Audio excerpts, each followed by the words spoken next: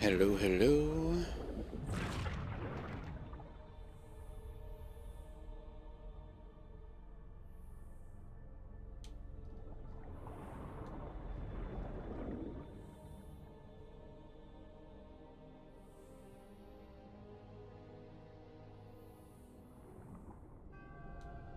And da da da da da da da da da.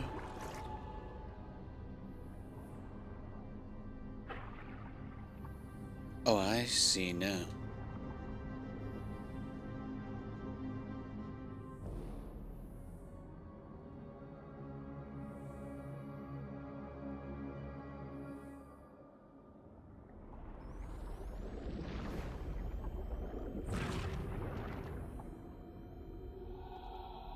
Boom. All right. My camera was like totally not enabled there, so I just turned it off and back on again. It's a very high level strategy known as turning it off and back on again.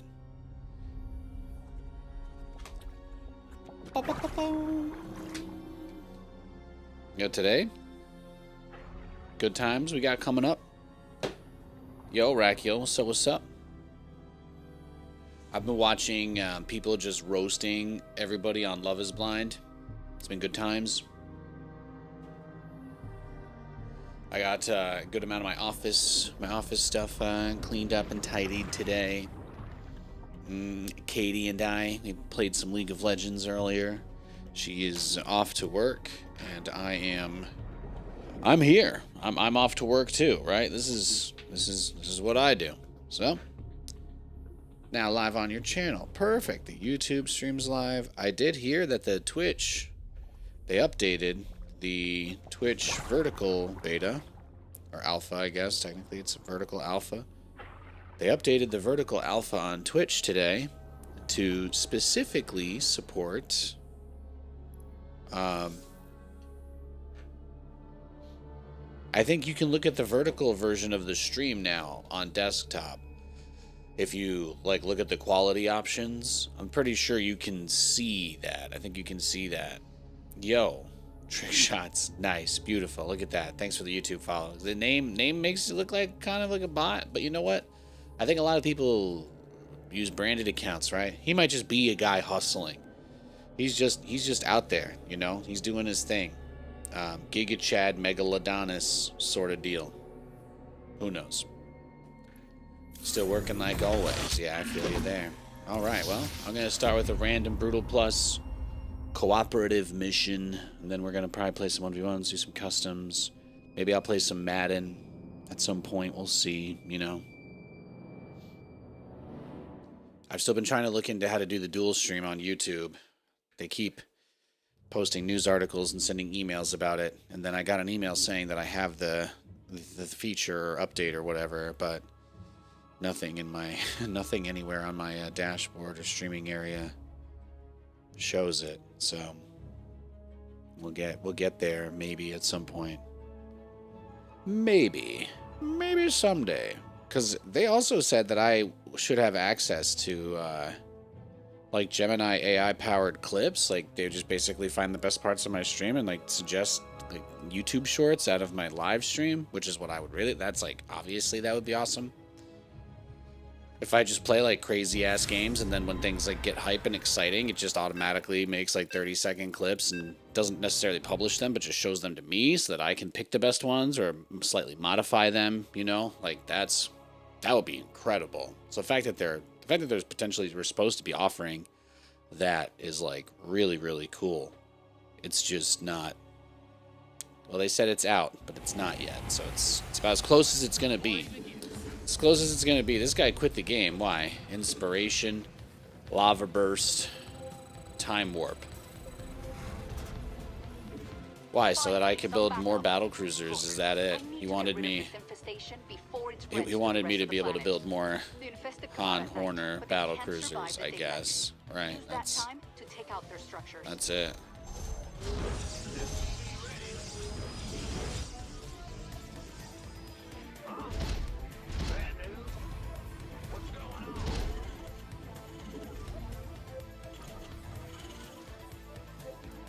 I actually think I can use him, even though he left the game. I can just use him. So we're fine. Han and Horner have like really nice battle cruisers, so I just keep the chrono boost on the starport the whole entire game, and we're good. And just use Alarak's stuff as farm.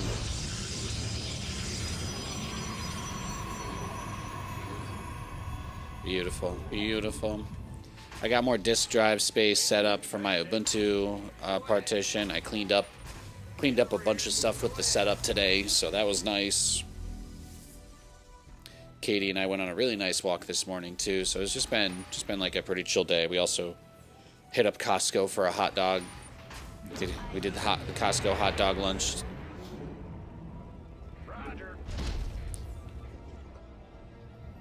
But like, things have been really sick. I actually do have quite a bit to talk about today. I don't want to get everything out of the way before people are here, because I did only really just about get started, so we'll get there when we get there, kind of deal.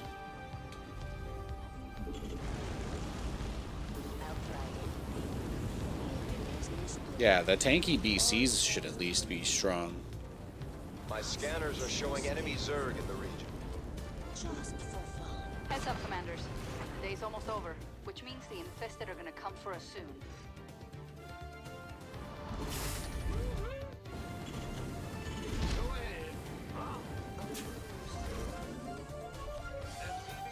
Whoa, why was it chronoing him? What was going on there? The sun is down. Defend against the infested until it rises again. It's fine. Alarak will hold the door. We'll be okay. We don't have to worry about it.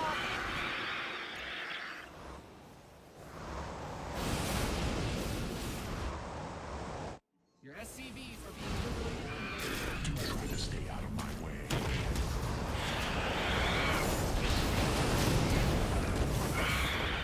So shall it be. But yo, Carly Rae Jepsen's album comes out tonight. That's kind of what I'm amped about. Can't wait. Cannot wait. I hate that we've got the stun enemy guys. They're so annoying.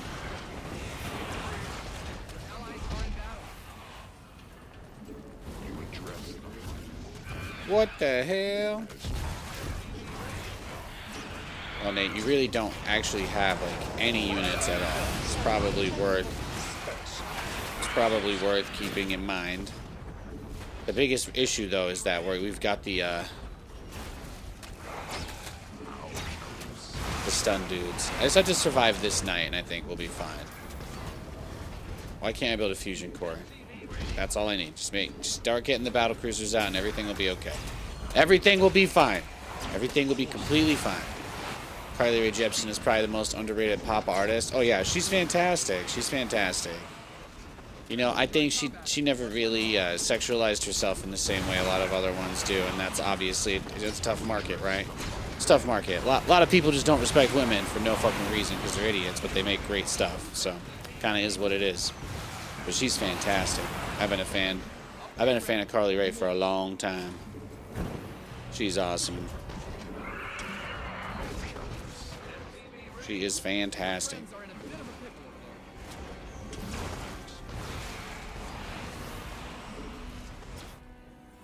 People need to respect women.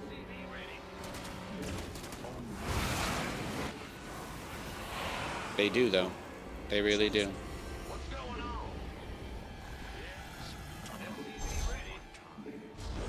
The sun will rise any minute now. All right, we're almost there. We're almost there. Burn away. Perfect. Perfect. No.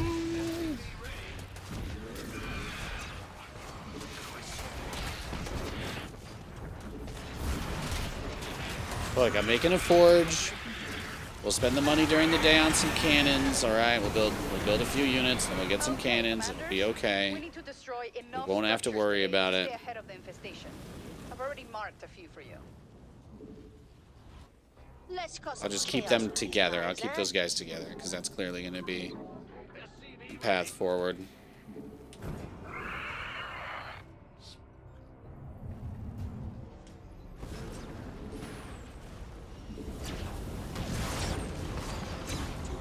And I can also turn this into the carrier thing, right? It's not a bad strat.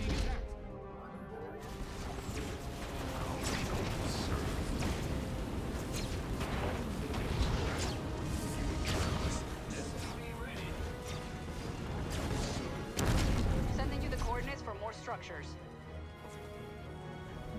Well, that is a problem, though, right? I mean, we got put into a rough spot here.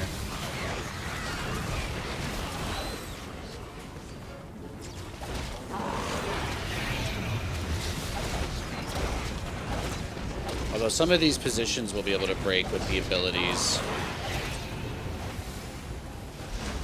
Like, we know we can rely on Alarak having the...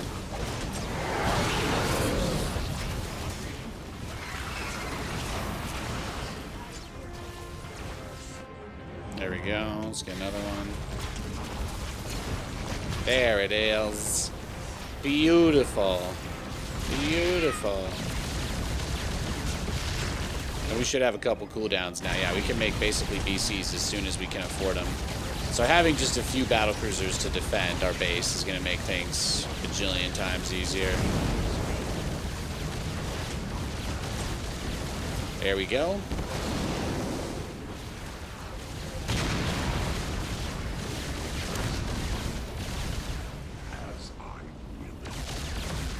Detecting more structures and distant. Looks like the sun's about to set. Get ready for nightfall.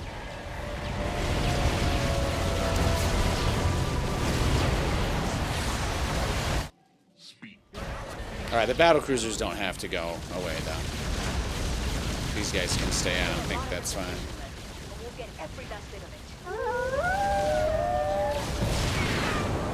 Sit tight, Commander. This night's just getting started. You sure you want to do that at night, Commanders? The infested will be here any minute. It's a good challenge. It's a good challenge.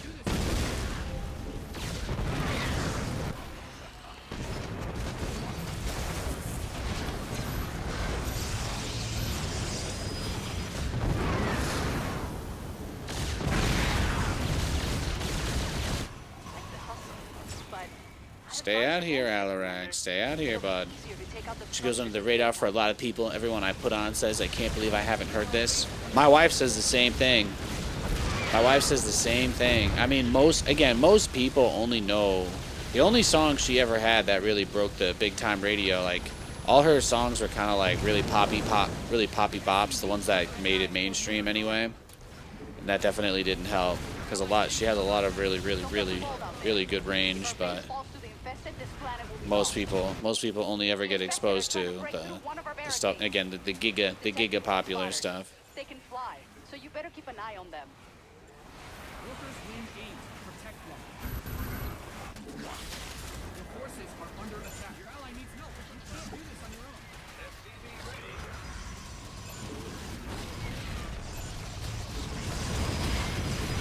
own. Turn the BCs into single target mode. It's okay.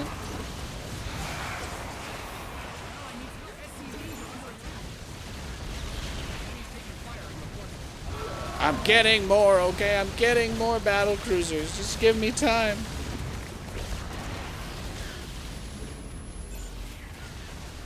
Getting absolutely cooked. Well, at least they switched to air units.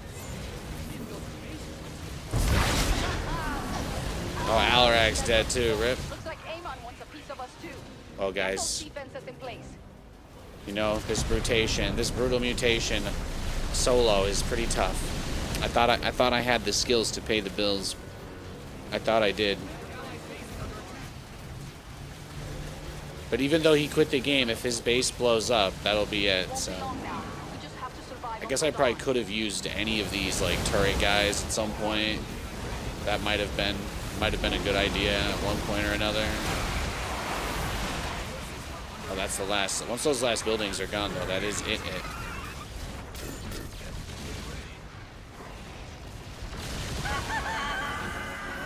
All right, well.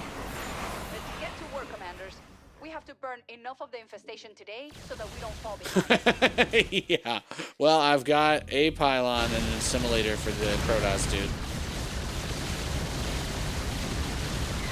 You guys ever play like a brutal co-op mutation and you're just like, I think I'm cooked. I think I'm cooked. Yeah, that's kind of the situation I'm in right now. It's not good. It's not. It's bad. We're in a bad spot. This is the bad place. Find additional structures here.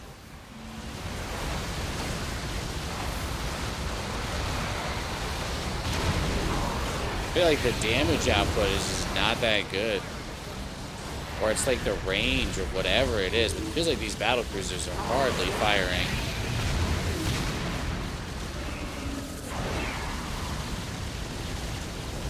The Dominion fleet can disembark anytime.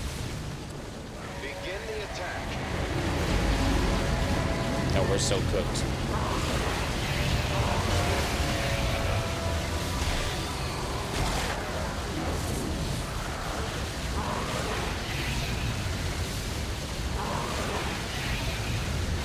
That's not yet, Commanders. Here's some more structures to burn out.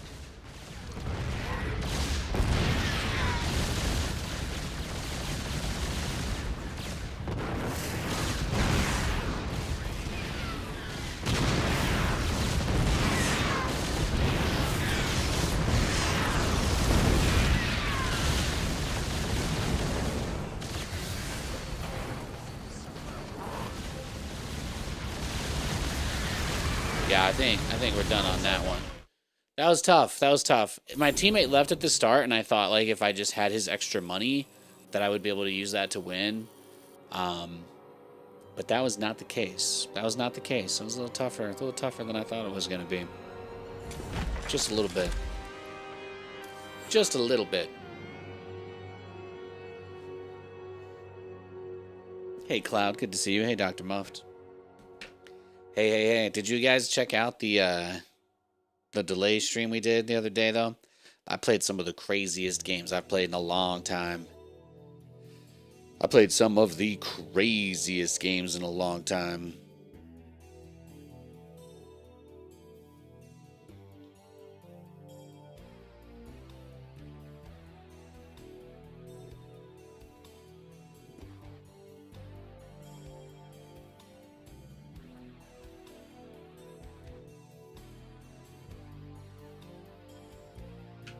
But yeah, we had some great games.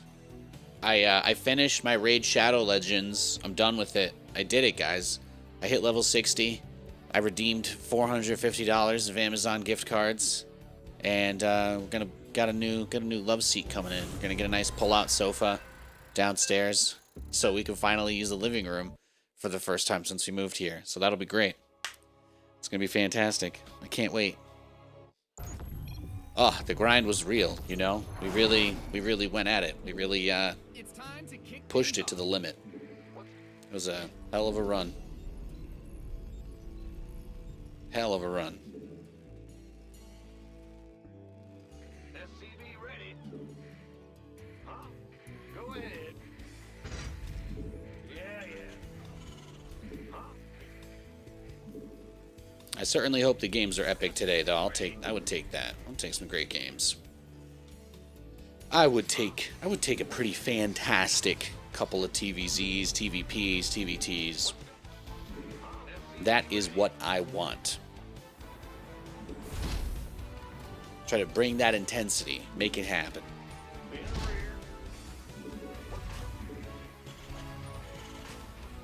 It's not easy, though. It is not. Tuning in live from Interzone. I don't even know what that is, bro. But you know what? Good for you. Happy Thursday, gamers. Happy Thursday. Katie is closing tonight, so she'll probably be back here around 11. It's usually how that ends up working. So it is just you and your good old buddy Nate here. We're just chilling. I'll be live for probably 4 or 5 hours. At some point, I'm gonna want to take Lewis out and go, work out a little bit and do all of that. I did hit the bag. Before stream today, so that was nice. Not really a whole lot else going on. Katie and I went on a double date with some friends yesterday. That was a good time. That's what we did with our day off. and we watched. We've been rewatching The Walking Dead again, so trying to decide which one of the 500 horror movies that I get TikToks about we're gonna watch next. So just trying to decide. Looking for spooky movies, this, that, the other thing. I wasn't sure if I should just suggest us maybe watching like one of the follow-up horror movies or something, you know? Like, is it time to watch one of these Halloween reboots, whatnot? We got kind of disappointed when they rebooted Scream. Oh my goodness, what is my man doing here? He's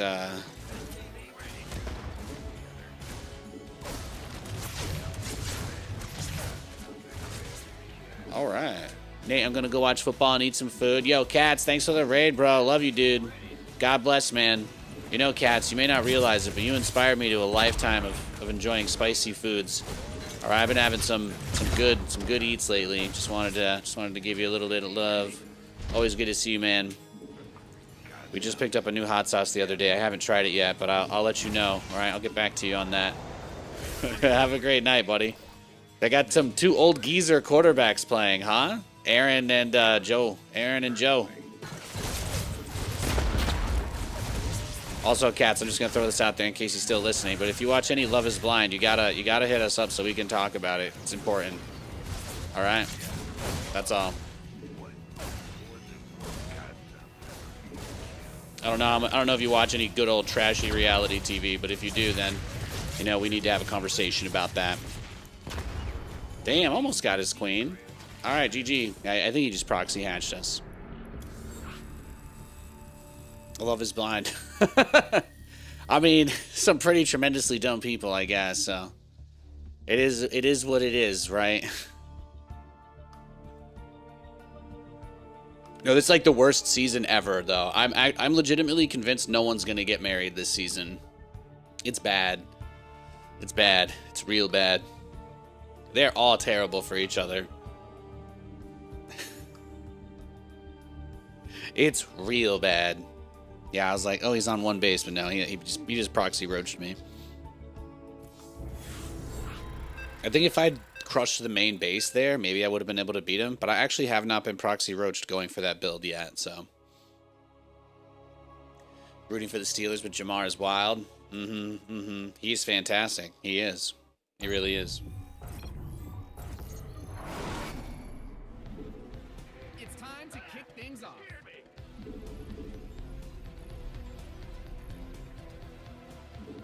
No, all the men in the show this season are beyond terrible.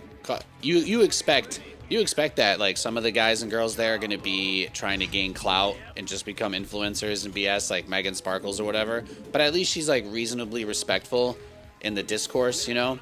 Like you could say that I almost feel like everybody there is super fake this season especially. But I could at least be like, well, she's not being a dick to people, right? Sort of thing, even if it doesn't seem super real. But some of them are just absolutely, it's next level with the way some of these people treat each other. It's just been crazy.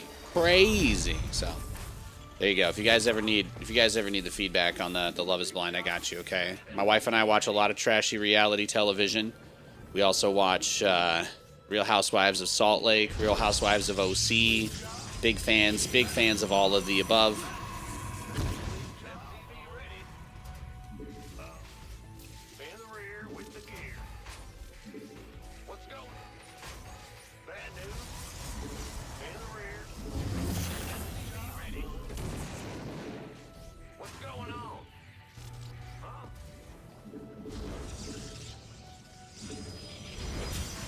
No, it's happening, man.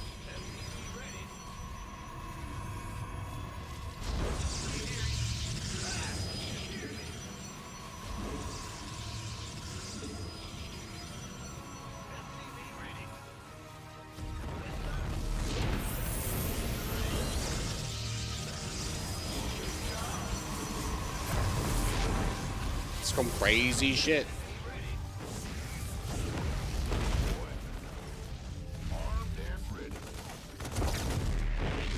Look at that. Crazy.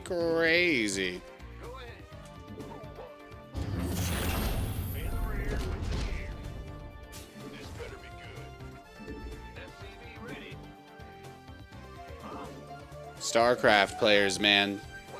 Starcraft players.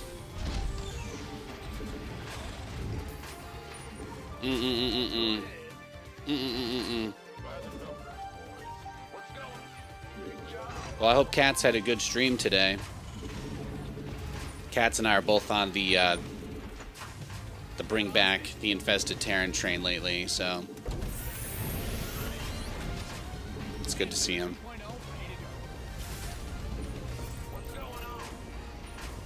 I should put the game up on my phone or something, though. That's honestly a good idea. I don't have to auto battle anymore, guys. I don't have to auto battle anymore. I'm free. I don't have to auto battle anymore. It's over.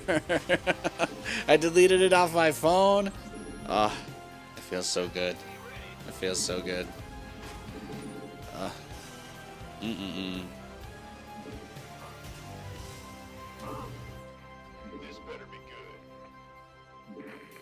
So what do you think? He's probably got like a ninja base somewhere, right? That's like usually how this goes.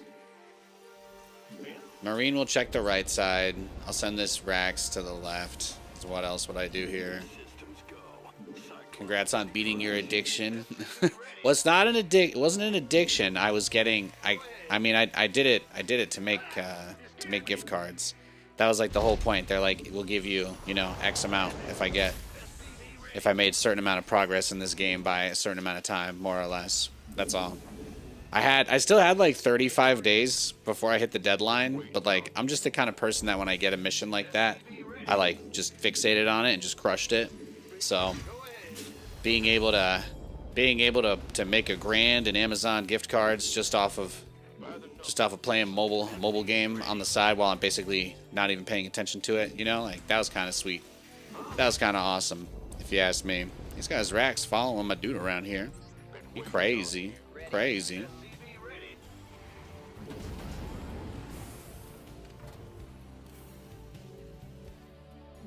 Armed and ready.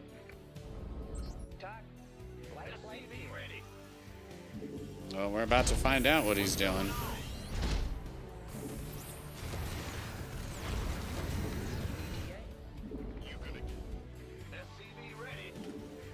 Your research is ready. Where's the... Oh, he just made his fleet beacon. Rip. Your add-on is complete.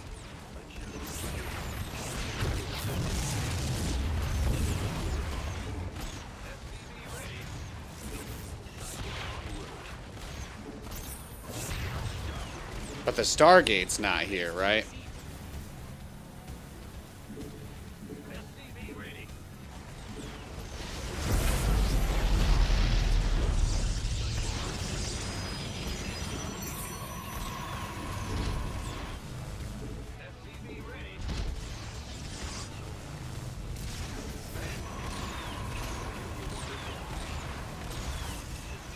Yeah, I guess the Stargate is by the other base, huh?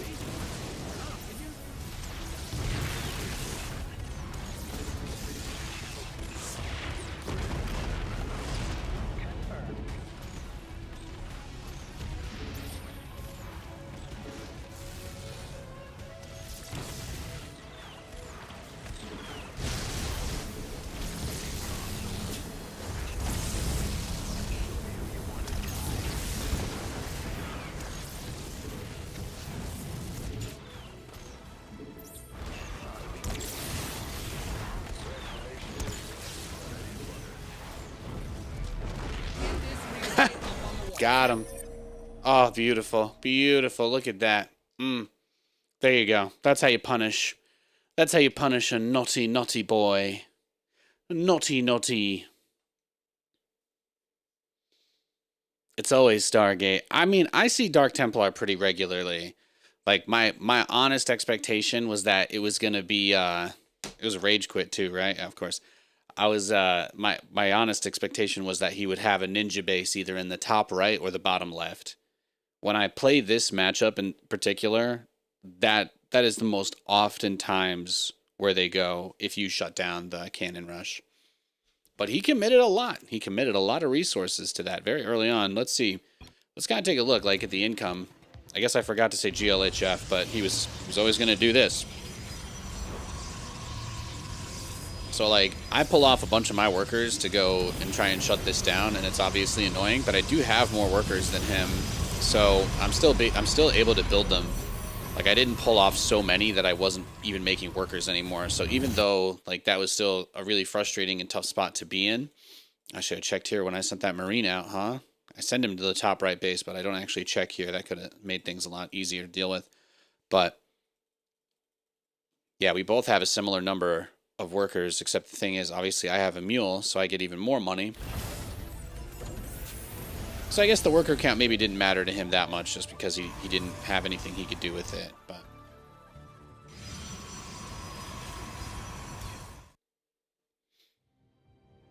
I think maybe if there was one thing that I needed to possibly be more careful about in that game, trying to get the Nexus was pretty cheeky. Trying to get the Nexus was cheeky. I just felt that if I killed the base, then the game would be over, because obviously supply is a big part of it, but not having a base is also kind of a big deal. So in my mind, I thought if I sent everything home, he might have like 2 Tempests or 3 Tempests by that time. So killing the pylons that were powering the cannons was also to kind of just take that off the board too, if that makes sense. That was the supply for like the Tempest and the Void Ray.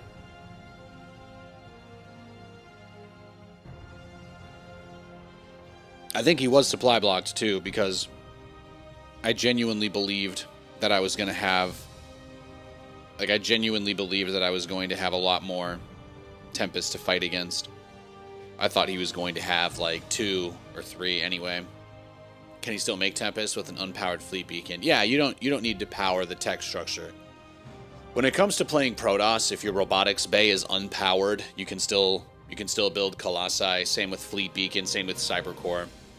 It's only if the structure is destroyed that it begins to affect your production. If you have like 5 carriers queued up, on a Stargate, and then the fleet beacon gets destroyed, it will let you finish the carrier that you're already building, but all of the carriers afterwards will be removed from the queue. So it'll get rid of all the queues. So that's like the trade-off. So they don't completely take it away from you. We saw a video of you thermal proxying ghosts. What do you think? Yeah, I don't know. I think you thermal is he's a pretty funny guy. I think his videos are entertaining. He gets a lot of heat for smurfing and stuff, but I think that he's generally entertaining. I think Mark in general is a good dude. I don't really know that I've ever heard anything bad about him. So yeah, that's what I think about you thermal. Honestly, he's a pretty good guy. He used to be like a crazy high level professional competitive Terran player. So most people think the fact that he makes content at all is like abusing everyone he plays against, but I think he does it in pretty good faith.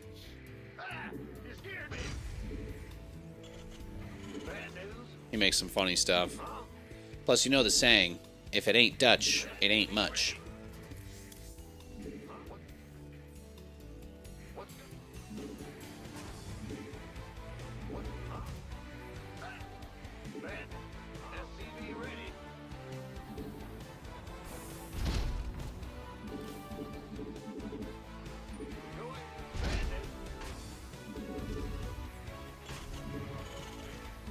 Hey Kale, what DPI / in-game do you play on? Ooh, great question.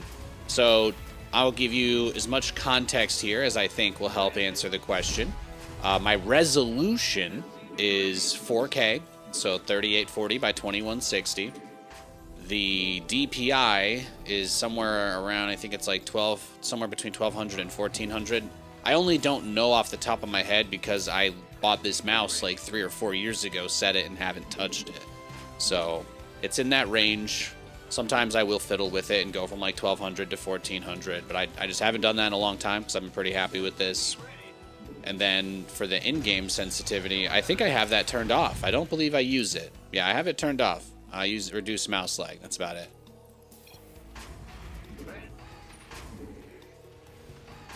So there you go. Those are my settings.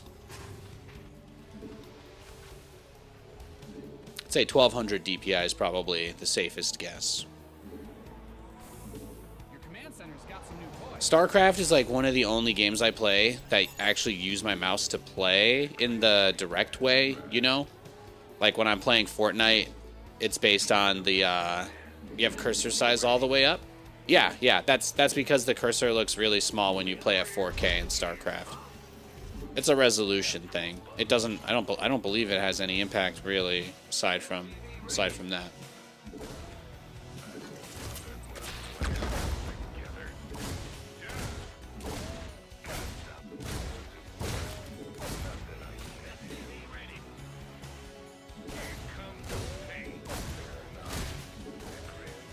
Yeah, I'm playing on Linux. You should know that as well. So.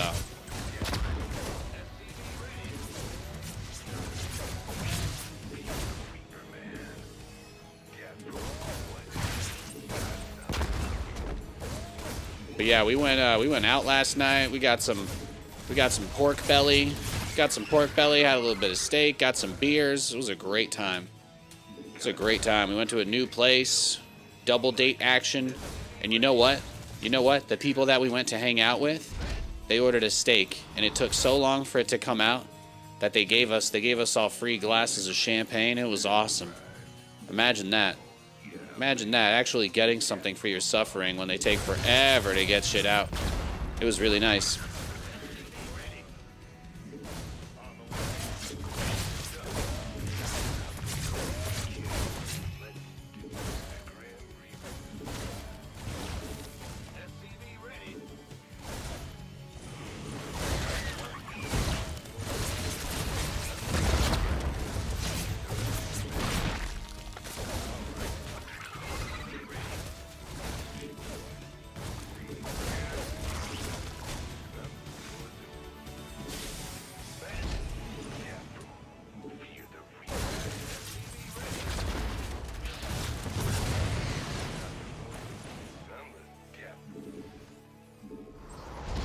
All right, then, there you go.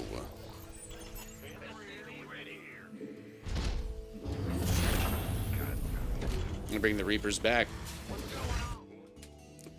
Yeah, they gave us a free dessert too. It was like a pretty nice-ish place, honestly. But we haven't really gone out like that in a while because usually, you know, we're going someplace where we can avoid people or just kind of relax and chill. Because Katie and I both, you know, we talk to people all day, you know, in a manner of speaking. So. Our chill spots are usually not so hip, so chic, so cool. But yeah, it was nice. It was a nice time.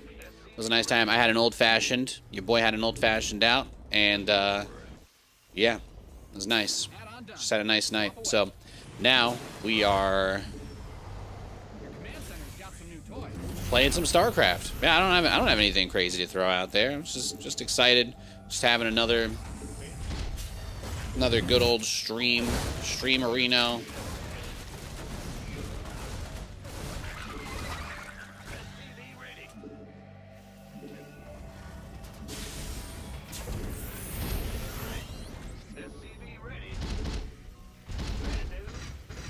This map is a little tricky because the opening to the natural is so wide.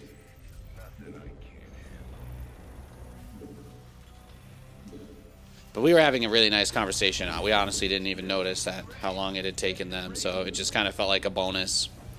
It was just like a little bonus hangout. Meeting new people, living in a new city. It's all very exciting.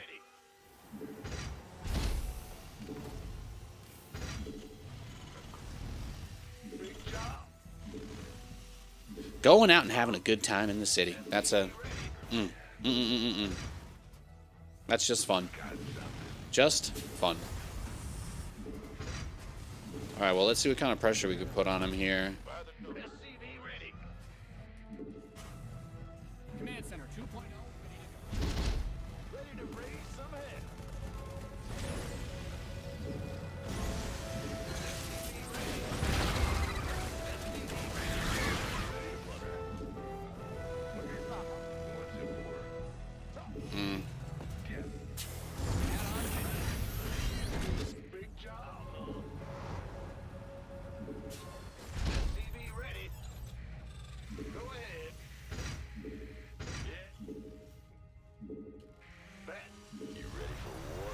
Just get rid of all the overlords if we can.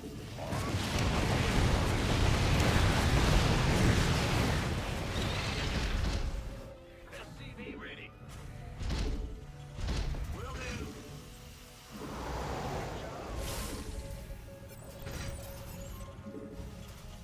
It's a lot of turrets, but what have we seen other than Zerglings this whole game?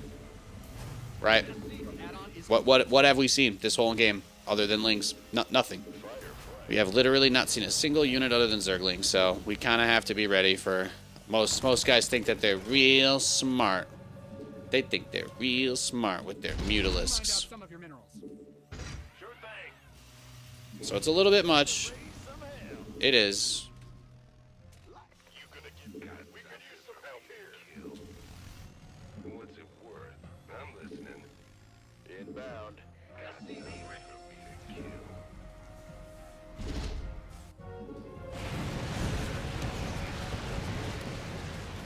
Ready to raise some hell. SCV ready. Your research has concluded. What's it worth? Add-on done. Swap away.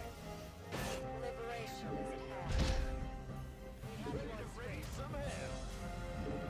I'm going. Upgrade ready. More.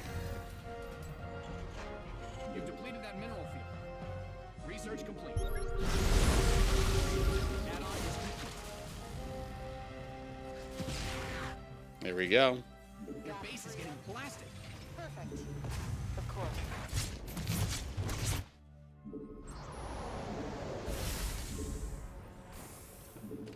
Man, this he is chilling. You ready for war? Homie is not worried about nothing. You didn't build your base just for it to get blown up, did you? Find out a mineral.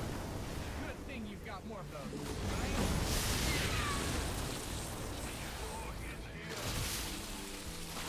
You've depleted that mineral field. Liberation is at hand.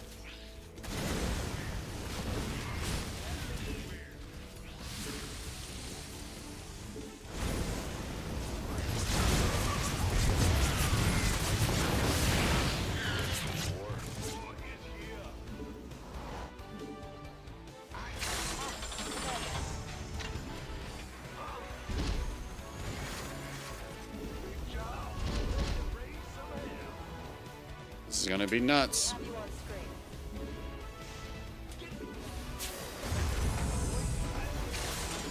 Oh yeah, he's 100% going there. All right, yeah, that's not gonna work. He's got the overseer, so Protect them. that happens. Reporting for action.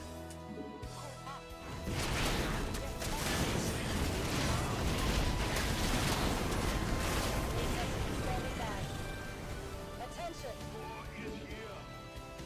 As you say. I am here. We read you. Raise some hell.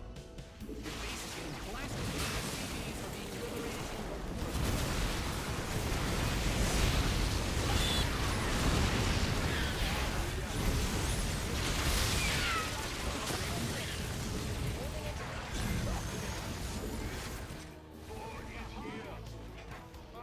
I'm in a heap of trouble.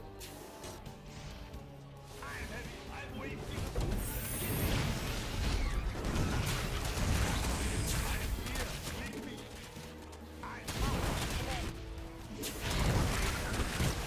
Reporting for action. We're returning fire.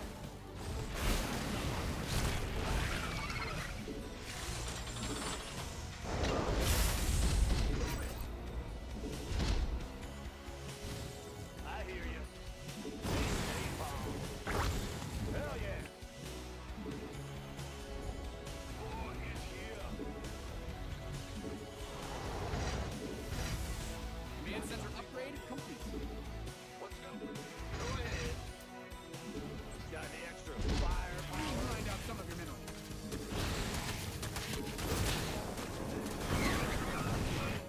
Nice. SCV ready.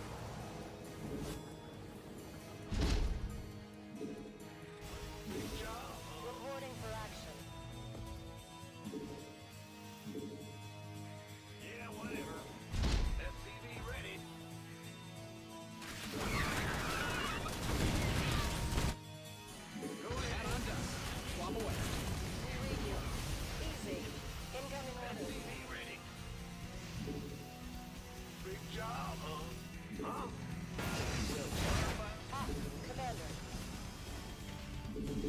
Alright, I think we're getting there. In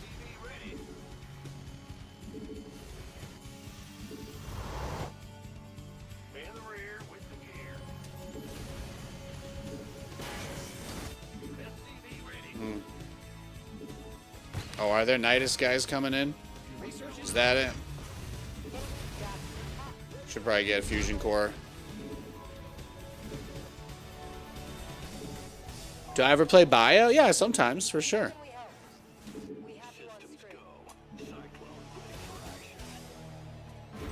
If you watch enough, you'll see it. I do it occasionally. Find out a mineral field. Good thing you've got more of those. It's like really, really hard, you know? Like Bio is kind of balanced only for pros, which makes it really hard to play, but that's really like it, more or less.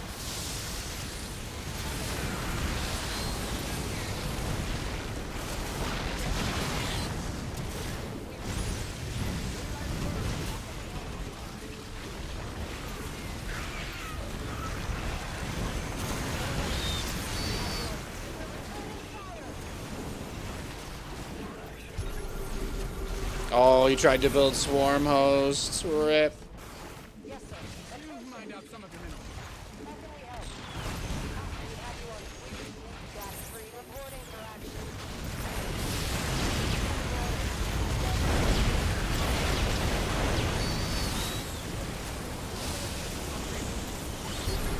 Look at the liberators, though. Look at them go.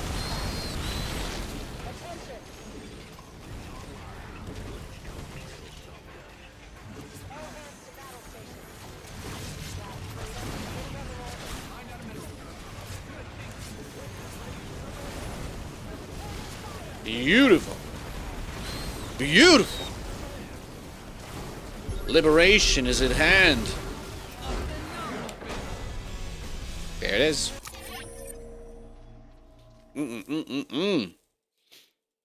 Look at that. Look at all of those swarm hosts.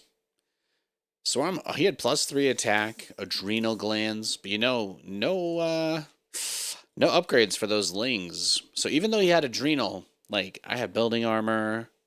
When I thought he was going to go Mutalisks, I got building armor immediately because it's just kind of like a no-brainer. Pretty much gets rid of the muta bounce damage on turrets as well. But he didn't have any attack upgrades for the Zerglings. So, yeah, trying to flood those out to deal with my stuff was... I don't think it was ever going to work. Resources lost. He actually killed a good amount of my stuff. We can give him credit for that. We can acknowledge that. Thank you for the follows, guys. Appreciate it. Thank you, thank you. Thank you, thank you. Boom, boom. I appreciate you very much. Hope you're having a wonderful, wonderful Thursday. Boom,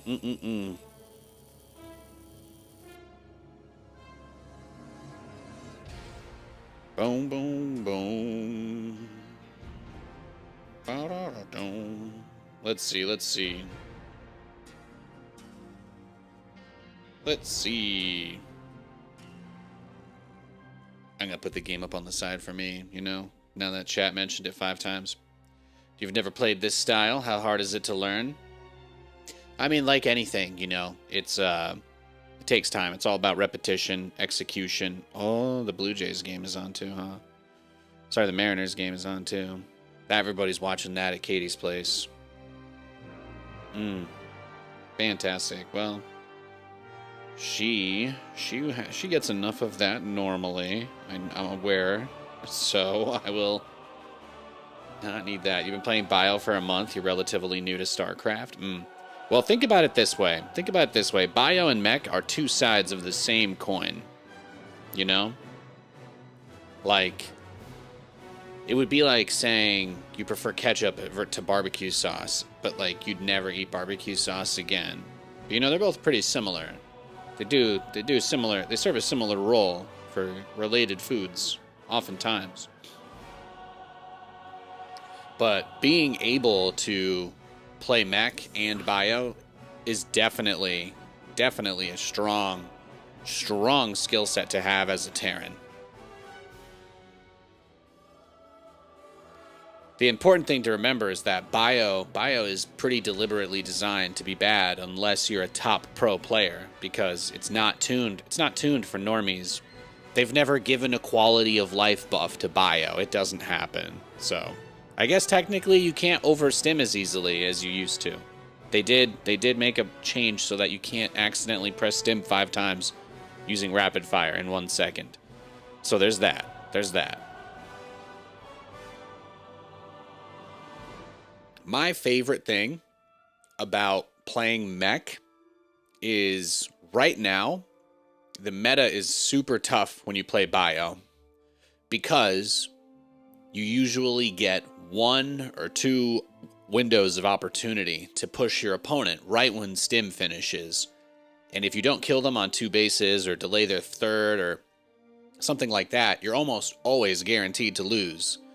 At the highest level, people will just say, yeah, you just got to play better and kill them, before they get to late game.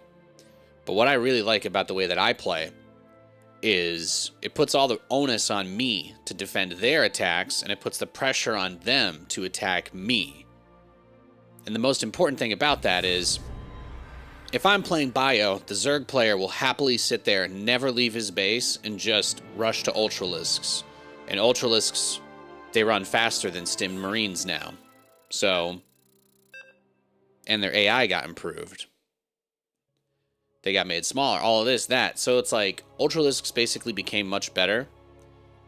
And they're very, very strong. They can kill most armies on their own. So, when I'm playing a composition or a play style, when I'm playing a style in Starcraft that gives me, that actually gives me the ability to move out on the map and fight Ultralisks head to head, that's why I love that style.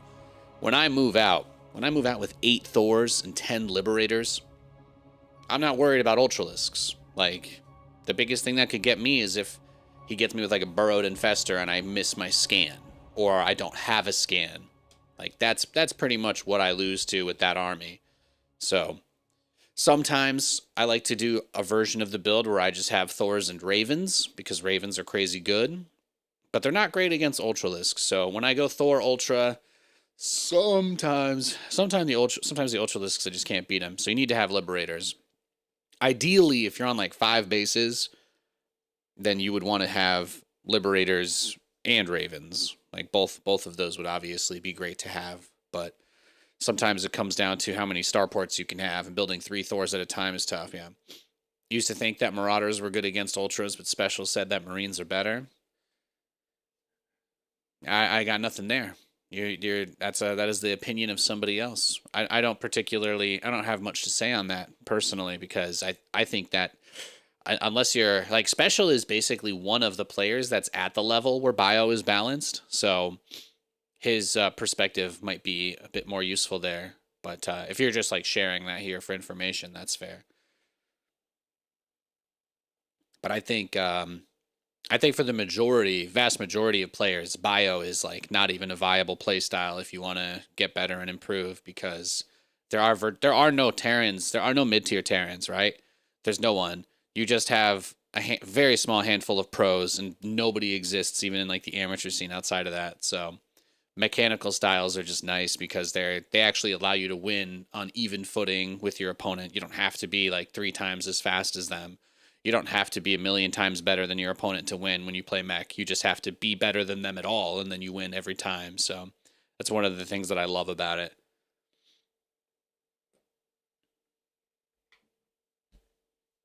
Plus, the way that I play has always been misunderstood as far as mech goes, because when most people think about mech, they're not thinking about what I'm doing. Most mech players wouldn't even call what I do mech. So I think mostly people who don't play Terran call my build mech, but I like going Thors. I think Thors with support beat everything.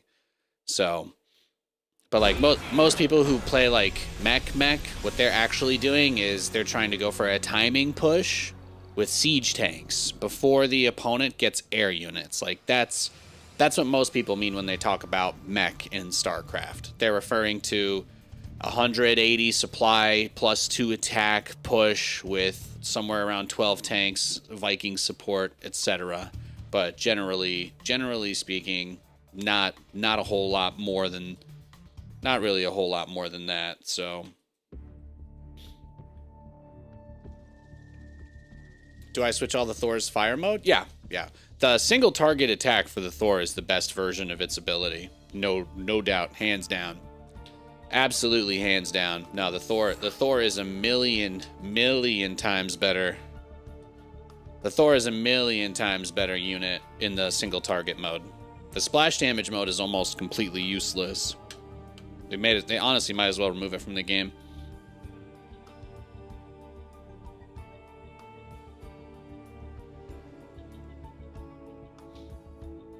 Oh.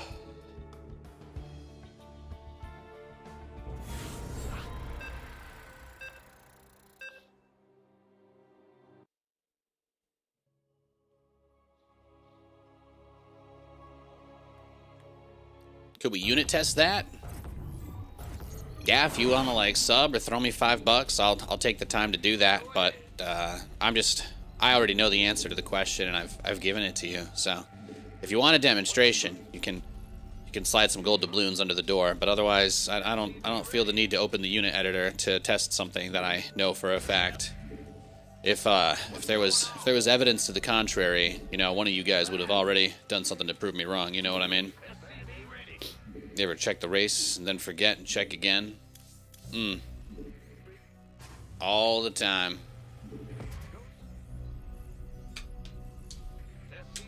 But yeah. If you're curious about the why, I'll just tell you this. The Thor splash attack is really slow and it doesn't really do that much damage. It's terrible. It is a really terrible ability. The only scenario where it's good is if your opponent has intentionally stacked their own units directly on top of one another. And you have like enough Thors to burst and completely one-shot that single spec. But Thors don't really do splash damage. They do stack damage. So they'll hit air units stacked on top of each other, but they won't actually hit any units around the target. So they're only good against Mutalisks if your opponent is bad with them. So it's like you have to rely on your opponent being bad to use Thors effectively in that situation. I like having Thors in single target mode because they have so many hit points and they actually kill Mutalisks in almost the same number of shots with the splash compared to the single target. But 99% of the time, at least at my MMR, nobody is ever stacking their mutas against Thors. So it's just, yeah. Maybe if you're playing, you know, I don't know the guy asking the question in chat. He might be in Gold League where some folks don't necessarily know how to magic box their mutas.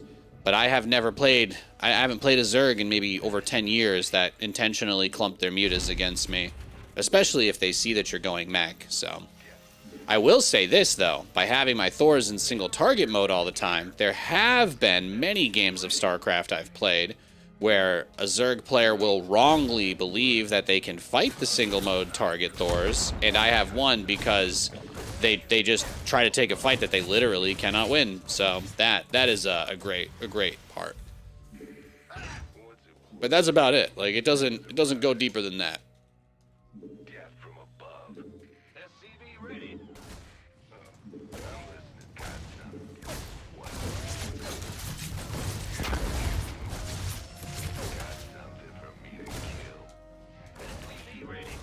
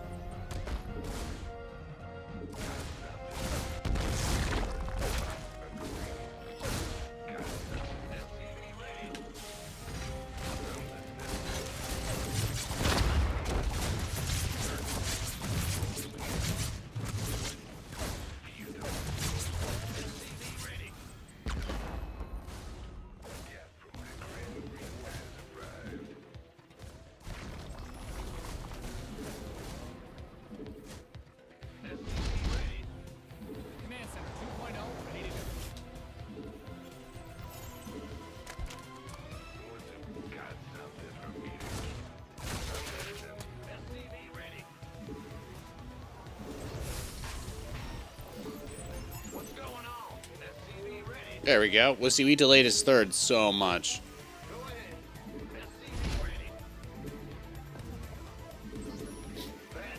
Yeah, like you could, I think if you really wanted to, like if you wanted to force yourself to use splash mode Thors, even though they are just objectively worse in every way, what you could do is put like 1 or 2 of them mixed in with a bunch of single target ones, because that way anything that survives, if they get chip damage, or if you somehow manage to actually deal splash damage, which again is quite rare, then the Thors in single target mode that work much better will be able to more effectively help you shut that down. So that's definitely something that you can try to do.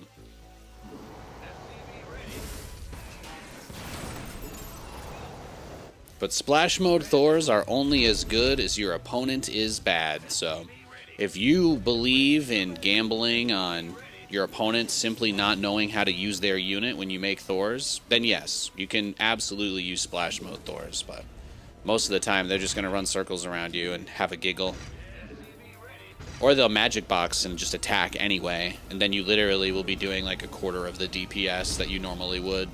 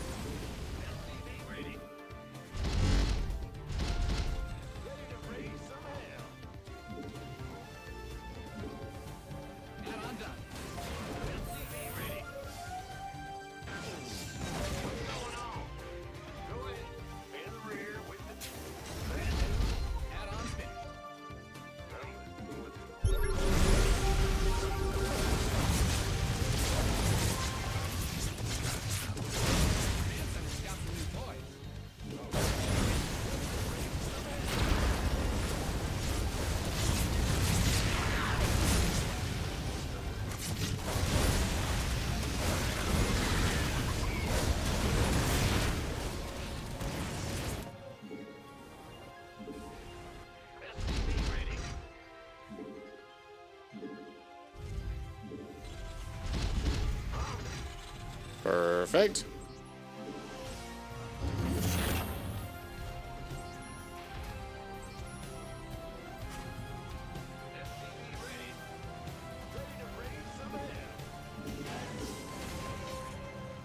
Add-on done. Swap away. We've got everything coming in, and then as soon as the armory's done, we can begin Thor production.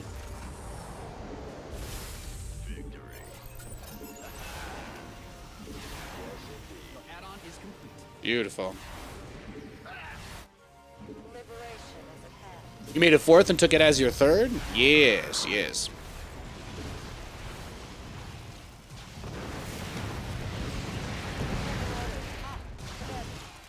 Base is under siege.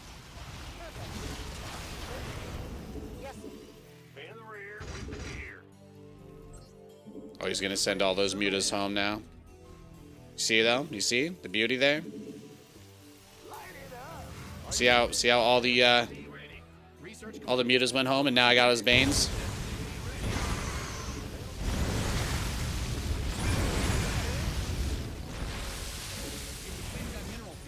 Liberation is at hand.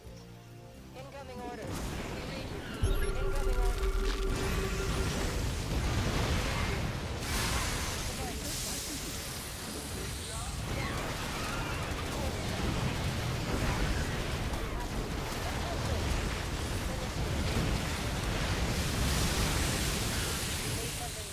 We read you. What's going on? Thor is here. Look at that. Reporting for action. In the rear. Yes, sir. Beautiful. And now he has such a low number of mutas, we definitely want to keep it in single target. He doesn't have that many at all, right? So if that changes in the near future, we can try to do something. But now the cool thing about this is once that 3rd base is actually secured, it's actually we take the 4th with the orbital, since they'll probably Like, this is a situation where they usually start to change up their strategy a little bit to try and recover from how it started. Biggest thing killing me here is supply.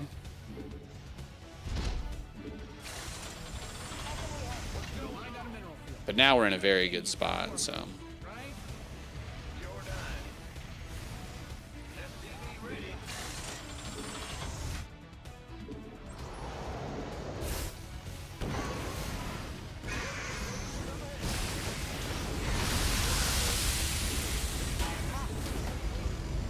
Wow. Yeah, see? And look what he gets. Nothing.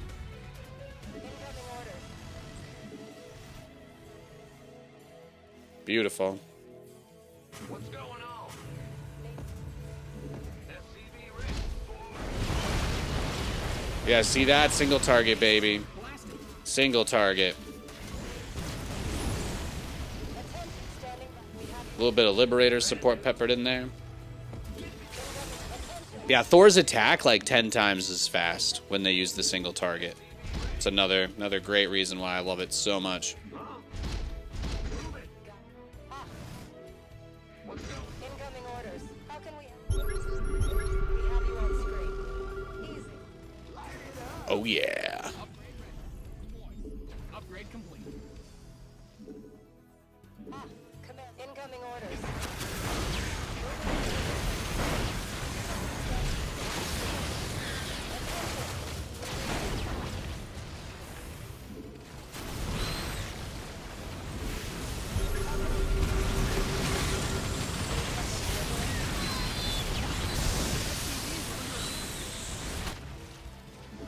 Yeah, I think I'm gonna be okay.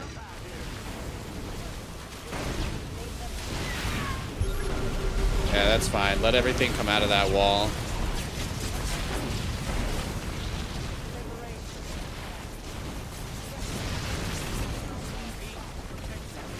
Got him.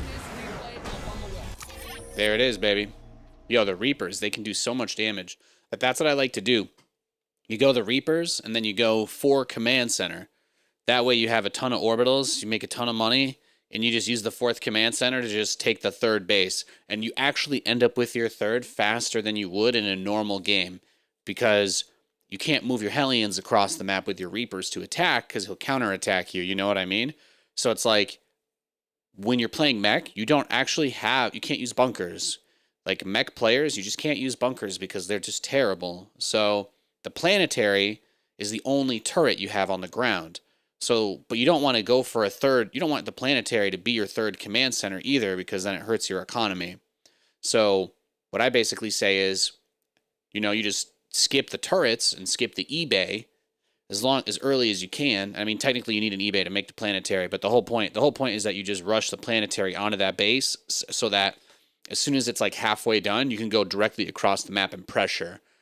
Because, this is one of the things I really don't like about the current map pool, but it's impossible to wall off any of these. Like, you can't wall any of these bases.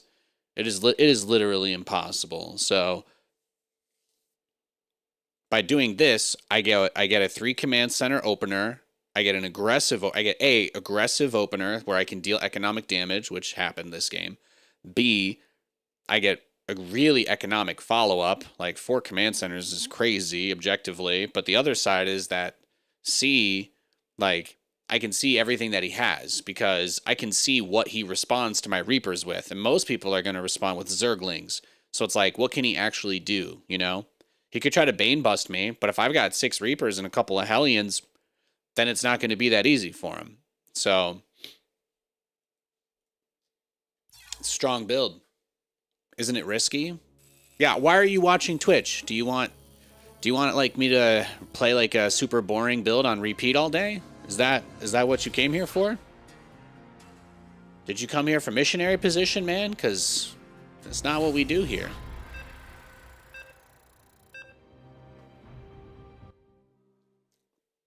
Thors can only change modes that attack air. Yes, correct. Thor only has 1 anti-ground attack. The Thor only has 1 anti-ground attack. Yeah, you're watching a guy play this game on the internet to a live audience. Why do you think I'm going to try and like mimic some replay from 10 years ago on how to play the game? Hell no. Hell no. If you want to watch somebody wax on, wax off, you're in the wrong stream. I'm here to do two things. Entertain my audience and take care of myself. That's it. That's all I need to do. If I don't crash out and I'm good and I entertain you guys, that is the only thing that matters. It's the only thing that matters. Even if you think my builds are bad, like that still qualifies, right? So some people only watch to enjoy seeing me lose games. You could just be one of those guys too. You don't have to think my builds are all good either. I certainly don't. I certainly do not. I do think that this is probably one of the better meme builds I've come up with, though. Like, I can't really go BCs anymore because everybody's always ready for it. But, like, this is such a frustrating build, I think, unless you do that roach cheese. But the thing is, if you get roaches out fast enough to counter this, or blind counter it even, then you have no economy. And it really just boils down to me pulling SCVs with the Reapers. And then I've actually won a lot of games like that, too. The first game of the day on stream, I actually played against a roach rush. That said, I did lose because what I tried to do was kill his queens and take out his main base. I thought he might have been on one base, but he actually proxied me. So while I killed his queen and I was getting drones, he already had roaches in my base. So I was like, totally fucked. You know what I mean? Sometimes it be like that. Sometimes it be like that.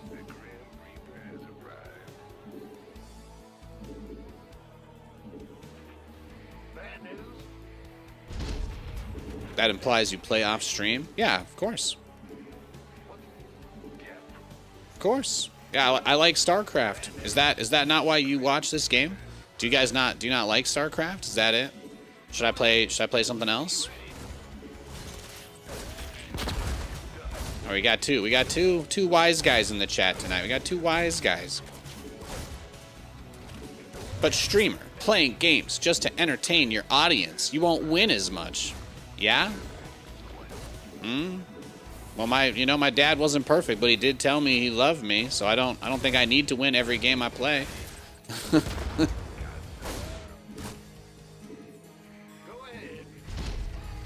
He gave me hugs. I don't get my validation from the game, guys. I get my validation from my family, but thank you. Thank you. I don't need the MMR as much as I need to know that everybody I care about is okay.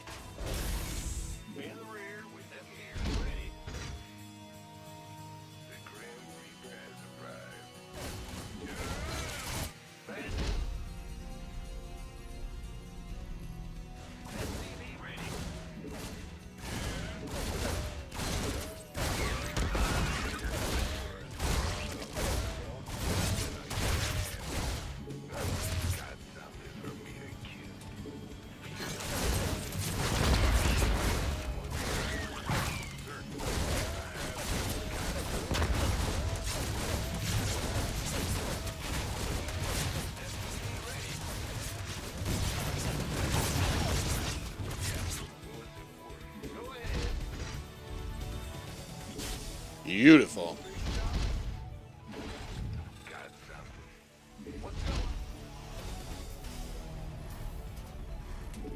Just gonna let these guys get back inside and then we'll be good. I mean, this is actually kind of awkward, so he might get me here. I have the wall done, I just don't actually have my my stuff set up for it, right? Alright, that should be enough.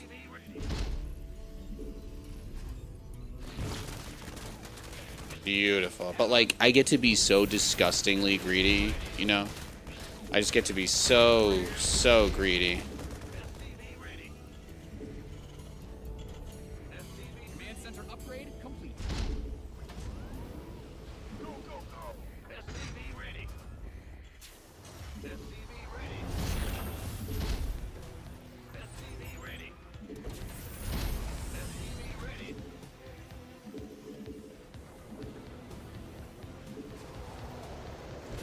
He's here for the mustache? Hell yeah. I mean, you either watch this stream for the progressive politics, those meme builds in Starcraft, or because you think I'm hot. There's not really a lot of in between, guys. There's not a lot of in between.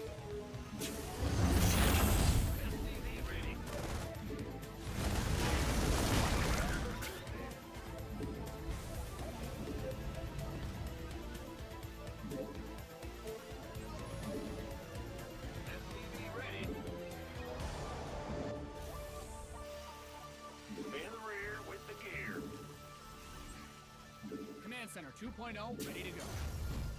SCV ready. Never 3-3 though. No, upgrades are hard to get. Upgrades are hard to get, guys. They're expensive, okay? Ready to plunder. SCV ready. Agreed.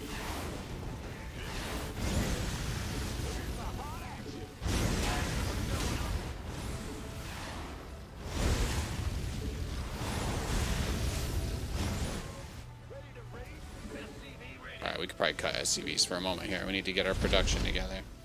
It's time. It's our time. No tears, no lies. That's who we're born to be, baby.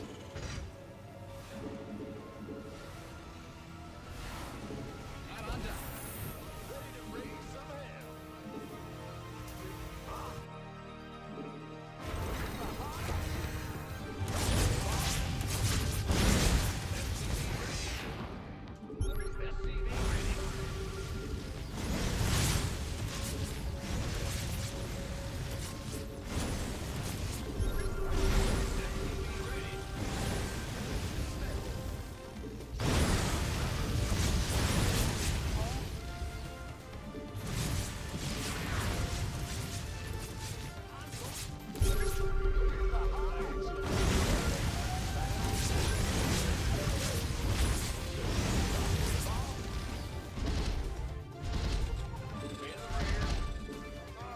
Okay, well, this is where it'll get tough now. This is where it's going to get tough.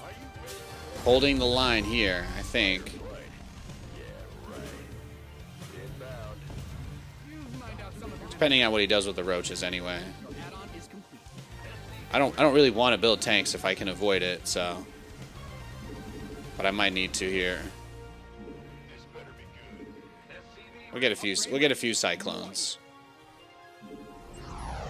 Because I want to be out on the map. I don't want to build tanks. The more siege tanks you build, the harder it is to move out. Building tanks is like locking your feet to the ground. Planting spikes in the dirt.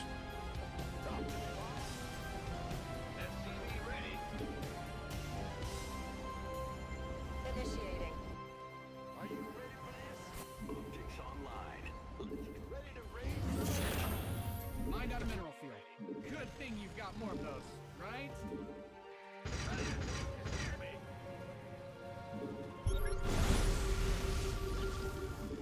Are you ready for this? Smoking. Sounds sweet. Nice. Is that it? Talk to me.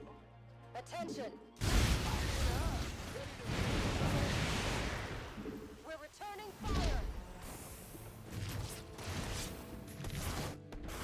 Standing by. Got freedom. All hands to battle station. Your research has concluded. Incoming orders. We read you. Full speed. Need something liberated?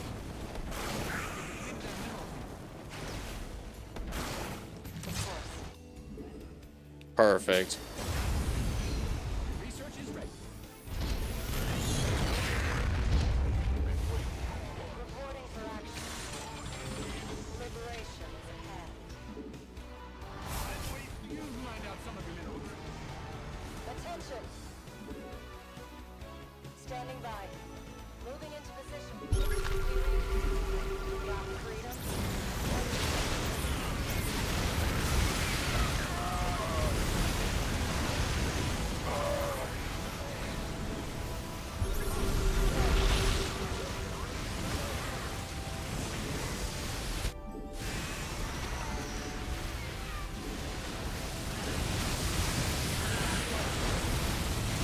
Might just be too much. Upgrade ready. Moist. You didn't build your base just for it, did you?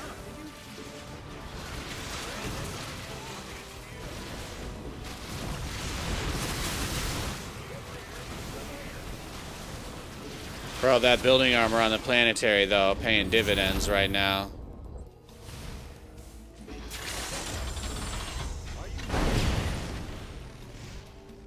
Go ahead. Your base is getting blasted. Systems go. Cyclone ready for action.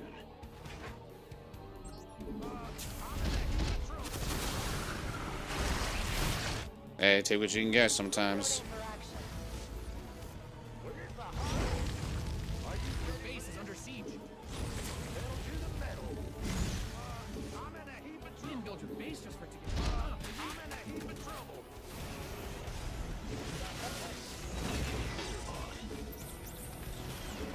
Your base is under siege. Bro, he's got so much stuff. GG. Well played. Thor's decided it was too free. Too free for sure. You're here for hot SC2 action and you are getting it. Hell yeah. Hell yeah.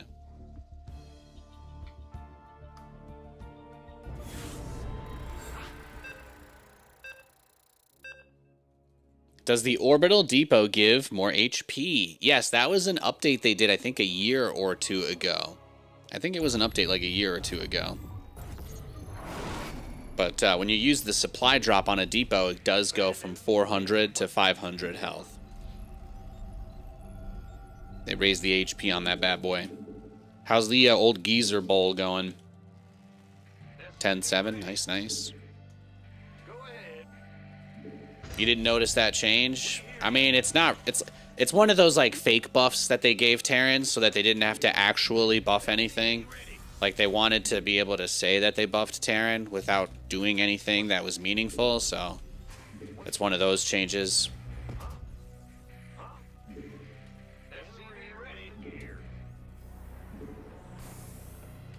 Alright, I don't know what the matchup is, so I'm just going to go command center first here.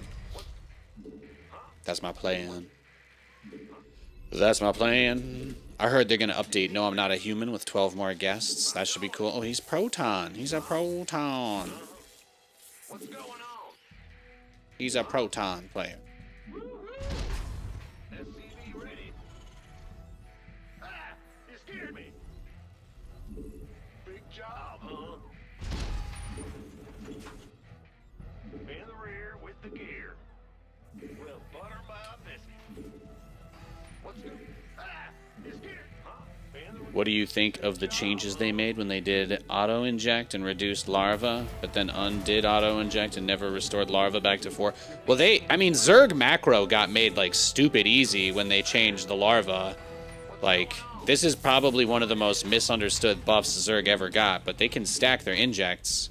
Like, you can queue injects. So, most Zerg players are very, like, they lie as much as they can about how much they use it, but it's like supply depot drops. Like, there's literally people who delude themselves into thinking that pros don't do it. Like, there are people who genuinely believe that pro Terrans don't supply drop depots, ever. Like, there are legitimately people who have convinced themselves that that's an objective fact. Like, Terrans don't supply drop depots ever. It's a noob thing. So, like, you know, if you're brainwashed like that, then there's probably nothing anybody's going to tell you that'll help, so.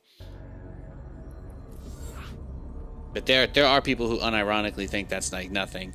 But, yeah, no, so, like, back in the day, if you didn't inject your hatchery, your queen would just have all this energy. And if you didn't use it, like, it was pretty normal to see in the late game. Zergs have lots of energy on their queens that they can't use. But now, like, now you just have all your queens inject, right? Oh, was there a fight and you missed an inject? Well, now instead of having to inject every 36 seconds, you have to inject every, like, 2 minutes because you had so much energy saved up. Your hatchery is going to be perma-injected for, like, 4 minutes straight. And while somebody will tell you that's like, well, this is actually a nerf because if you did it perfectly, you'd get more larvae. It's like, yeah, but the problem is you guys are like, you have your heads so far up your asses, you forget that people are humans and just naturally make mistakes. You know, it's the same. Again, it literally goes back to the supply depot thing. Like, people come into my chat for 15 years going, Nathan, I can't believe you supply dropped that depot. And I'm like, guys, I just casted Maru versus Solar. Do you want to know how many supply depots he dropped in this game that you guys all thought was incredible? He supply dropped 4 depots before he maxed out. Like, but people just like their eyes glaze over, you know, because no one who plays this game has the capacity to ever admit they're wrong on anything. So like, as a pioneer of new ideas, most of what I do is just listen to people who don't agree with me, try to convince me that I'm an idiot. But no, supply drops are great. The larva inject was the single biggest buff to Zerg macro ever made. And there is a reason why that change never got reverted fully, because they know Zerg players, the average competitiveness of Zerg players spiked above anything. You want to give them 5 larva per inject and get rid of larva Q, that would be a bigger nerf to Zerg than what they have right now. Like, Zerg would be worse if you gave them more larva per inject and got rid of stacked injects. It would be one of the biggest nerfs ever to Zerg players, and it would knock a substantial amount of people who play the race out of playing it. That's how I feel about that. The three larva per inject is a paltry price to pay for not having to inject every 30 seconds anymore, right? Before they made that change, if you missed your inject, that was it. Like, you were just sitting on energy that you were never going to use, or just drop more creep tumors. But that now you can just click on a hatchery 6 times in a row, and then you don't have to do anything with it for like minutes. You could potentially, I think you can stack injects up to 8 times. And then what is 8 times 30, right? 150. So you're somewhere in the realm of over 2.5 minutes where you don't have to inject. The hatchery will just produce all those injected larvas one after another. So, and the Zerg player gets notifications when larva injects are complete on the side of the screen. Like, that's something that you get those little pop-up guys for. So it's a pretty big deal. So, like, do I think that it was too far to nerf Zerg down to 3 larva? Absolutely not. Again, you want to give them 5? You want to give them 5 larva per inject? Be my guest. I'll trade stacked injects for that any day of the week. You won't find a single Zerg who'd be willing to admit how strong it is, but their actions will speak louder when you bring up the idea of trading it for anything. But 99% of Zerg players, like, they'll never give an intellectually honest conversation with you about larva stacking. The same way Terrans won't talk about supply drops. But they're very good. They're crazy good. They're crazy good. They are actually so good. Supply dropping it's such a powerful mechanic. There's people out there who play this game and they say shit that sounds like, why would I want to pay for brake pads for my car? I should just never get into a situation where I need to use my brakes, dumbass. I'm like, that's it? That's your plan? That's your plan, though? That's like your whole strategy, man? That's your whole strategy? I can barely think of any games. There's actually not a single game in my mind that I can remember that mattered, that I lost because I didn't have money from like a mule. Like, I've never had a game that I lost in a frustrating way where I was like, oh my god, guys, I don't actually have enough money to build a Thor, and now I'm gonna lose. That has literally never happened to me. That only happens if they like kill all your workers. And even then, still not really a problem because mules exist. So it's like, but I have had so many games. I have lost, I could tell you I've lost hundreds. I have lost thousands of games to supply blocks. Supply blocks are easily the #1 biggest thing that will affect your gameplay and how way that you perform.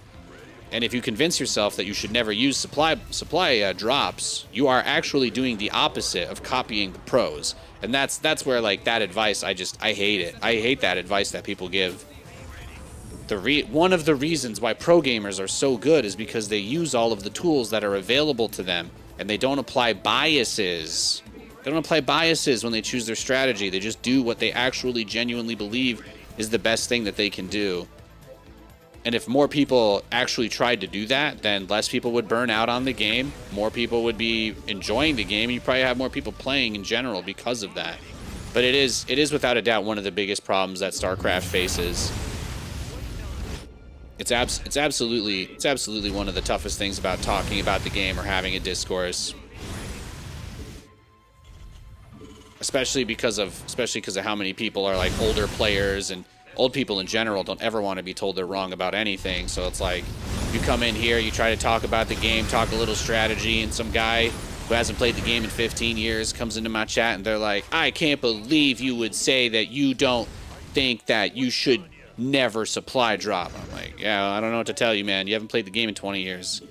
And then they call me salty, and that's about it. That's my general experience with trying to spread the good word about stuff like that. But you go ask a couple Zerg streamers while you're bored. You go ask all your Zerg buddies. You say, would you trade? Would you trade 4 larva inject to get rid of inject Q? Would you be willing to trade for that? Go find me a Zerg who says yes, and I'll show you a liar. Good luck. Good luck. It's one of those things that the only people who notice it are the people who actually play the game. Only people who actually play the game have any level of awareness about this specific stuff. But otherwise, yeah, theory crafters, armchair generals, they absolutely have no idea what they're talking about 99% of the time. I watched an H to the Usky Husky video when I was 16 years old, and now I'm 37, and well, let me tell you, everything he said in that video is still true. You want to know why? Because I didn't have time to watch any other videos between then and now. And that's what you're dealing with most of the time. That's what you're dealing with most of the time.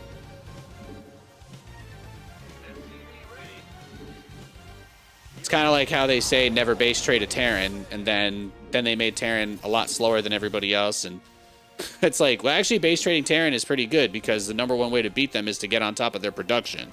So, that was maybe in a different era of the game that people, felt that was the truth or the way that you played, but it's certainly no longer the case.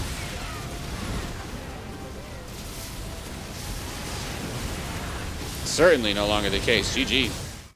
Yeah, nice Roach Hydra push. Does the orbital depot cost only 0 energy? So the command center abilities, none of them cost money to use, just so you know. You may have incorrectly heard a man confidently state that a scan is worth somewhere. I've heard people say scans are worth up to 800 minerals. I have had people unironically tell me that a scan is worth an entire mineral patch. Did you guys know half the mineral patches in the bases are 750 minerals? Did you know that? There are people who unironically think that a mule mines an entire small mineral patch. Like, that's how many resources are here. Like 900. Some guy's like, yeah, you're going to get this whole fucking patch off one mule. Like, what? Crazy. Look, Nathan, I know that while your factory wasn't building any Hellions at all those Zerglings ripped your SCVs apart. And I know that while you did end up holding that wave of Zerglings, your Hellions were still not done when the next wave of Zerglings arrived. But I think that the extra 200 minerals that mule mines while you're dying and you're not building anything out of your production, I think that's worth more than you being able to build your Hellions. And I'm like, go smoke another one, bro. That's about as far as it goes. But mules are actually a noob trap, because there are a lot of people who think they should only ever drop mules, and that is objectively wrong as fuck. Like, super terrible advice. It is legitimately some of the worst advice that you could be given in StarCraft, to not do anything other than drop mules with an orbital. It is some of the worst advice you could be given as a StarCraft player. Don't do it, guys. The best time to use the supply drop is when you are supply blocked. If you are supply blocked and you do not have a depot in production and you have idle production because of that, you should 100% of the time supply drop. There is no scenario The only thing Terran cannot get back compared to the other races in this game, the only thing Terran cannot do is boost its production speed. You cannot do that. It doesn't work. You cannot boost the production speed of any of your structures. If you don't have units, if you do not have units, you are going to be in trouble.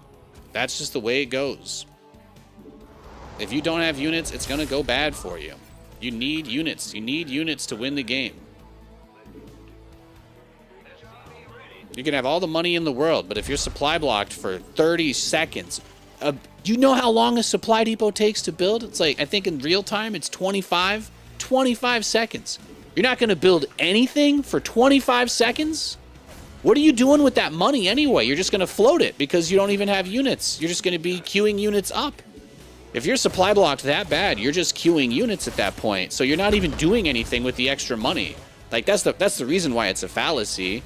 Like, what are you going to do? Oh, I'm going to make another command center? You're going to go up to 4 CCs when you have no units because you're supply blocked? Like, that's your plan? Like, that's unironically your strategy? And no, it's terrible.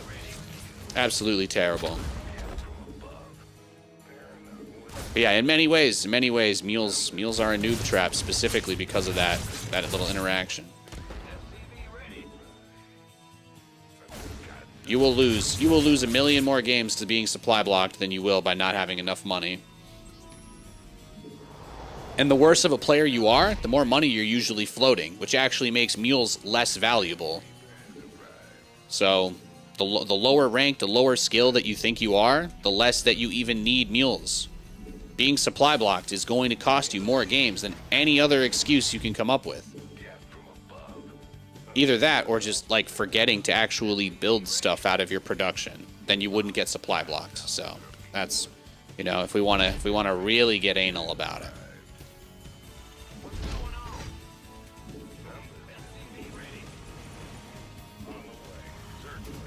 Okay, so remember that, class. Remember that. That's today's lesson. It's today's lesson. If someone tells you that you should never be doing supply drops, ask them to find you a pro game where a Terran maxes out without using one. Good fucking luck. Good fucking luck. You won't find many, if any. My favorite thing I used to do when I had all the WCS replays was when I was teaching new Terran players the game, I would do this exercise where I would say, well, here's a WCS match where Bomber played against Scarlet. You guys all love Bomber. You guys all love Scarlet, right? You guys think that they're the absolute tippity-top best players at the time. And I would just say, here's a supply drop depot right there. I would just go in. You could find it in almost any replay. Some guys did it more than others. Bomber's macro was actually pretty good. But Maru was 100% a player that constantly was using that. But every Terran Pro player that I have ever watched or cast play, I always pay specific attention to this because it's something that I think is just important to know. You don't want to limit yourself just because of what idiots on Reddit say. You know, I guess it's not a good way to do it. Most Starcraft spaces to talk about the game, they don't believe in moderation. So you'll see a lot of bullshit just get shared, and there's not really any system or desire rather, to verify facts or anything like that. You know, people really just like talking out their asses most of the time.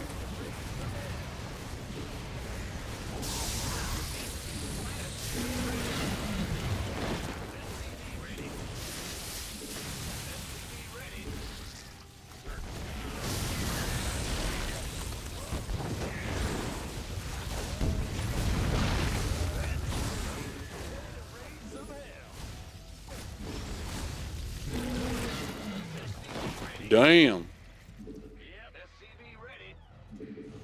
Crazy.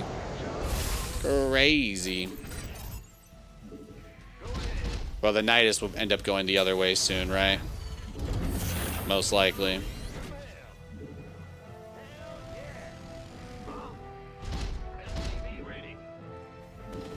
Yeah, if you actually have a good economy and deal a lot of damage to your opponent's workers, I'll say this much too. Using a mule when you're taking economic damage usually ends with one result, which is if you're taking economic damage and you're dropping mules, you are mining out your base really fast because you're not going to end up in a position where you actually have that many resources left. Like, if you can't get your third base up, using mules mines you out faster. So while temporarily it does give you that boost, quote unquote, you're not actually like, you're kind of rushing that clock along. So you're not, it doesn't create money. Like, that's the biggest fallacy people have about mules. They legitimately believe that mules create money out of thin air, which is a big reason why people think that you always have to spam them too. Because a lot of people just don't understand how they work. But they actually mine the resources that are already on the map. They don't create any. Mules don't create money. It's literally like a line of credit that gets paid by your base running out of money faster. That's it. You've depleted that mineral field.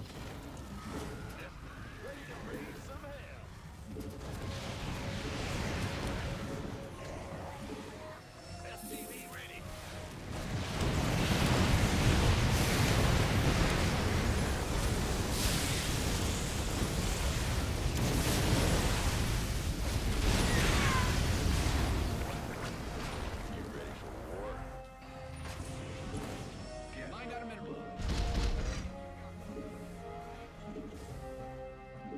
Optics online. Let's go kill. Comms open. What's it for? SCV ready.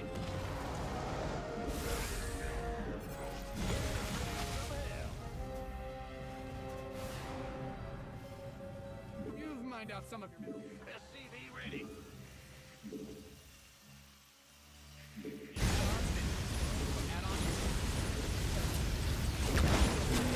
That boy is corrupt. Get PTSD on the daily. He sure fucked me up. Yes, I'm talking about your baby.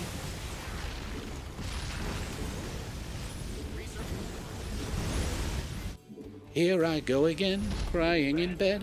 What a familiar feeling. Go ahead. You got coordinates. Show me who you want it. Let's get it. Got it. Channels clear. Comm.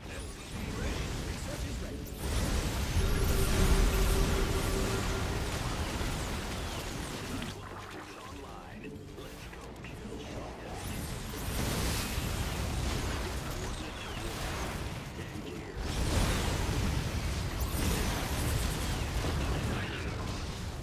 Show me who. SCV ready. Cyclone.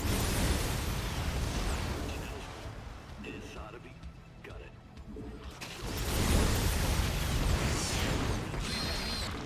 I get you.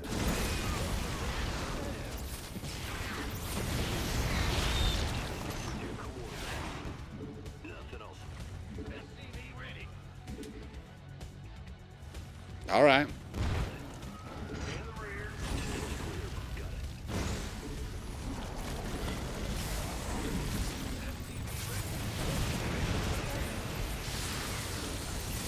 Let's do it, baby. Let's do it.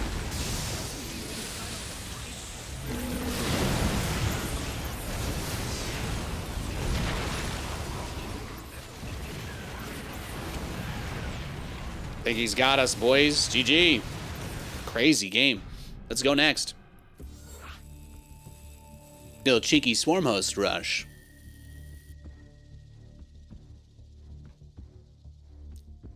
Yeah, exactly. If you need resources and you are being contained and you can't get extra bases, if you're not certain that you'll be able to take another base and you think a game may actually come down to running out of money or having enough, then the supply drop is actually more economically effective than a mule because supply depots cost 100 minerals. Every supply depot that you drop is a depot that you don't need to build, so it's 100 minerals permanently that you never need to spend. But a mule Mules don't create any money, and they actually permanently reduce the amount of money that you mine over the course of a game, because mules die holding resources every single time.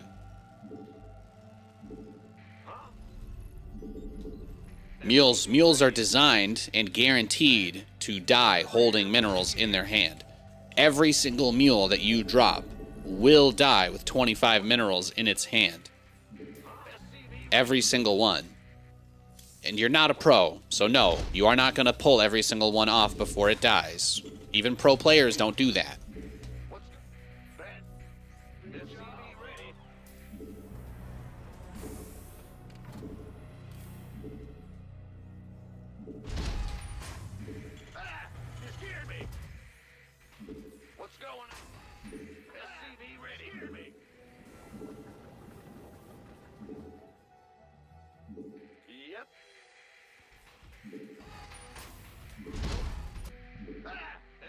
Let's see, we got anything? No? It's a good Reaper map, I guess. If he's got something, it's probably over here. Bad news. SCV ready. Big job, huh? Go ahead. What's going? Scare me. Yeah, exactly. Mules are like a low-interest loan. Exactly. It's like taking one. It's like taking a payment plan. Mules are like payment plans. You get some extra resources up front. You permanently reduce the amount of resources you mine overall. Extra minerals now that you pay for later when your mineral patch mines out, and the 20 mules that you've dropped have lost you 200 minerals permanently.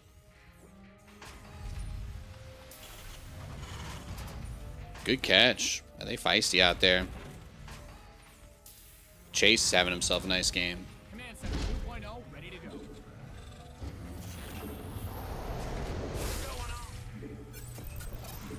I'm listening. Nothing I can't handle.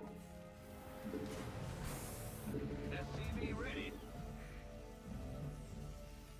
Add-ons finished. But yeah, I do think, though, that the allowing Zerg players to inject a hatchery like 8 times straight and then not have to look at it for several minutes, I do believe that is the single biggest buff Zerg has ever gotten as far as their macro goes, quality of life, mechanics. Huge difference.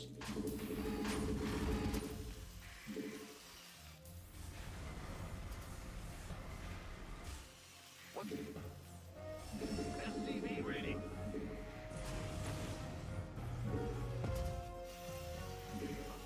What's it worth? SCV ready. That guy might have been able to get one more trip, but it's like, again, how much of my attention am I supposed to be staring at progress bars like that? I want to go see what my opponent's doing across the map. I want to see his build. Looks like he's going to be meching it happen.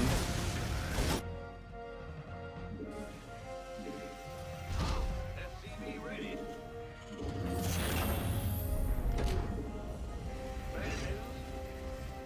Online. Let's go kill something.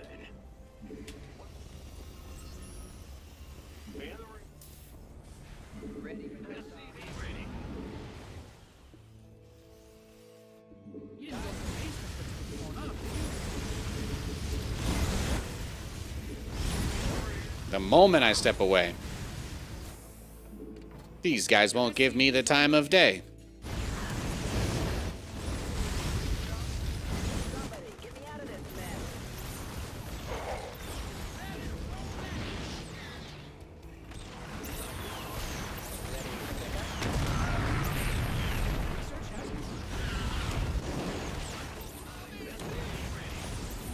Your base is under siege.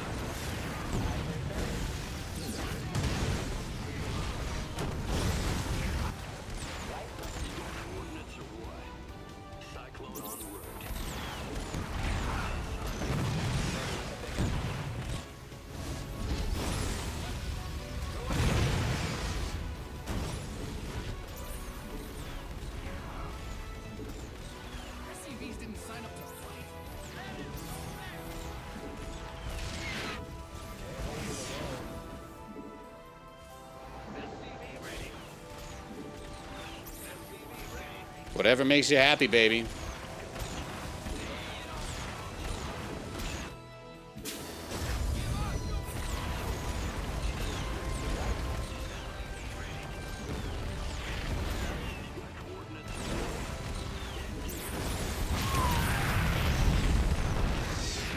Nice. Command center upgrade. SCV ready. Fueled up, ready to go. He's crazy. Go ahead. SCV ready. What's our SCV ready. got? SCV ready.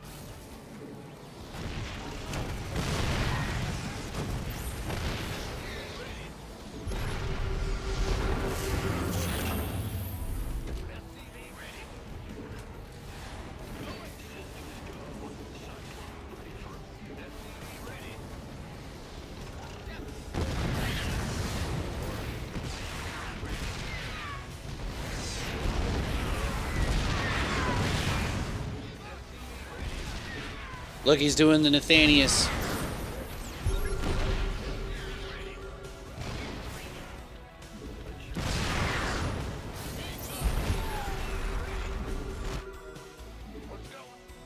Well, I hope your Hellion run by was worth it, brah. You got a proxy battlecruiser somewhere I don't know about.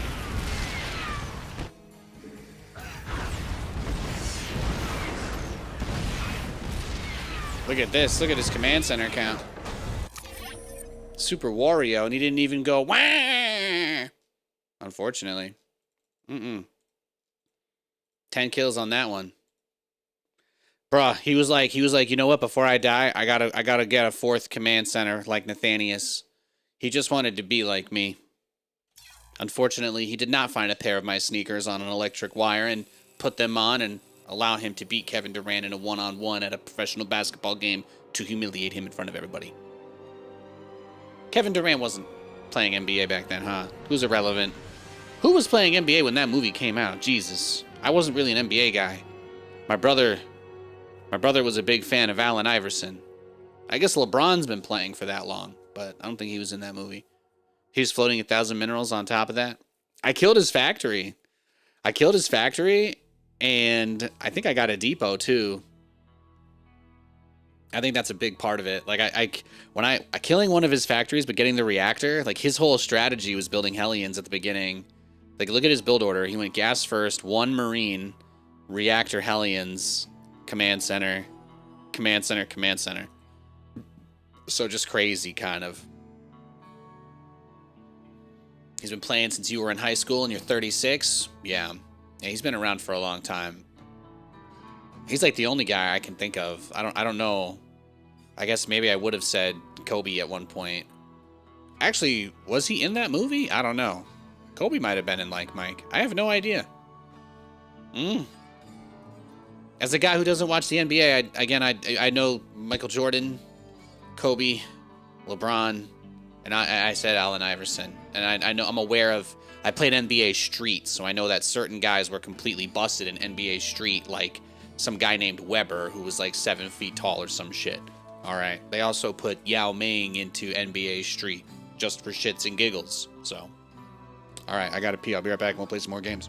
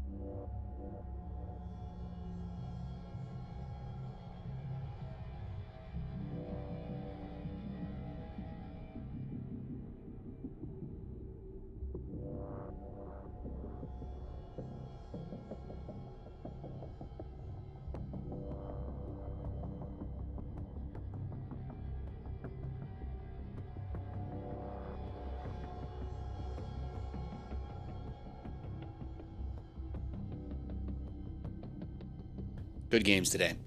Have I played the unit micro practice game? Oh yeah, you guys having a nice little chitty chat about that. One of my favorite micro practice maps is actually the Marine Split Challenge, which even if you don't play Terran, it gives you a little bit better understanding of what you're up against when you play versus Terran, which everybody who takes themselves seriously should obviously want to have a full breadth of experience. Like, people will come up with so many silly, like, ways to improve or gotchas and get better type things. But the reality is, like, certain things like playing off race is actually a really great way to understand what the limitations and the weaknesses of the other races are. Like, there is nothing that will humble you faster than trying to execute the build that you lose to that you think is overpowered. Because 99% of the time, when you go and try and just, oh, I'm just going to go queue up as Protoss and I'll just do this strategy, and you're going to lose. You're going to lose a lot because you have no idea what you're doing. You think you understand because you play it from the other side, but you don't actually have the full picture, you know? You don't hear Nathanias shit talk Protoss players because I am a high-level Protoss player myself, and I know for a fact, I know 100% how bullshit Widow Mines and Liberators are. I know. You don't need to tell me. Protoss player doesn't need to tell me because I've played enough games as Protoss to know that Liberators and Widow Mines are two of the dumbest units they ever put in this game.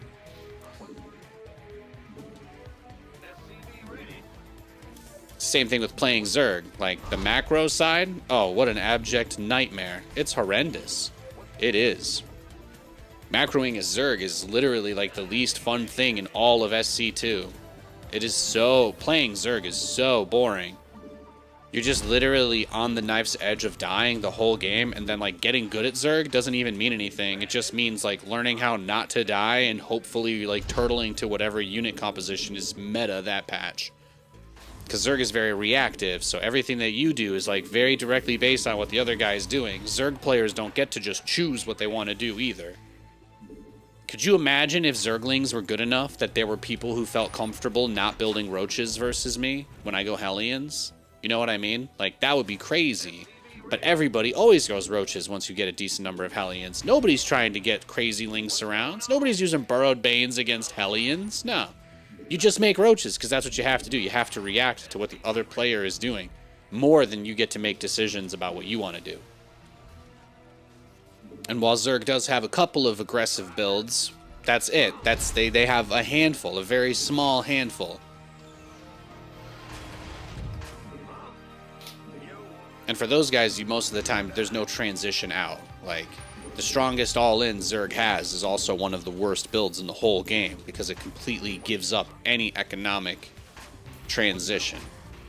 That Ravager Rush build, right? The one base Ravager Rush is one of the most unbelievably brutal strategies because the Zerg has no way out of it if they don't kill all your workers. And even then, I've had games against the Ravager Rush where every single SCV I had died. Like, I've literally played games where Ravagers killed all my SCVs.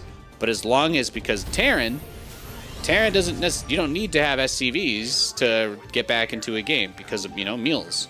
So during the time period where you're being pushed, you probably have your command center in the air, and then that leads to you not necessarily spending the energy, and then when that command center lands, even though you couldn't take the base the whole entire time, boom, you drop the mules when they land.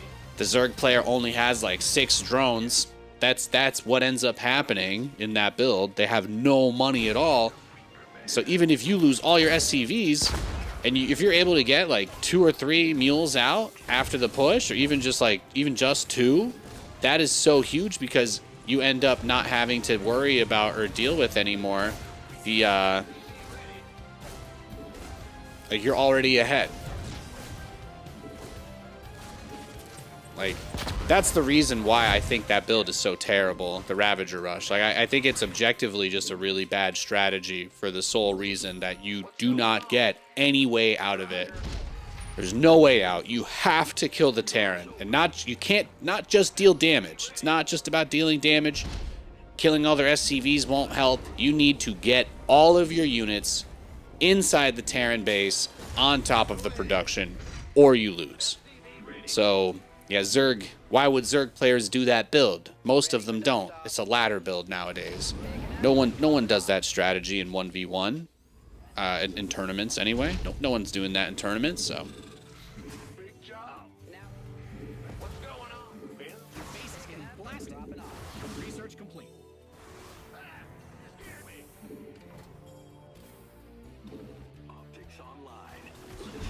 Kill something. Your add-on is complete.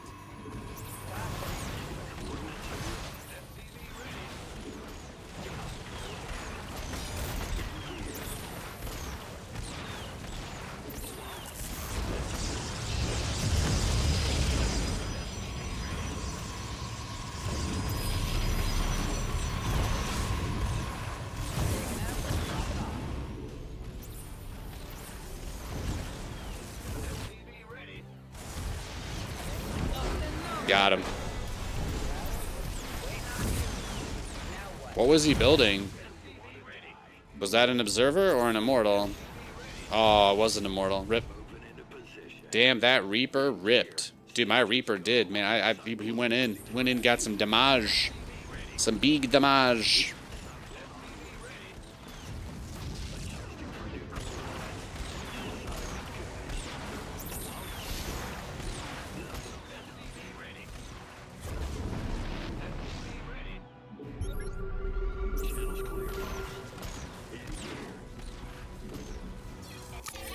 GG. How close was it to finishing when I blocked it? Yeah. Yeah. I thought you said you gave him the slip. Yeah.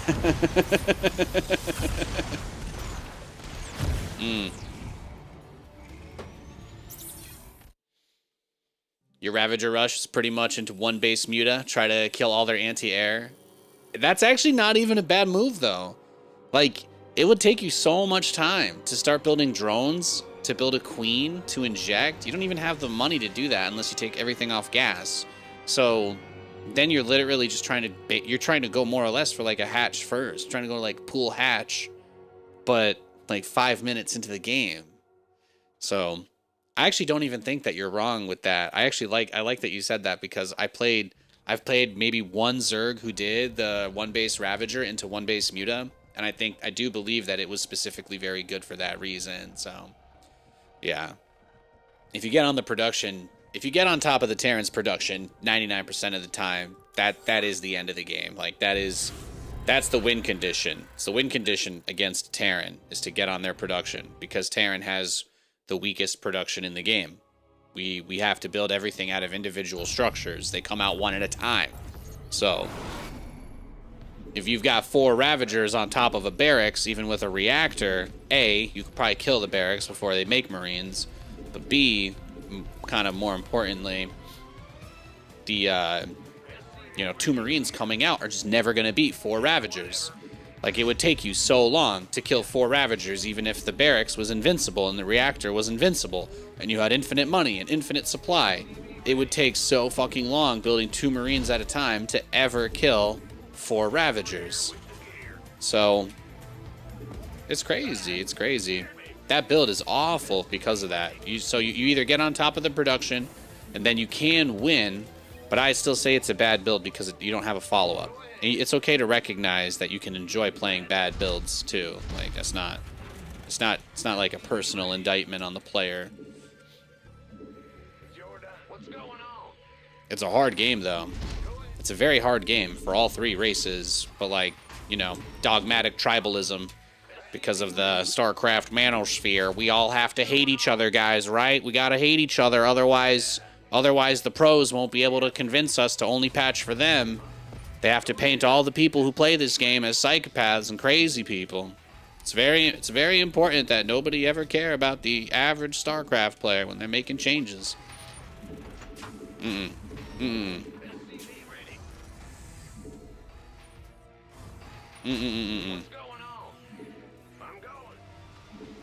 As long as all the StarCraft players hate each other, they'll never work together to make interesting changes that improve the game.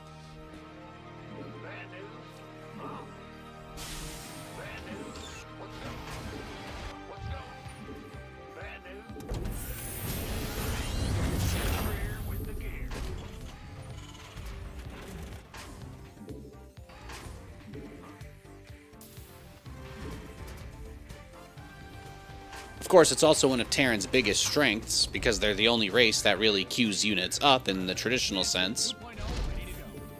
Zerg doesn't really do that. You still have to build stuff, like, as you get the larva. You can't say, oh, when this larva finishes, do this. So Terran has a little bit of flexibility in that way, too.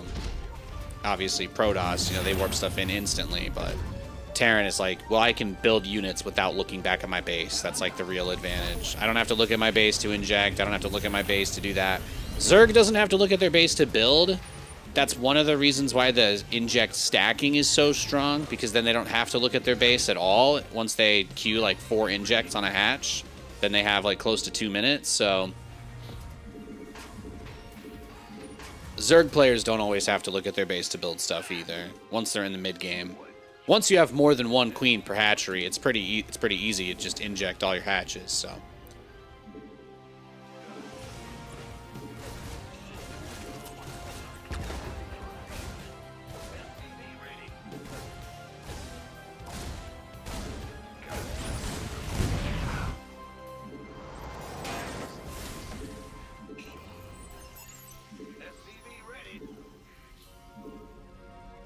What's going on?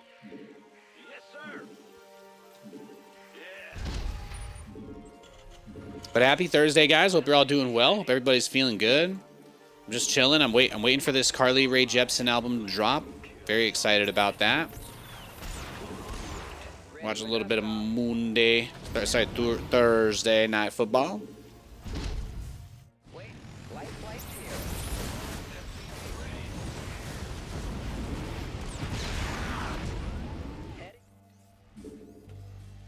Go ahead.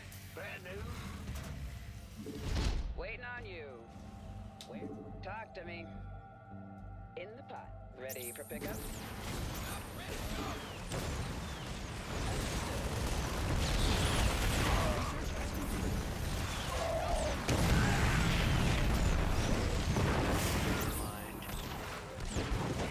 Add-on is complete.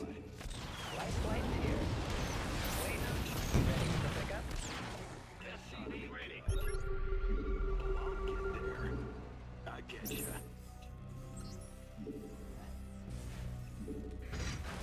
You got coordinates or what? SCV ready.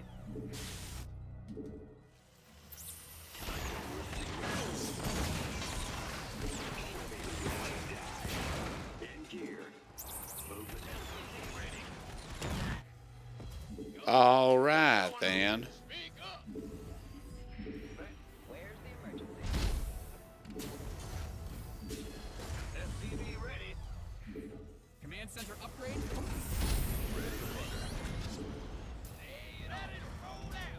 We didn't get to talk to chat very much during our last stream.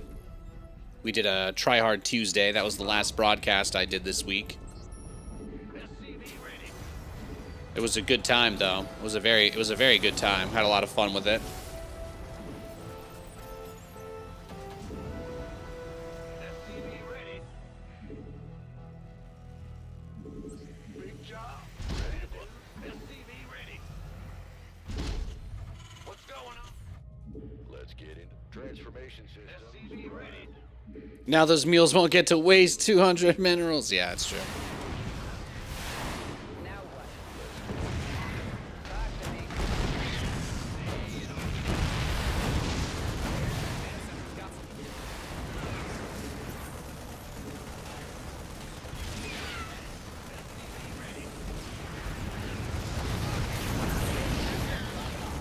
Now what?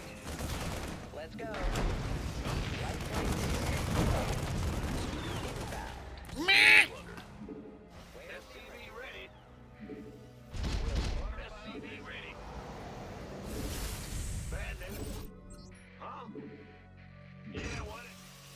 In the SCV ready. You're the boss. What the? SCV, Yeah, we had a lot of really great games. We had a lot of really great games during the delay stream. what's going on? SCV It actually warmed my heart because less people showed up to watch that than my normal streams. It's nice. It's nice to be reminded that going for a more casual audience is something that's actually working. ready. Obviously, I used to be pretty tight knit with the hardcore Starcraft scene. So I'm always feel a little bit surprised when I see folks come in and just enjoy themselves.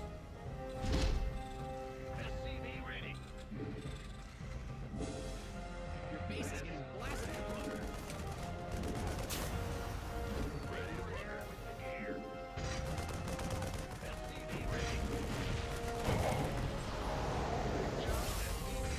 Add-on done. Swap away.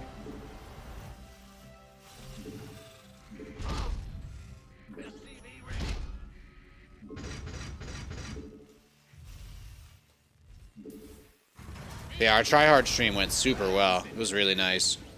There were a couple of players that I haven't beaten in a while that I finally took some games off of with that too.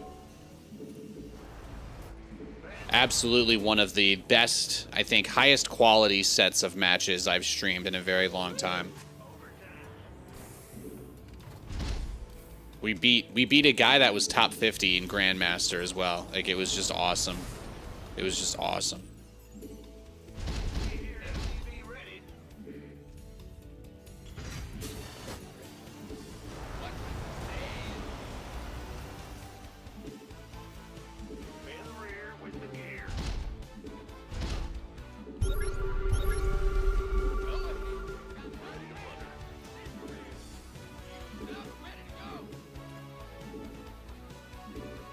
Talk to me. You've mined out some of your minerals. Understood. Let's go.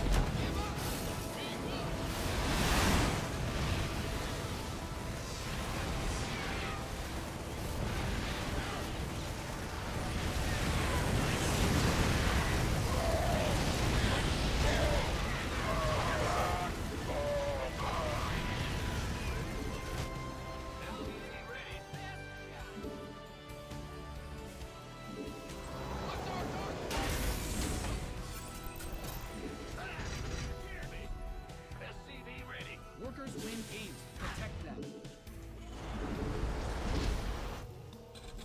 SCVs are being liberated in the worst way. He's hanging in there. He is hanging in there. Got a mineral field. Good.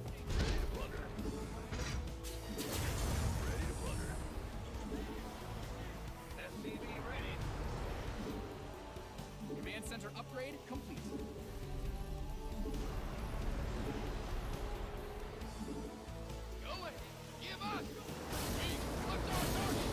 I wanted to push him a lot and attack him a lot, but it seems that's not going to be as easy as I was hoping for.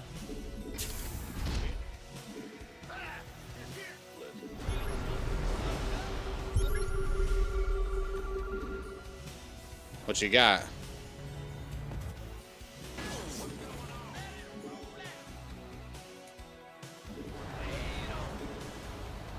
Your base is under siege.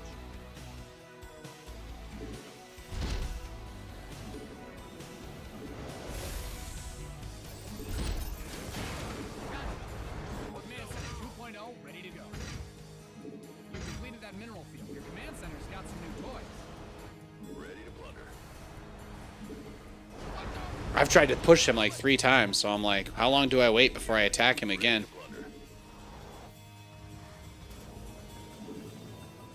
What is it gonna take to kill this guy?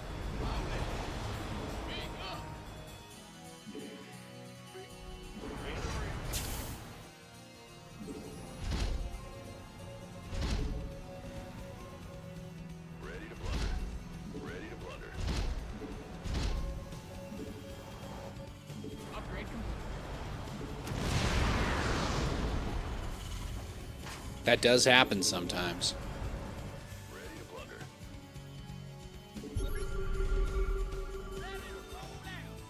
He doesn't really have too much going.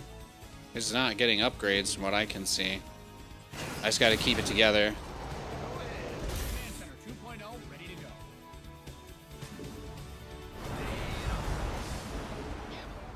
In a game like this, I guess the tank count is what's gonna do it, because I've got a pretty good spot there. I just stopped clicking aimlessly.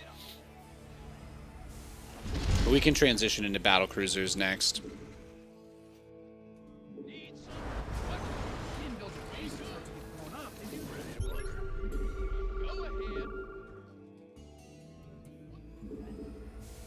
Give us.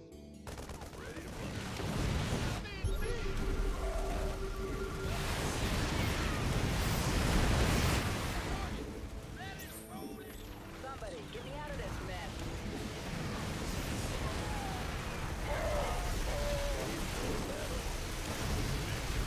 Add-on.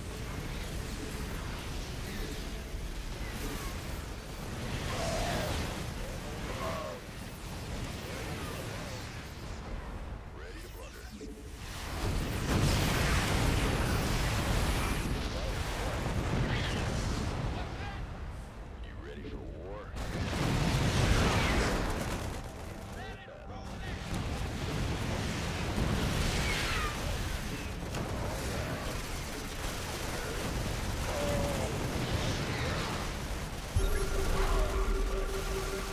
Find out some of your minerals.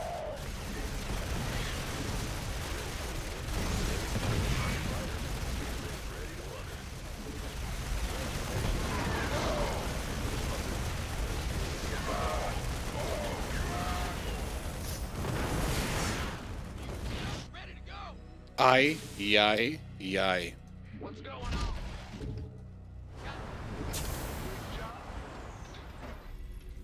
Find out a mineral field. Alright, well, I got nothing, man. We gotta just get building armor. I can't kill this dude. He is playing a very good defensive game. I have tried maybe like 5 times to take this guy out, but he will not go down. Command center upgrade. He won't go down without a fight. What's that? Fight or flight? Yeah, right. Yeah, I'll fight all your 10 HP Marines, actually. That sounds good.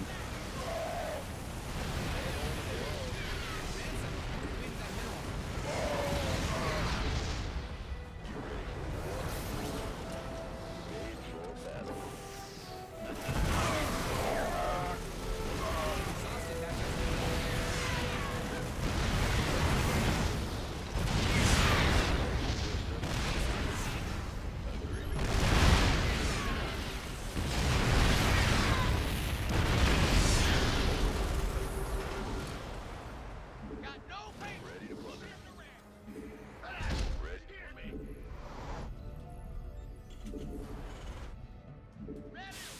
Guys are depleted.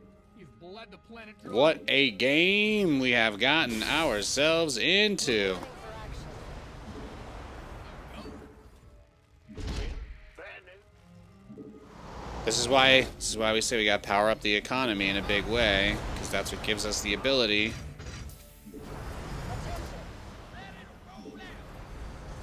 Command center 2.0 ready to go. Nate, don't just click aimlessly, okay? Ready to go. Find out a mineral field. Good thing you've got SCV ready. Absolutely. SCVs are under attack. Your base is getting blasted.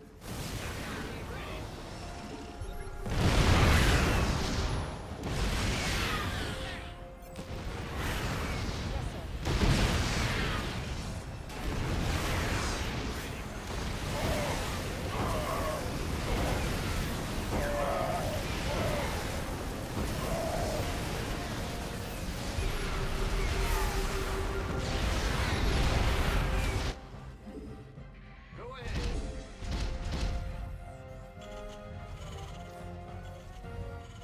You mined out some of your minerals. Bad news. Oh, there it is. Huh? In the rear with the gear. Made full. You didn't build your base just for it to get blown up, did you? Well, this is going to have to be. It's going to turn into one of those games. Just glad I've got the command centers. Good thing you've got more of those, right? Workers win games. Protect them. We got to just get out our best units now.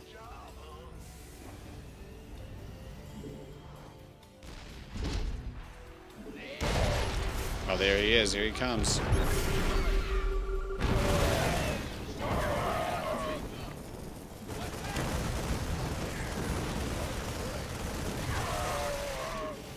Upgrade ready. Moist. And I'm done. Swap away. Here we go.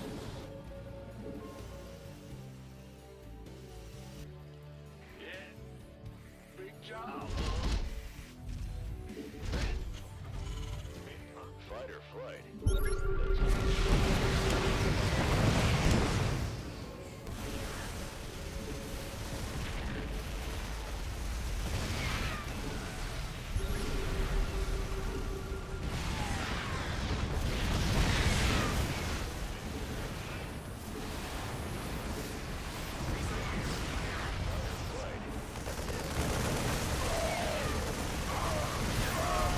Mm-hmm.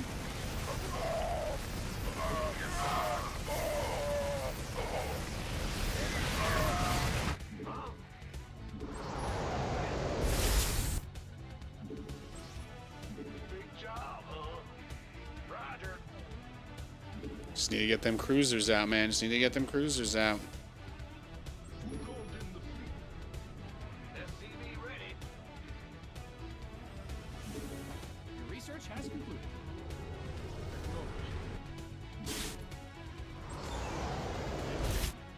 SCV ready.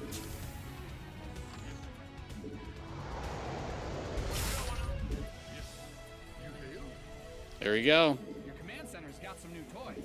You've depleted that mineral field. Bad news. Yes, sir. You hail? Oh, What is it? there it is. Command center upgrade complete. Yes, sir. Yes. All Your ready. base is getting blasted.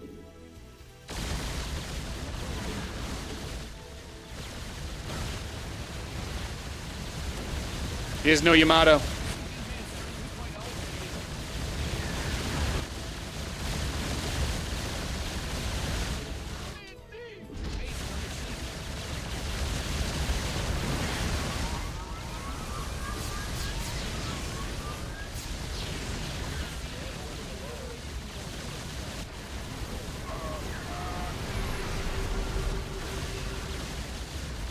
He's gonna destroy his own base. Cool.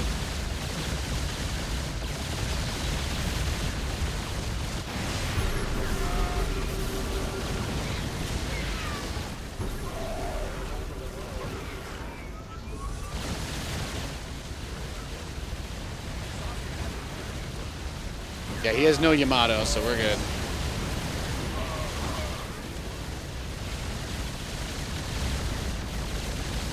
He has no upgrades, and my battle cruisers are 3-3. I think we're fine.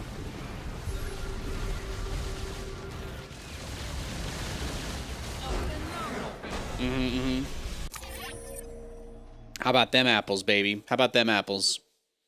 Oh, wow. Look at that. We were like next door neighbors. Incredible. He tried to go into Thor's at the end there, too. Tisk, tisk, tisk. Tisk, tisk, tisk. 3-2. Yeah, 3-3 battle cruisers, 3-3 BCs up against unupgraded BCs, unupgraded Vikings. That is a trade I will take any day. Any day.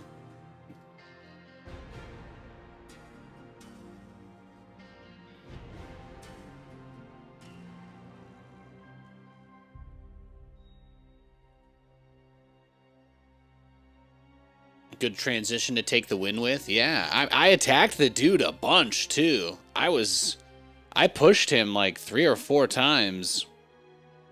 He didn't go for my throat at any point. But I definitely felt like there was some huge risk. I tried to push him so many times.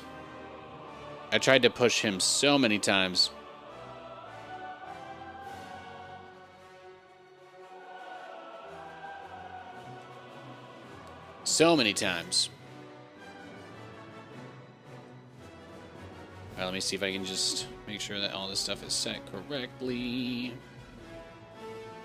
Bum, bum, bum, bum.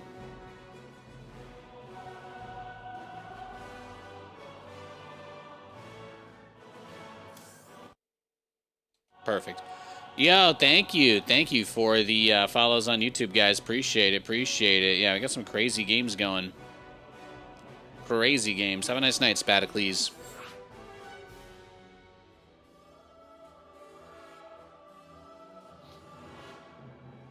Did a great job with the macro. Yeah, thank you. I find macroing is pretty easy when I'm not being attacked that much. I put so much pressure on him from the very beginning of the match. He was on the back foot the whole time. So I was very thankfully in a position where there wasn't a lot that he could do against me. Not that he like didn't do a good job of defending, but every time he defended, he lost just enough stuff that like we were both trading out everything. So we were both trading out everything. Dude, Terran so game.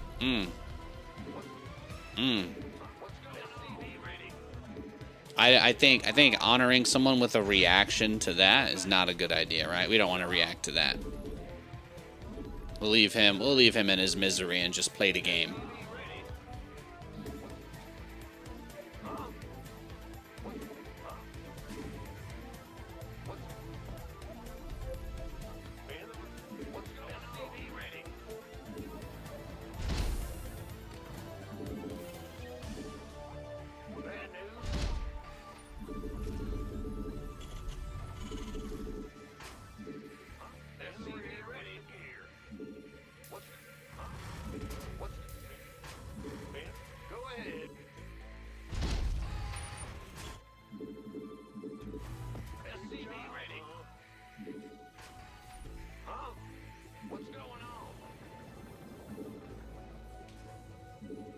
TVZ's been fun lately, though. I think I've gotten into a really good place with this build. I mean, this is actually like when I went to study and see what pro Terrans were doing, a lot of people still do this. This is a great opener.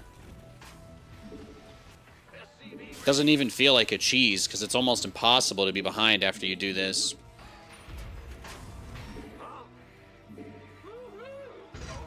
Sometimes they go like pool first with speed and then they keep you out of your natural. Like that's maybe the strongest move against this type of build. But it's impossible to know if someone's doing it because you would never be in a situation where your overlord can see this. And a lot of Terrans will build their stuff in the high ground. That the overlord, you know, you're either going to go to the main base or you're going to see the expansion, but you're not going to get to see everything. So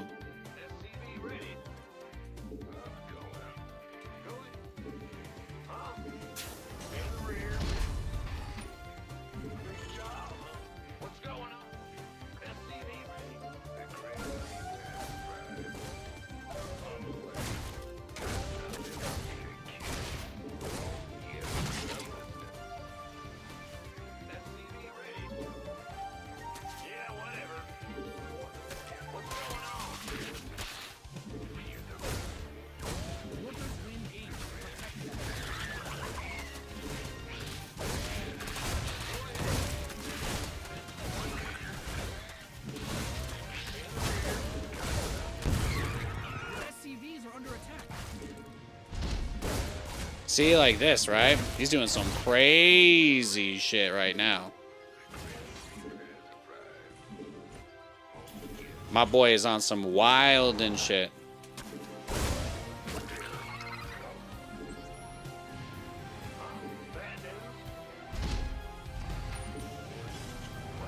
Perfect. Perfect.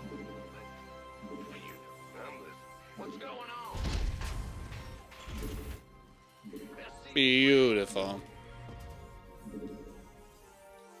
What's he gonna do now?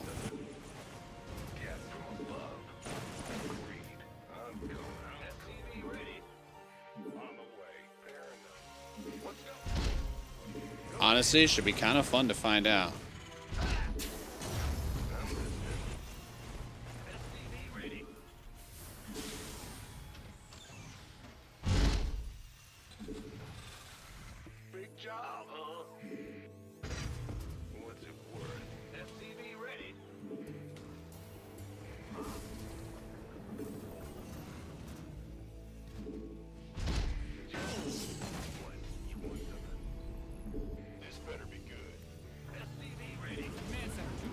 ready to go.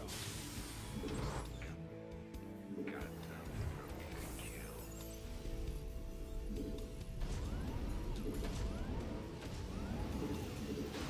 The add-on is complete.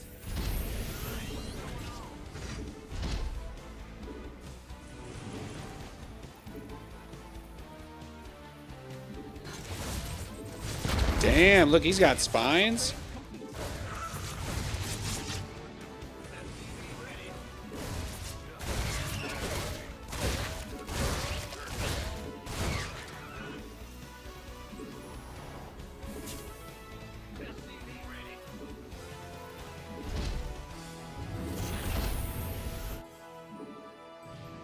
He's got to be going layout for like mutas, right? Most likely. What's going on?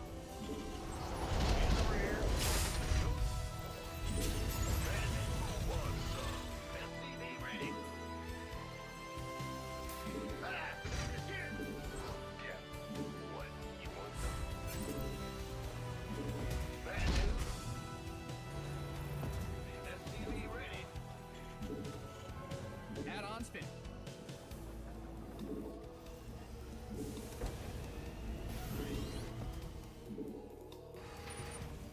SCV ready. Yeah, from above. Yes, and SCV ready. Lane count is increasing. SCV ready. SCV ready. SCV ready. Well, butterbound biscuit. Bad news. Ready to plunder. SCV ready. The concept here is very simple. We're going into Cyclones so that he can't catch us off guard with whatever it is that he's doing next. While Cyclones are not necessarily great at anything, they are generalist units that can help with, you know, tight micro type situations. We could end up in a tight spread with the micro here if he's going into Mutalisks. He doesn't have a third base yet, so when you're playing like this kind of style, right? No banelings, very fast layer. Yeah, there it is. It was pretty obvious that it was mutas. If you were doubting me there, you better give yourself a little ridiculing from Nathaniel on me. I wasn't sure if we were gonna have our second Captain Insano Swarm Host game, but I don't think that's on the plate, thankfully. But I'm using the engineering bay for the wall and the one that I built for the planetary tech. I'm using both of those engineering bays, so I've got all the upgrades now. I've got all the upgrades, which is the best part. And actually, we do actually want to have a little block there. So now he can't even Baneling. He can't even hit the wall with Banes. So I think the move is that we just power up as much as we possibly can. And I'm not really worried about the Mutalisks, again, because I've already got quite a few Cyclones. I've got the Cyclone upgrade done.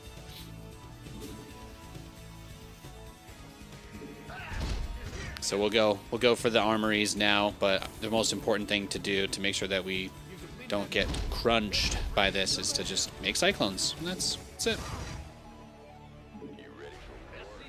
And we did scout it, so I don't know if he's going to try and change his mind, but at this point it's a little too late. He could try to just build nothing but pure roaches. That's an option. That is. We'll see how many mutas he's got saved up. It looks like he's actually just trying to be crazy greedy here, so. Oh, there they are. There's the mutas. There's the muta. There they are.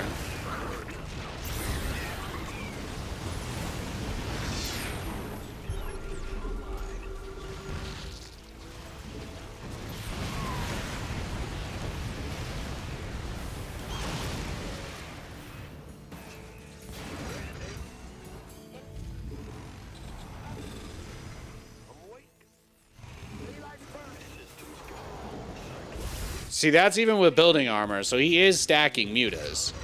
He is.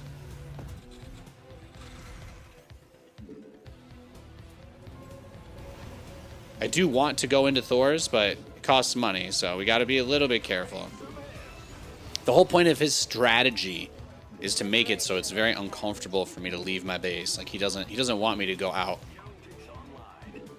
His hope with a strat like this would be that I don't feel comfortable ever going out of my base. So.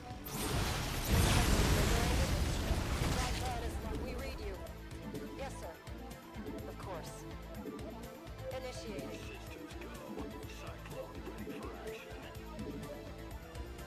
Ah.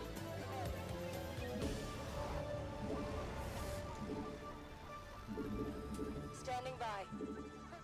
Income. Go ahead. Huh? Attention. Got freedom. Reporting for action. Ready to raise some hell.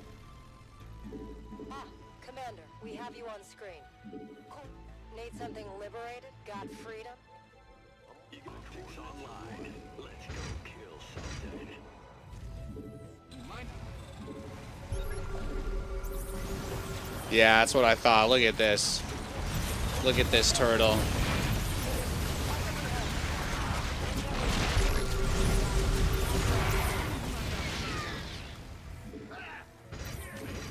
He doesn't even realize what I'm doing here either yet. It's the funny part.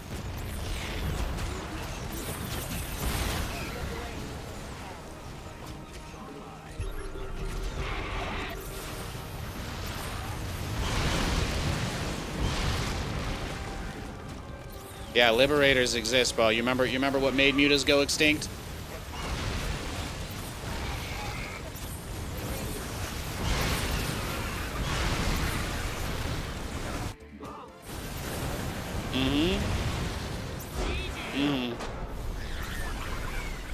The words of a simple-minded man. How can Whoa! Standing by. Need something liberated? Ah, Commander. Incoming orders. Meow. Meow. We have you on screen. Ready to raise some hell. Beautiful. GG, baby.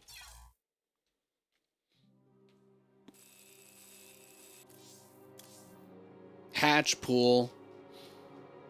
Spine crawler speed. Lair. Crazy. Crazy. You just tuned into a ball of mutas disappearing. That was great. You're welcome.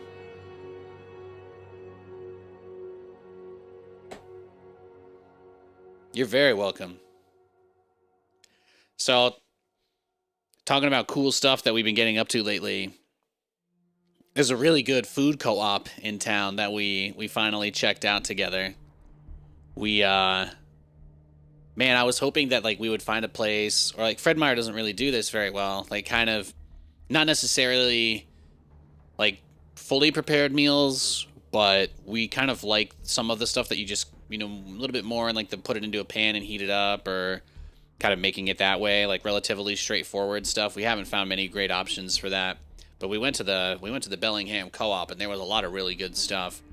We tried a barbecue pulled chicken like thing that they had set up, and we got some buns and toasted them, and it was really, really nice. So we're finding some good meals, some good local meals we can get for the house that have been really nice. And their prices are really good too, because it's not like a corporate thing. So that was like a little highlight for us this week. We went there, I think like two or so days ago. That was a nice time.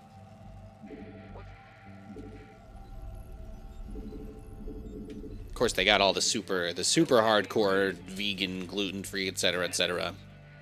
But they also just have a lot of, like, obviously Washington is a state with a lot of farmland, and there's quite a bit of local produce and livestock. So, being able to go to a place like that, everything was super, super nice. We had that for, like, lunch for, like, two straight days, basically. That's what I had, for lunch yesterday. I had it a little bit as a snack. We had so much. Basically got, like, 5 meals worth of this barbecue for probably, like $10. It was really nice. Really nice. So yeah, I was doing a little bit of that. Obviously, if I haven't talked about this and while you were here, Washington State one of its biggest things that it's known for is apples. There's a crazy amount of variety of apples as well. Going to that place, they're quite different. So I think there were at least like 10 different types of red apple that I'd never heard of there. Quite a few. So at some point, I'll probably come on here and do like some sort of apple review. And then I can, you know, try to get banned by pretending to be like a Mac review channel, but I'm actually just reviewing literal apples. It's exactly the kind of dumb shit that I do, so why not? What's going on?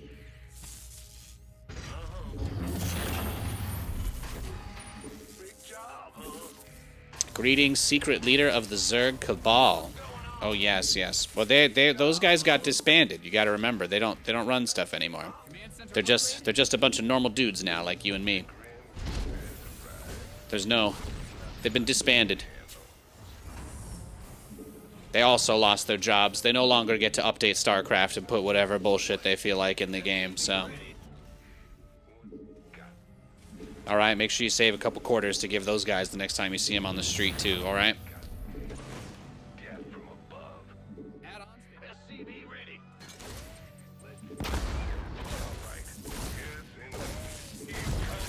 It's tough times for the Cabal.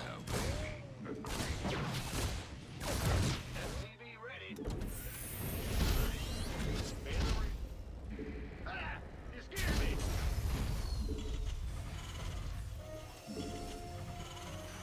SCV ready. 2 probes on the scout? Hell yeah. Flacco out dueling Rogers. Did Rogers forget to take his perk before the game? Giga Chad sober Joe Flacco versus ayahuasca percocetted bath salts Aaron. Joe Flacco's just out there. Look at what this man needs to mimic a fraction of my power. Aaron or Joe, only one of them's all natural, baby. Bad news? Yeah. SCV ready. Sure thing. Yep. Cyclone in the rear with. This ought to be good.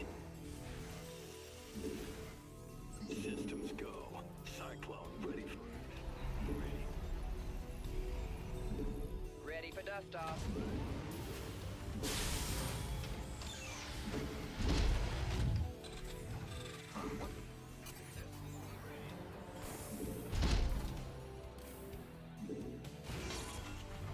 Apple review is actually a funny idea. I'm hilarious. Thank you for acknowledging it. Oh, he attacked his own guy. That actually helps. Swap away. Research is ready. Oh! Ready for pickup? Give up. Your base is getting blasted.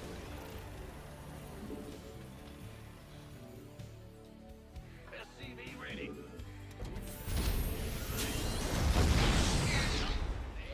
SCV ready. Oh, you want that Rax? Look how hard he worked for my barracks. I didn't think he was gonna go all out for that. That's cute. Go ahead.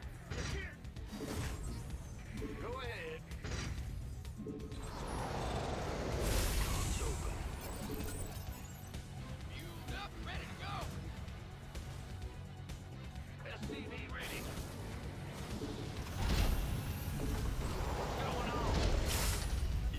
Picking up.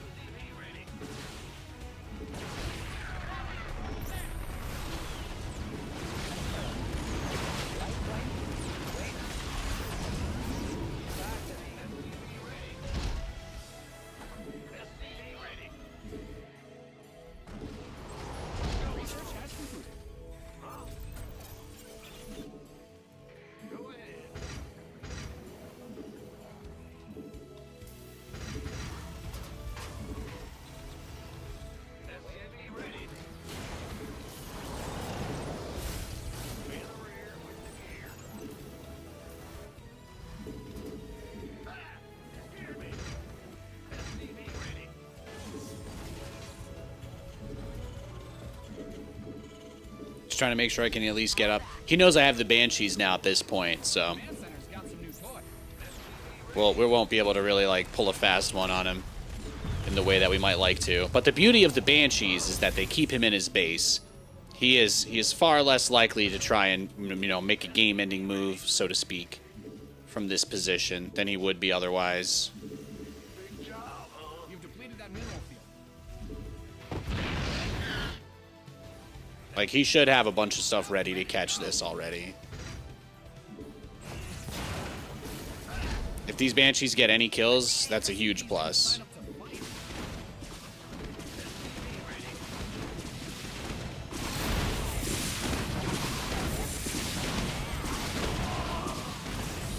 Wow, I killed 2 High Templar and 2 Stalkers. That's actually pretty sick.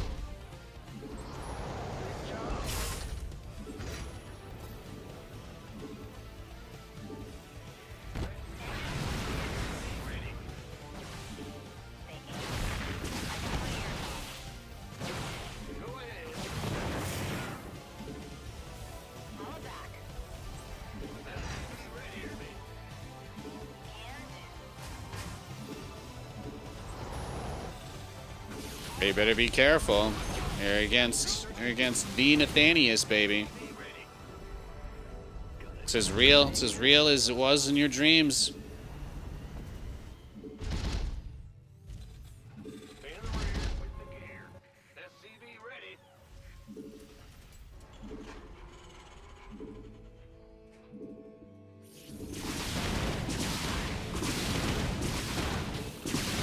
Inbound. Right on. Engine screaming.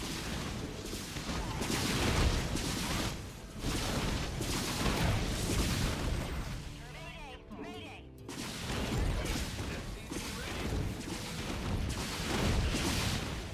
Where's the Queued up, ready to go.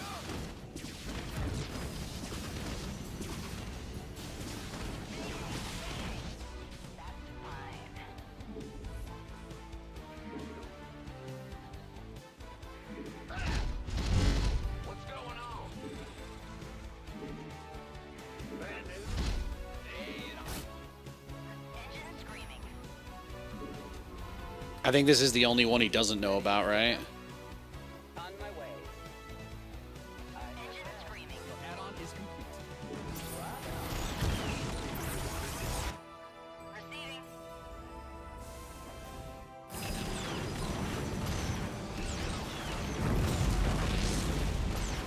Wow, you just fed me a bunch of zealots. Sick. Nate, your plan is actually really good, but you don't have enough supply for the battle cruisers you're about to want to build, so let's get some depots right now instead of being blocked.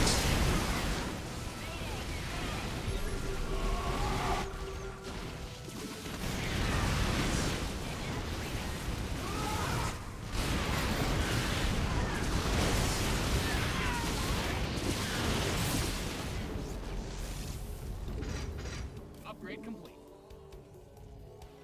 Stay in the rear. Yeah. Done and done. Loud and clear. Taking some fire here. I got my ears on.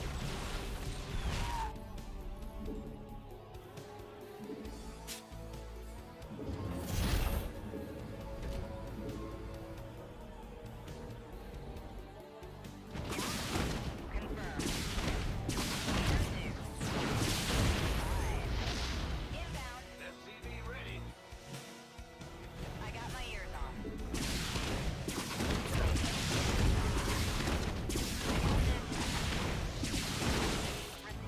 SCV ready. Get the Nexus. Nice.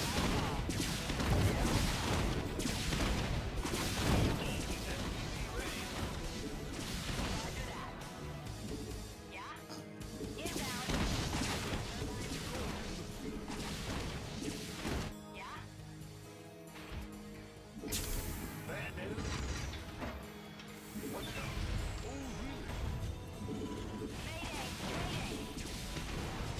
We gotta wait for the next time he tries to push us, I guess, right? It's probably the move. Just throw everything at this base, and then if he attacks, then we're in. We just go. But there's no longer any good options, I think, for him. I am researching Yamato, so just a matter of time. Command Center 2.0 ready to go. Research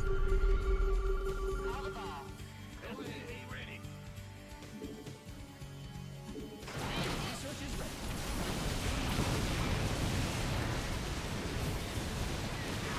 Oh, he flew his guys into my observers. He flew his observers into my turrets.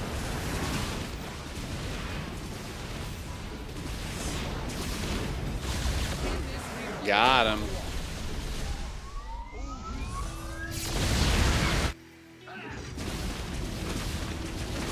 I needed to move this tank to this spot earlier. That probably... I might have been able to hold the first attack if I had done that.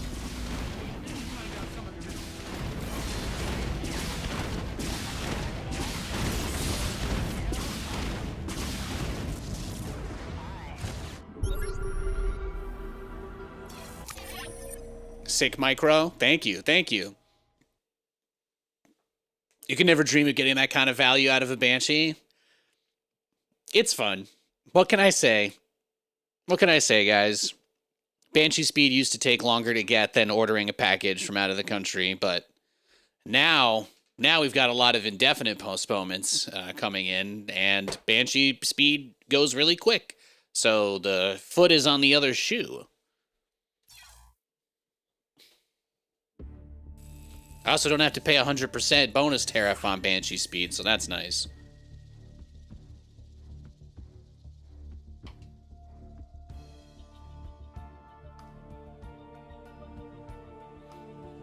I'll say this much, even the Zerg Cabal didn't try to destroy the game.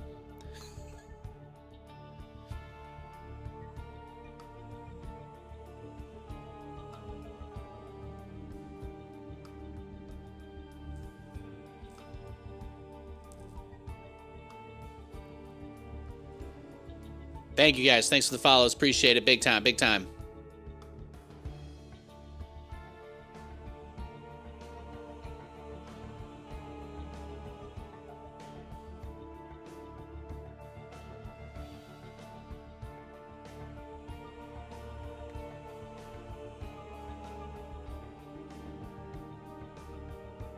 But it's been like getting used to having time again has just been different. Now that I'm done with my Raid Shadow Legends grind, it's like, I don't know. I made another Pokemon deck. I made a new deck in the Pocket TCG app. I've got a new Suicune deck that I'm using. Not very exciting. You know, there's the guy that if he gets killed by a regular attack, he does reverse damage. But now I'm just back to playing Pokemon all the time, so that's great too. My 2 months, it almost took me exactly 2 months, actually, about 61 days. It took me 61 days to go from a brand new raid account to level 60. So I was pretty impressed. I think I made good time. Very happy to never have to play that again. What's going on? SCV ready, hear me? Bad news? Gotcha. What's going? You pogoed earlier? Nice. Nice. Big job, huh? What's going on?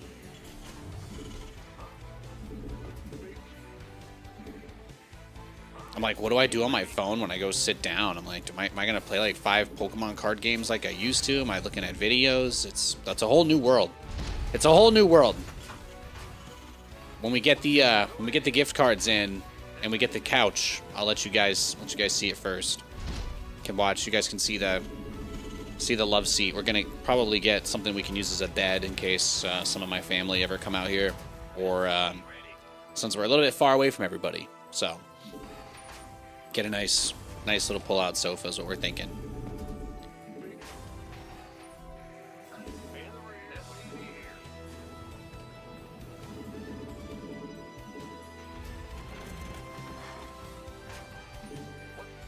I gotta check the Mariners game too while I'm at it.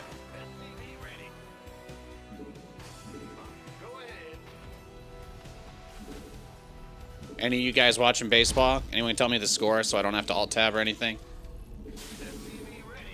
Everybody watching like, fuck this guy. Just play the game. Oh my god.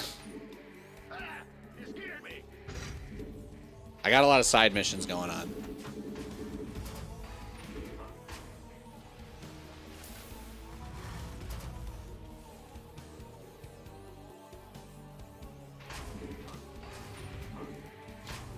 Command Center 2.0.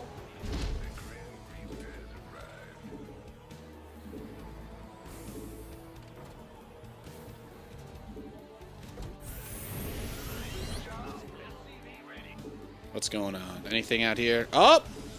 I see you. It didn't work, my friend.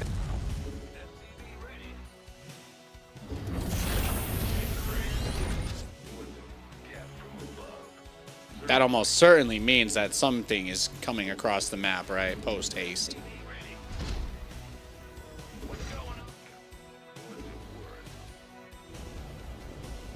SC2 Blue Jays. Oof. Yep, there they are. Yeah, you just chase after those. You just chase after this Reaper into the corner of the map. That's what I want you to do. So you know, that sounds great. Please do that. Optics online. Let's go kill something. All right. Got a target. SCV ready.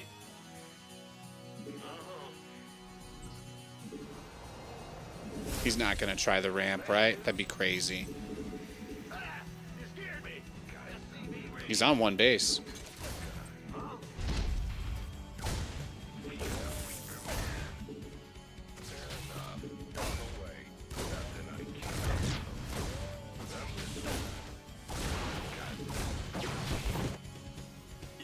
Ready for dust-up. Systems go. Cyclone ready for action.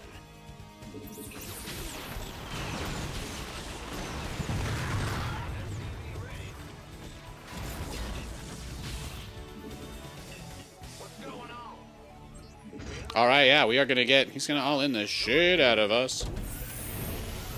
I don't know if we'll be able to hold it. This is gonna be tough. This is gonna be tough. This is where that supply drop is really important, because I can't afford to have anything delayed here. A mule does nothing. I have so many minerals at the moment.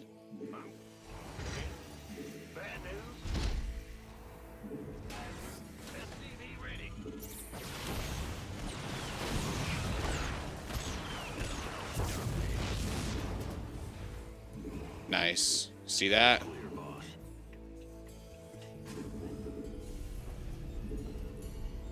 Liberation is at hand.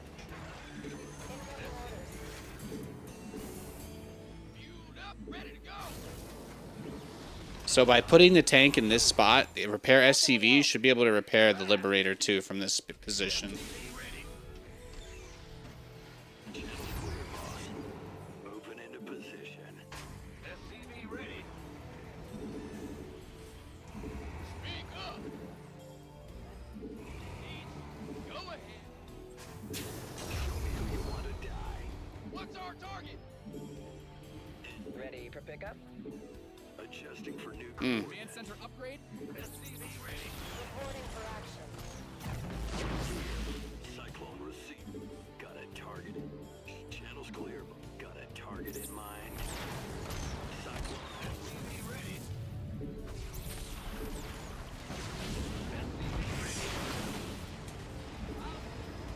Light flight's here. Standing by. SCV ready.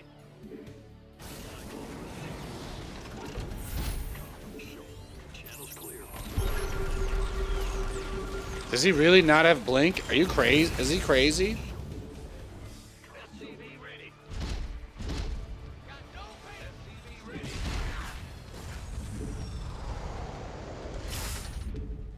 Fueled up, ready to go. SCV ready.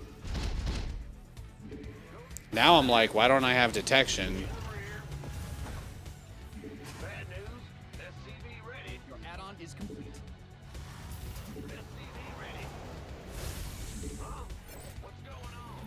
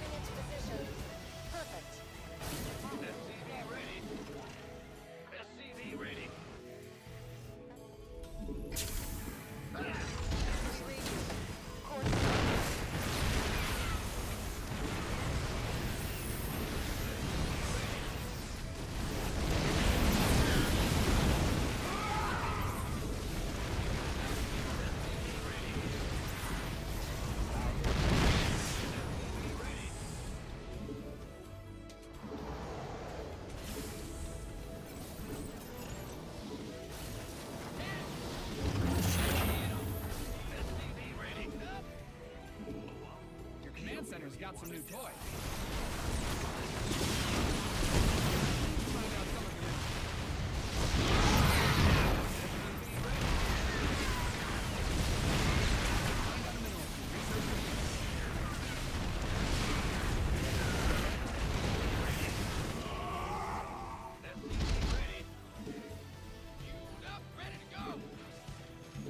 As you say. Need something liberated?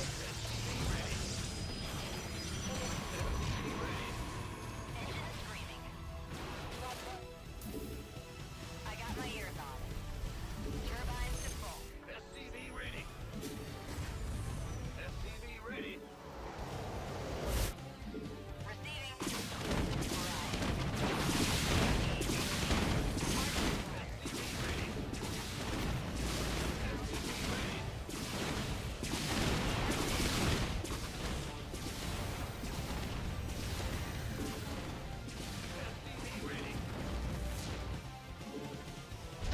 SCV ready. Call the ball. I got this. You wish, brah. You wish. You've depleted that mineral field. I got Add-on done. Swap away. SCV ready.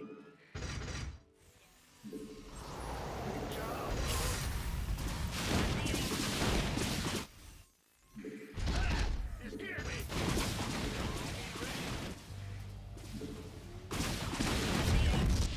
done and You think it's lame liberators can't see their full range? Again, the people that we almost had liberator range actually removed from the game. We were really close.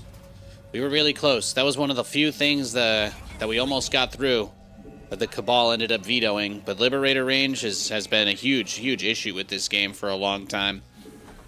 Even though most people would tell you that liberators are overpowered, they knew that the changes they would have to make to get rid of lib range would make the unit functionally better. So it's unfortunate, truly. What's that? Your research has concluded.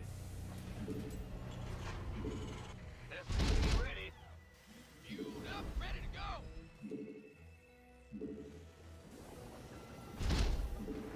They almost did it though. They almost did it. SCV ready. It would have been nice. SCV ready. Instead, the Liberator is now a weird unit that can't see its own area of attack. Why? I don't know. There's really no reason for it. There's actually no reason for it at all.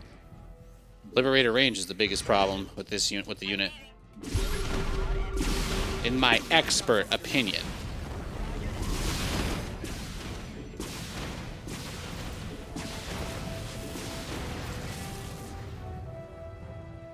done and done. Call the ball. Turbine. Yeah.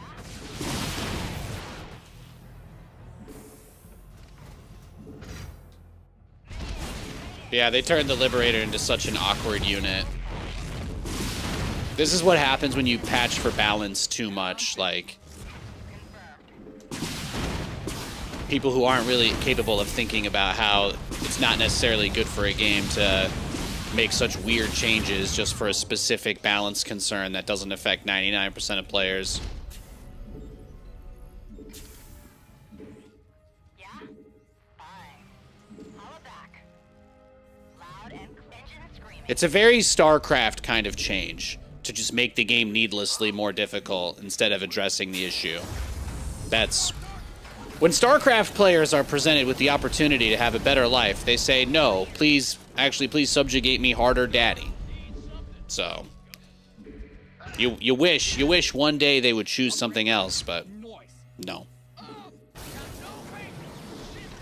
They genuinely believe that as long as other people suffer more than them, they do not care how hard the game is to play. So, crazy. SCVs are being built your base just to get blown up. Yeah?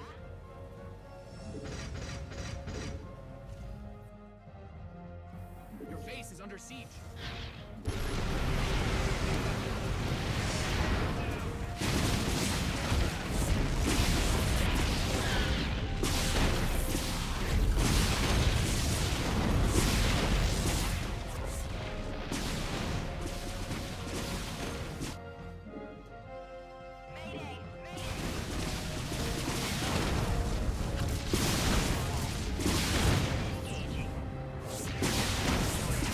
StarCraft players are like those guys that prefer the private health insurance stuff, you know? They love that shit. They can't get enough of it.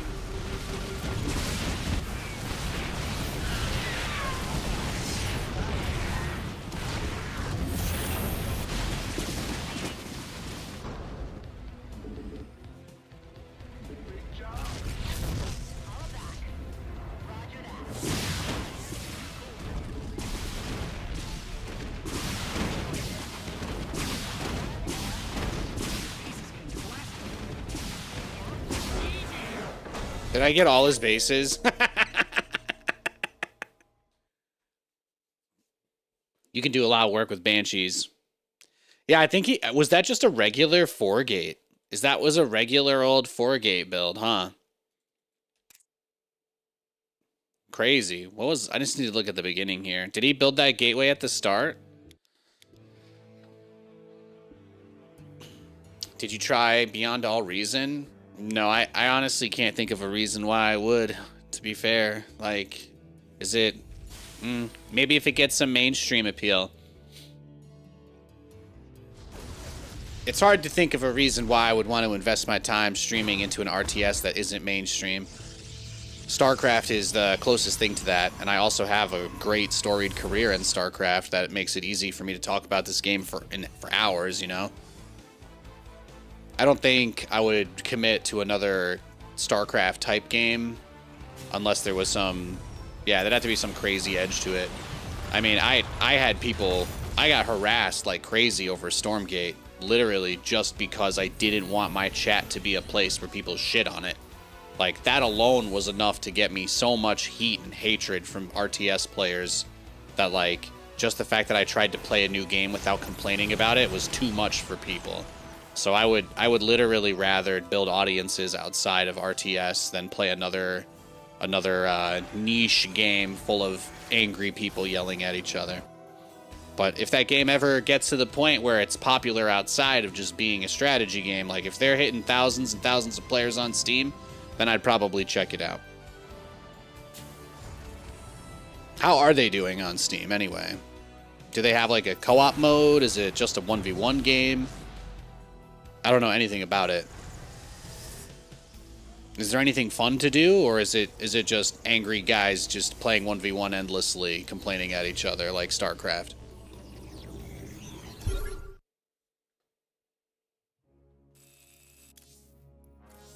That was a good game, though.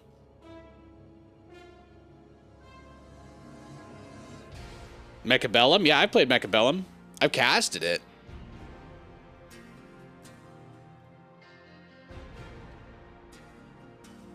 I cast some Mechabellum back in August. It's pretty fun. Mechabellum is a great game because there's no anxiety-inducing aspect of it. Like StarCraft, you can make so many mistakes in a 5-second period while you're overthinking something or accidentally disassociating. Like StarCraft is unbelievably brutally punishing in that way. It's incredibly unforgiving. But like Mechabellum, you know, you could basically pack a bowl between rounds while you watch, if that's what you want to do. You can actually relax and play the game and think about stuff between rounds without having to do the, you know, the fast hand movements. I actually think Mechabellum's an incredible game, and I really like it. I have nothing but good things to say about it. It's a great game. It's a little... I'm not the kind of guy to get on and pack a bowl between rounds and play a game like that for hours, but I do occasionally just boot up a round of Mechabellum when I'm, you know, if Katie's like, hey, honey, I'm going to go, you know, I'm just going to go see Kiki. The cat doesn't come upstairs because, you know, she's our special girl. So sometimes we'll just be gaming and stuff, and Katie will just be like, I'm going to go say hi to Kiki for 10 minutes if you want to play a game of Madden. And sometimes I'll play a game of Madden, sometimes I'll play a game of Mechabellum, sometimes I'll play a game of Sparking Zero. I have a good roster of low time investment games that I can play. So, yeah. You pack bowls after every StarCraft game? Yeah, you're something else. I can't play StarCraft baked. It's too much. It's too much. I get that feeling like time is slowing down, and then I realize that only 20 seconds have passed, and I've got 800 minerals, and I'm like, fuck. Can't do it. Can't do it.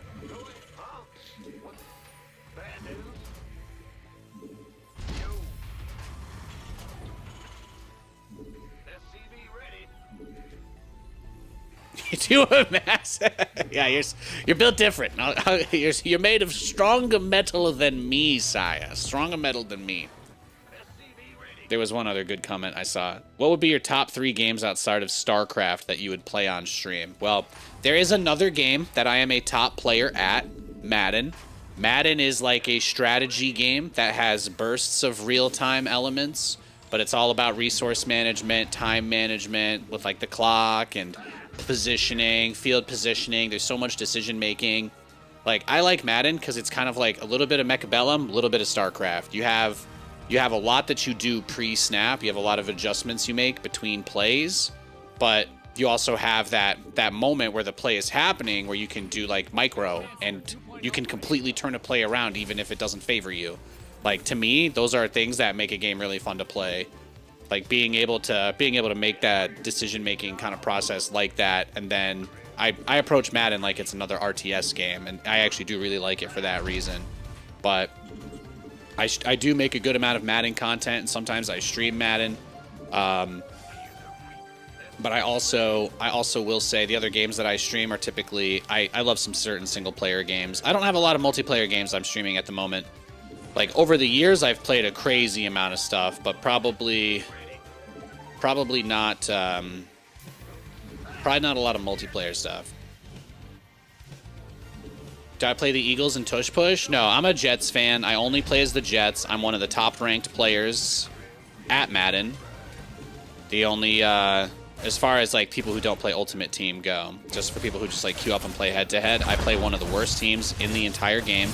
And I'm in the highest league outside of like Grandmaster, because obviously it's a very big scene of people that play Madden, and top 100, they do top 100 instead of top 200, so it's even harder to get into. It's even harder to get into than StarCraft,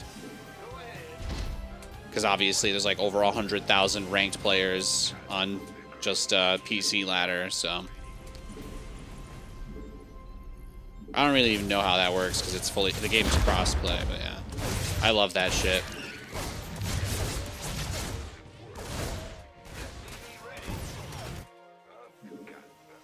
Alright, well, he's ready for it.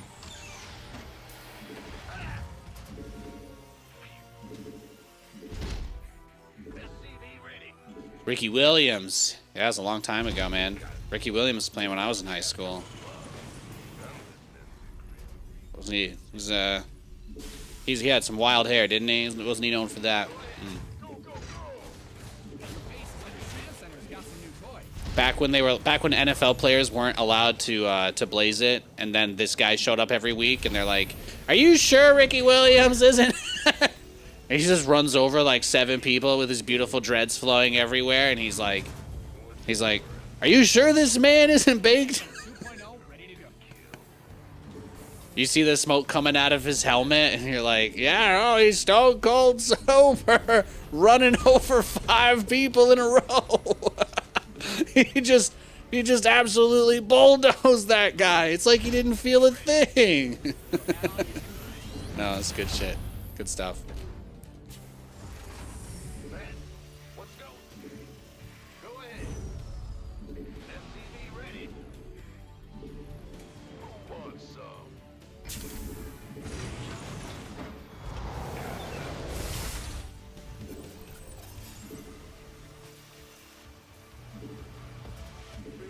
No, he was a monster. He was a monster.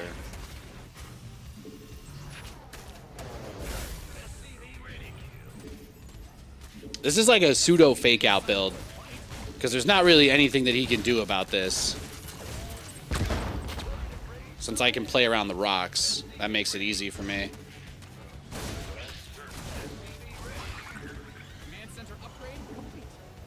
Now, Ricky Williams was playing back in that was like the Leon Washington era, too. Some good shit right there, man.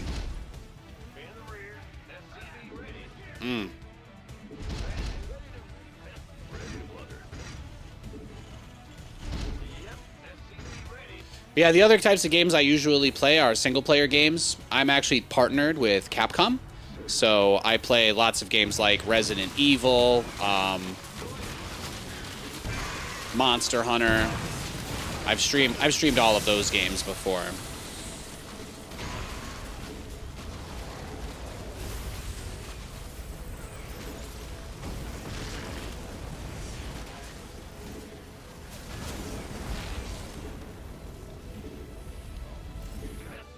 Woo!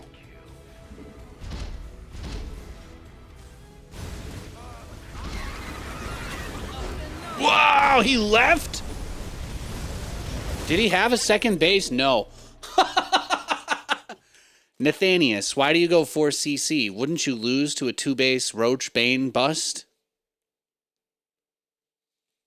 Paid for the seat, but I only needed the edge. God damn. Look at that. My man. Yeah, so I actually did I did a stream of Resident Evil, the original, the HD remaster one. Resident Evil 1, basically. I did that like maybe 2 weeks ago. I'll be honest with you, like obviously I love playing other games, but I haven't felt that. Like I'm just very real about this shit. When the game wasn't getting updated, I got bored as fuck, man. When they weren't updating Starcraft, like that was awful. I hated it. So of course I was trying to play other games because it's boring. Like it's actually, I don't play Starcraft because I have a small penis like most men. I play it because I like to have fun. So I don't have anything to prove. So when they stopped updating the game, I got bored out of my mind. So now that the game is being updated again, I don't feel any burnout. I don't feel any despair. I don't feel any dread. All I think is anything that's too bullshit will probably get patched. And that's such a comforting thing to know. It's such a comforting thing to feel. Lewis, you coming up here, buddy? You want to come? You want to say hi? Come here. Appush. Come here. What you doing? What's that? What's that? Huh? What you got? What you got? Yeah. Yeah. Come here. What you got? What you got there? Is that the feather duster? Is that the duster? Does he got the duster? Where'd you get that, Lewis? Where did you get the duster?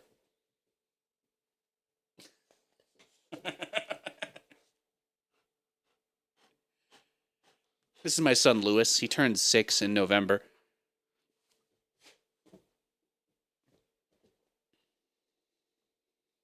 He's such a good boy.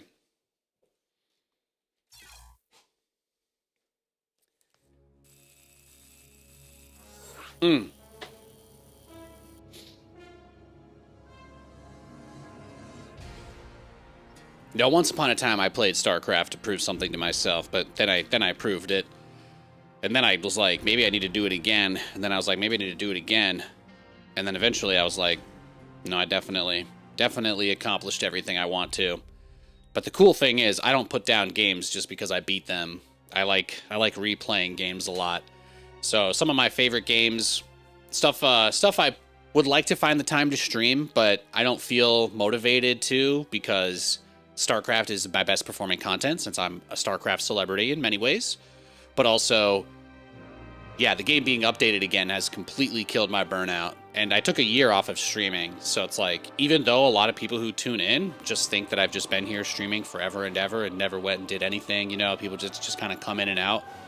They don't know that I basically went through like a multi-year journey of like resetting my life in a few different ways. So I had a real job for close to a whole year.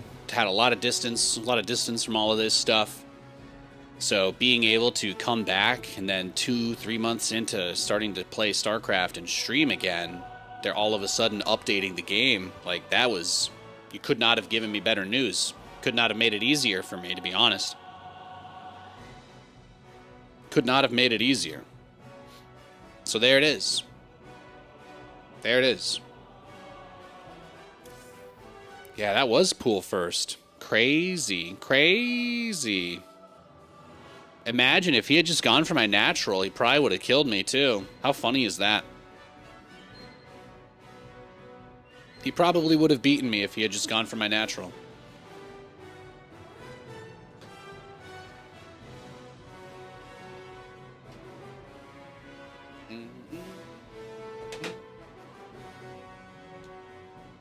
What's up, Lou? Are you good? Oh, he's like, it's late. Why are you on the computer? Where is Mom?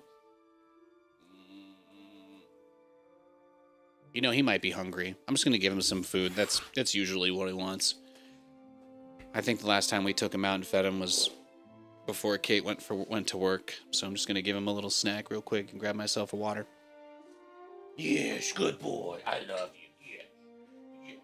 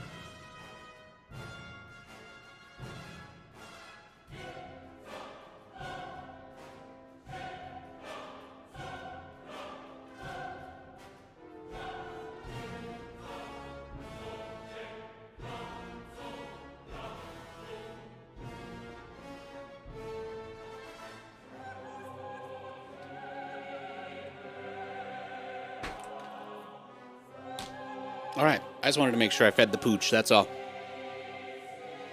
What? Nate's back? Good to see you, mate. Yeah, I've been streaming for like 3 months again. Thank you. Thank you. Well met.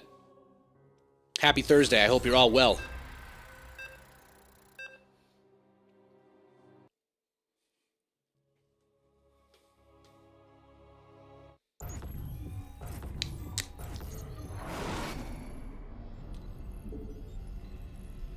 Did I play Expedition 33? No, I heard it was good, though.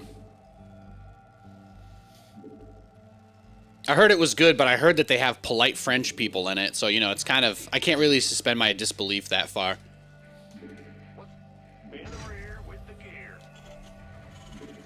Remember watching you since 2015? Well, I hope that time has treated you well, sir.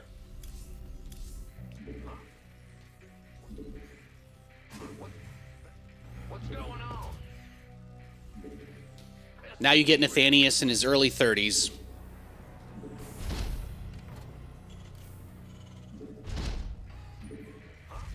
I'm married. I've got a dog. I've got a cat.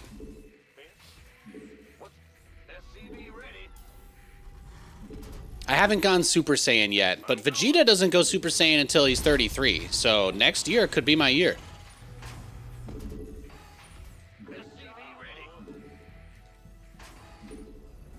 You used to mass cyclones and make people rage quit. You know, you're one of the only people that's ever come into my stream and talked about cyclones as something you remember me for. That's how I know you're a real OG. A lot of people only know me for battle cruisers because, I guess they were like the most recent thing that got buffed for Terran. They still kind of are. It's kind of fucked up to say that, but people are like, but Nathan, you're the battlecruiser guy. And I'm like, no, battlecruisers were the most recently buffed Terran unit. And that's why I used, because I've been playing this game for so many years that I've gotten Grandmaster with literally every Terran strategy there is. Like, I was GM for like 4 years playing Bio versus Protoss. And one day I was like, why don't I just play mech against them? You know, why don't I just build Cyclones? That's literally it. That is literally it. I appreciate that, Valdez. Thank you. God bless you. Bless you for remembering the other strategies that I was known for, and not just battle cruisers. Cyclones were really OP for a bit. I don't know if you saw, but they were bugged for a while. Their lock-on cooldown was like super short for a whole year. So the Cyclone memes were pretty nuts for the last like 7-8 months. Am I gonna lose my guy here? That's a shame. Well, let's see if he took his next base yet. There's no way I can deny it now, losing that guy, but we'll just try and put on as much pressure here as we can. Now, the single-player games that I've played in the last year, the ones I'm working on right now are Persona 3. I've still got to run a Persona 3 remaster going, or Persona 3 remake, whatever you want to call it. I've been playing through Metal Gear Solid Delta, which is fantastic. I am itching for another Resident Evil 4 playthrough. I would probably, if I could press a magic button and have a great stream doing anything, I'd like to continue my professional run. I'm trying to get S++ in Resident Evil 4 on professional difficulty or whatever. It's very difficult, but I've been doing a good bit of that. I've done some streams of that, and I've done some of that off stream, but I've been playing a good amount of that. You're only allowed to save the game once per chapter, so basically you have to one-shot every single chapter in the game to get the best rank, which we're about halfway through, I think. I think I'm like halfway through that process. It's not easy. The game on professional it's a bit tough, but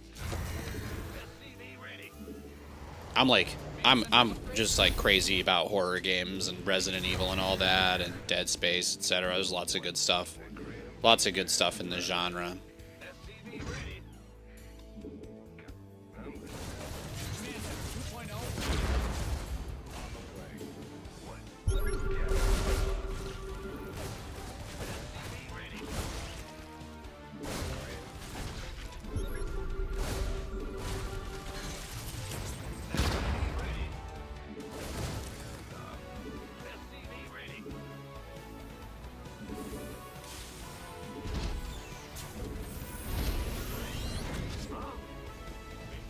I absolutely did not build any of my follow-up units, but this is like giga greedy. I would describe what I'm doing in this game as, you know, giga greed. Mostly because I could have already had all my defenses set up for his counterattack. I could have put a little more into that. I think this is the part where Nathan says, I was talking to chat because I like you guys and I got distracted, and then you guys all say, Nathan, looking at a hot girl does not excuse you from your responsibilities as our content creator. And then I say, you're right. You're right.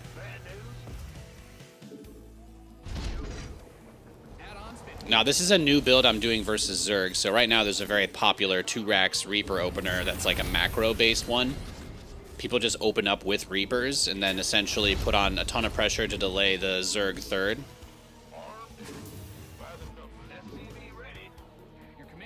So what I do is I go 4 command centers so that I can rush the protection anyway on that spot. No, I can't really move the Reapers anywhere else here because it's kind of giga high risk.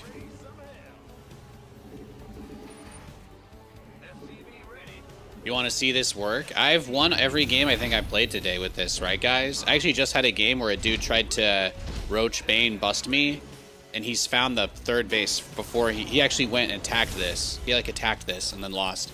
It was amazing. So you'd be surprised. Be surprised at things you can win with.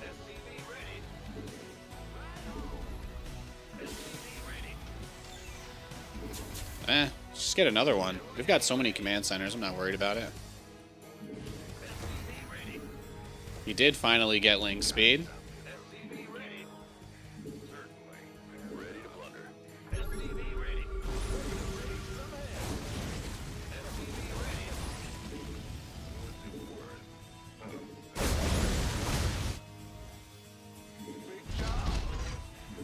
No, at this point, the only thing we're worried about is mutas. They made the Spire build faster, and they made it cheaper in the last update. So that's pretty much it. Zerg didn't really get too much else. They were given Dark Swarm from Brood War, but apparently Zerg players just don't like it, so they're not using it for whatever reason. But I hardly see anybody use it. But there is a 50% damage reduction ability now on the Infestor for all ranged damage, not just the air units like they added a few years back. So it's like a whole different ball game in many ways.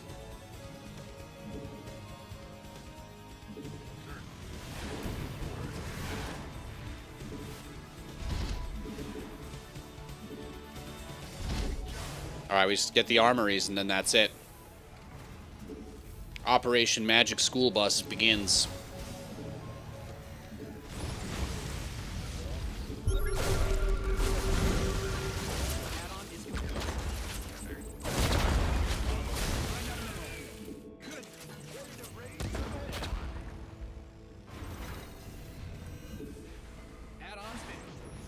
Death from above. Transformation system. Add-on done. Swap away. Research complete. Let's get into the fight. Got something for me to kill.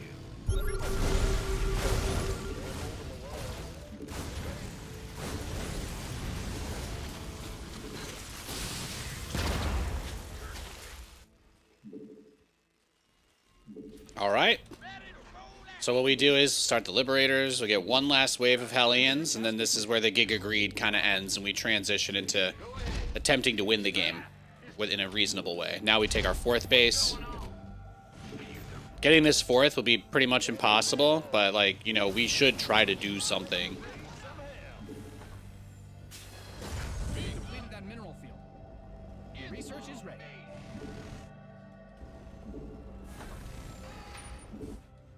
In the rear with the gear.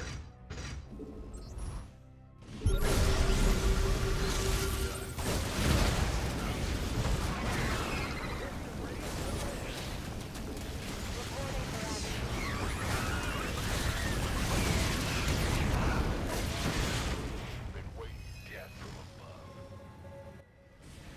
You wouldn't.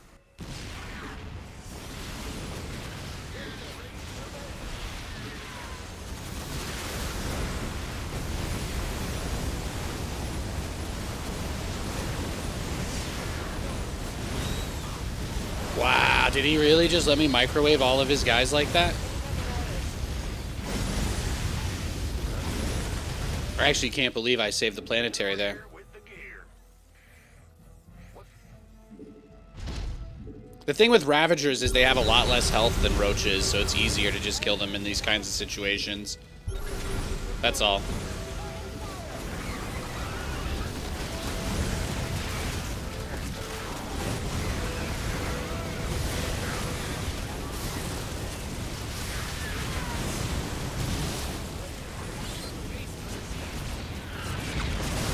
Oh! Oh! Got him. This better be. Ah, Commander. As you... Beautiful. Thor is here.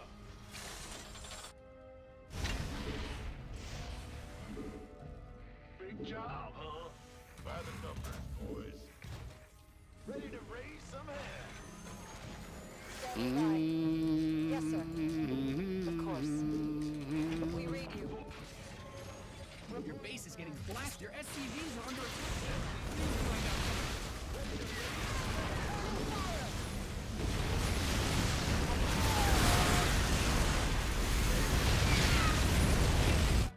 Attention.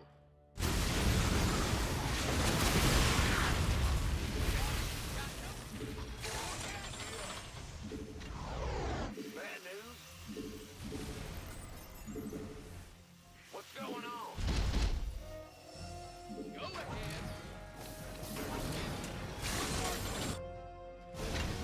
Go ahead. Big job. Reporting for action.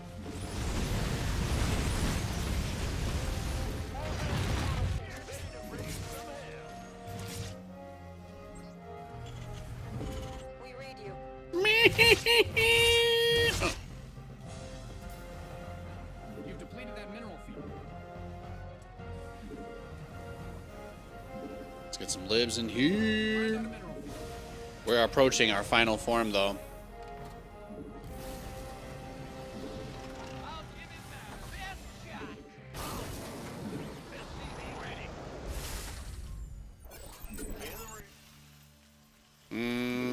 What else do I really need here?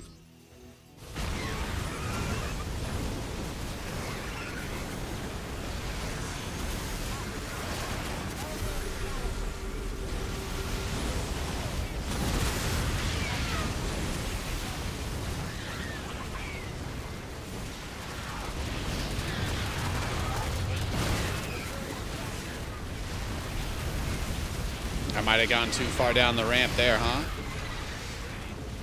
Ripperino.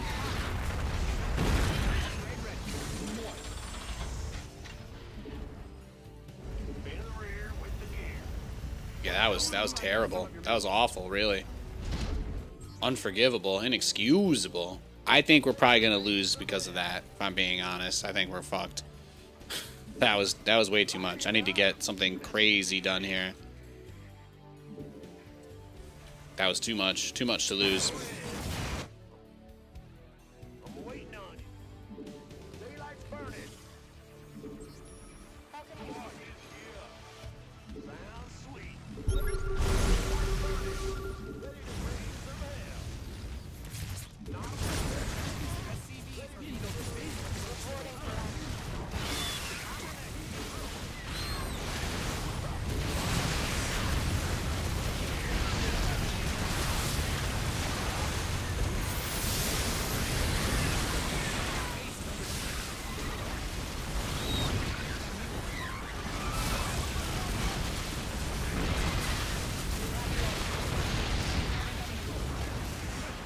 GG. Well played. 16 attack is the same as Roach. Only thing that increases is a bit of attack speed on the Ravager. But at 100 gas of pop, I never make them. There you go, guys. Guy in chat poured his heart out about why he doesn't like Ravagers. Acknowledge him. Validate his feelings. You know, he made himself vulnerable to us. He made himself vulnerable in the Twitch chat, okay? Let's validate him. It's not a crazy feeling to have. Ravagers are expensive. They are. So the Bengals wrecked them, huh? Feels amazing, man. Dead Space to Resident Evil? Definitely more of a Resident Evil guy, for sure. Definitely more of a Resident Evil guy. 100%.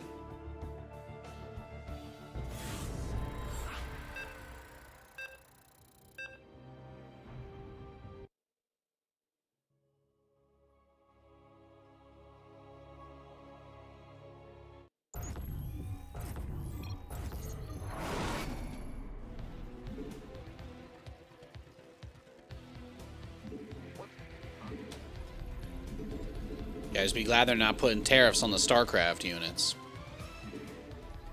Those warp-ins, they're coming from out of planet, guys.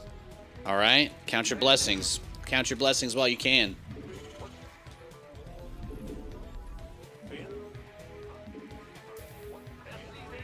Yeah, I'm a crazy Resident Evil fan. I've got, like, the max rank in all the games, like... I got S++ on every scenario, on all the difficulties with both characters and stuff, and Resident Evil 2, and the only one I didn't really max out of the remake stuff was Resident Evil 3, because the final boss is kind of just a meme.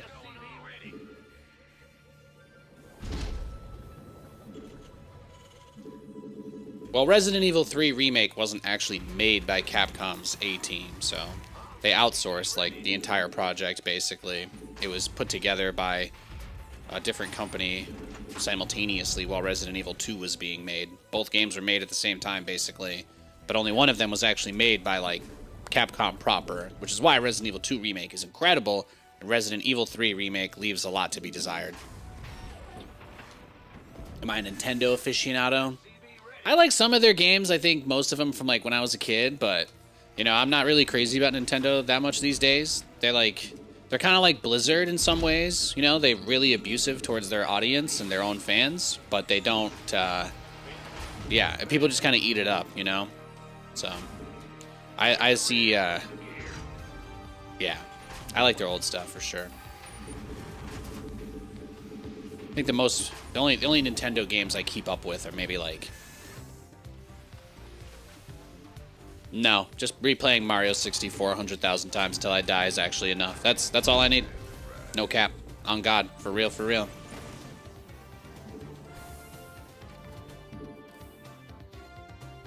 I can play Pokemon Crystal on my phone, on my watch. That's really all I need. Smash Bros is cool. I've got a bunch of old games like Smash Bros, Mario Kart, and all that, but I'm not. The stuff that they put out lately is, you know, there's just not a lot that inspires me. Not a lot that inspires me.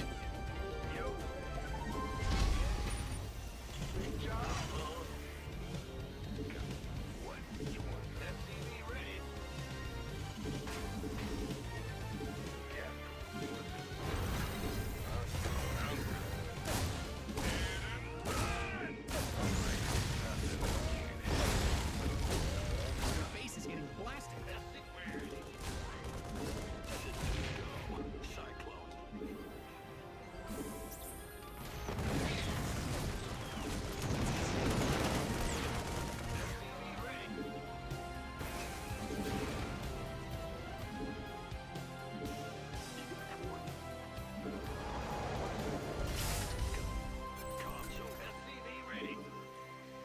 No, Nintendo mostly just exists nowadays to remind people why piracy will never go away.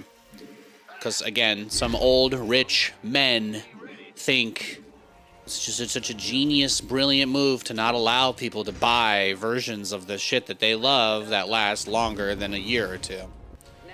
And everybody else who likes Nintendo garbage is completely fine with putting up with that, so they get away with it, and it'll never change. So, I have a hard time getting excited about the stuff that they do anymore. Everything that I enjoy about Nintendo is old games that they won't even let you buy. So, it's like, what can you do? Yeah, I've got a 3DS. I got a 3DS with custom firmware, man. I don't ever need anything else. I don't need nothing else from them. That's good. That's all I need.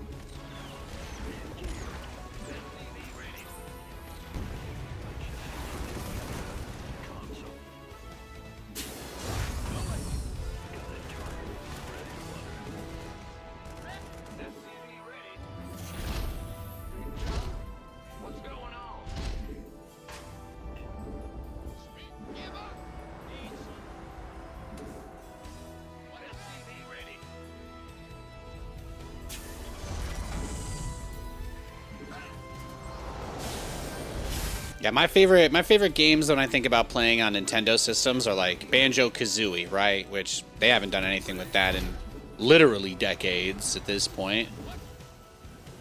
Loved Banjo, loved GoldenEye. They only made that stuff accessible to people who bought a subscription service, though. Like otherwise, you literally can't even play those games on their platform. You have to pay a yearly.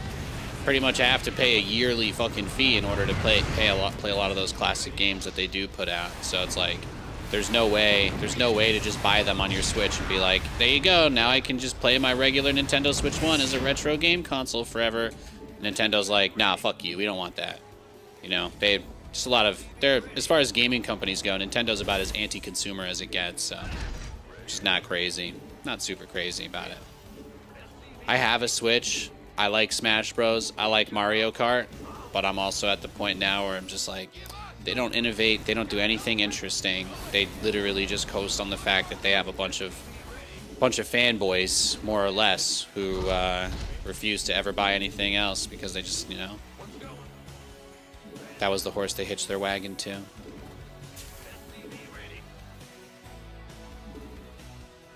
It's the same thing with Blizzard. Like, there's so many people who play Starcraft that I've met that, like, brag about never playing other games, and they make their whole personality about the fact that they only play Blizzard games, and I'm like, okay. Like, it's corporation, bro, you know? It's like,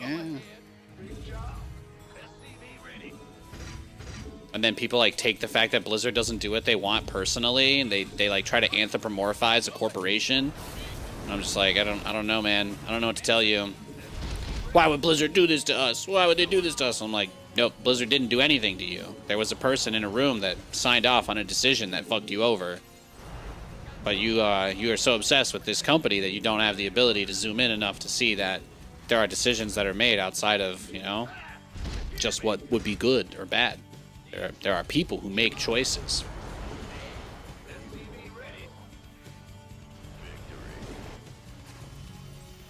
Bro, even the nicest StarCraft guy, who has literally never had any drama, gets shit on by StarCraft fans.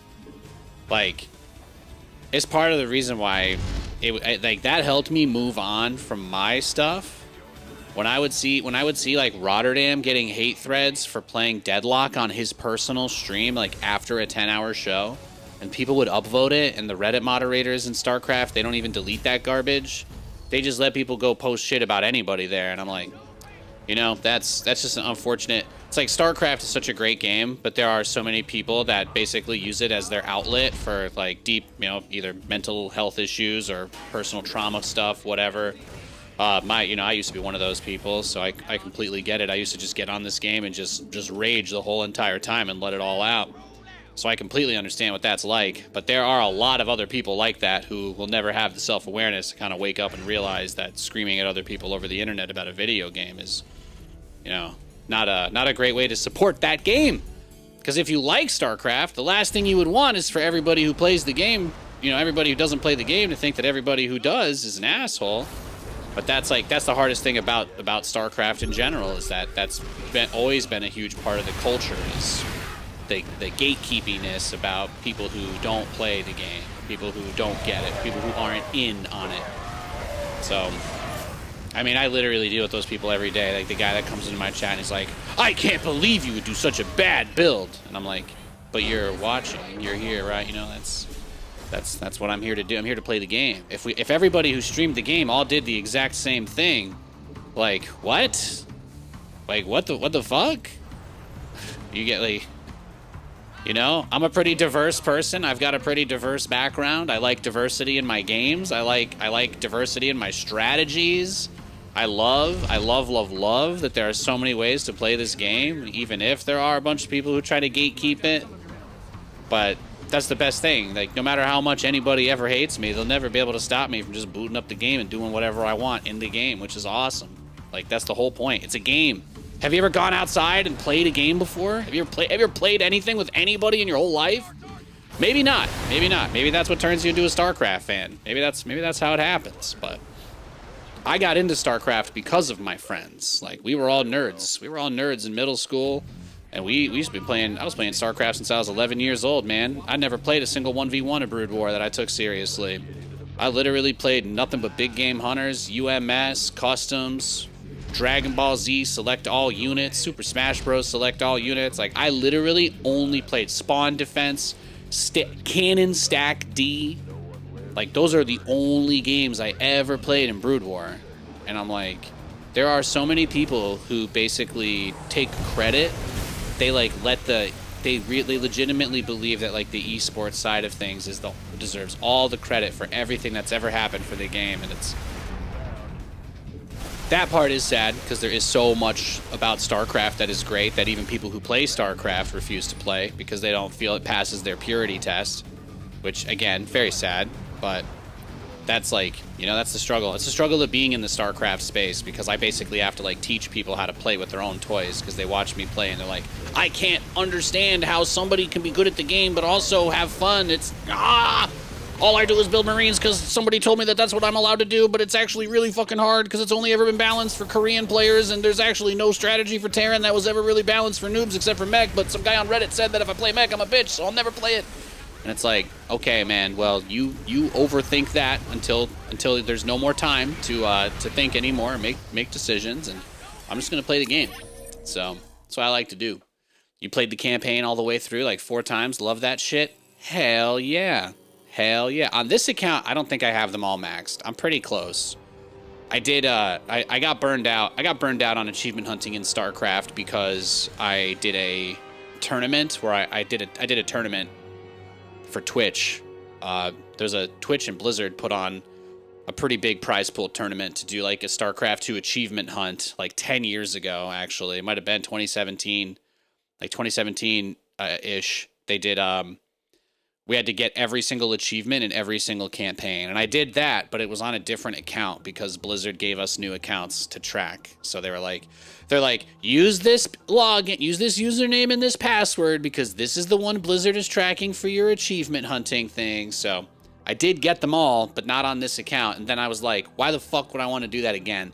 You know, I got paid a ton of money to do it once. So I think I'm good. I think I'm good. It was a long time ago. I did it. It was the only time. Fun fact, in case you guys ever are in a saw trap and you need to know Nathanias lore to get out, the only 24-hour stream I have ever done on my channel, the only 24-hour stream I have ever done on my channel was when I went through the entirety of every single campaign in the game. It took me 23 hours. I think it was like either 23 or 25. I was pretty delirious by the end of it. But it took me like 23 or 25 hours straight to get every single achievement in all of the campaigns for the game. And that was like one of the sickest things that I think I got to do in StarCraft. Hey, Pig, thanks for the raid, buddy. Hope you're doing well. We're talking about having fun with StarCraft and not just using it as a tool to seek dopamine, you know. A little bit less of a masturbatory experience as a language your audience is familiar with. And a little bit more of a journey of self-discovery and self-love. But, yeah, so I did that. Yeah, it seems pretty fast. Thank you. I actually spent about 2 hours of that 25 hours playing the arcade machine one, the Lost Viking. So, yeah, that was like maybe the first time I really went Super Saiyan 2 was when I did that.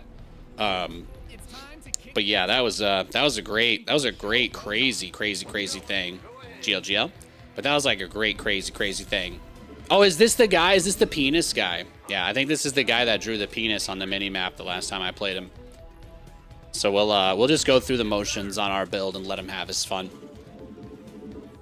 That seems pretty, yeah, it was fun. It was really fun. I got second place. I won like $9,000. First place was Destiny, if you know him. I think he's in some hot water over his political or whatever bullshit. He's got some drama going on. But yeah, he used to do a lot of StarCraft stuff, but he was the first guy who did that. He started his stream maybe like 4 hours before me, so he got through it, and then I finished second. And then I think third and fourth place were Winter and Neuro.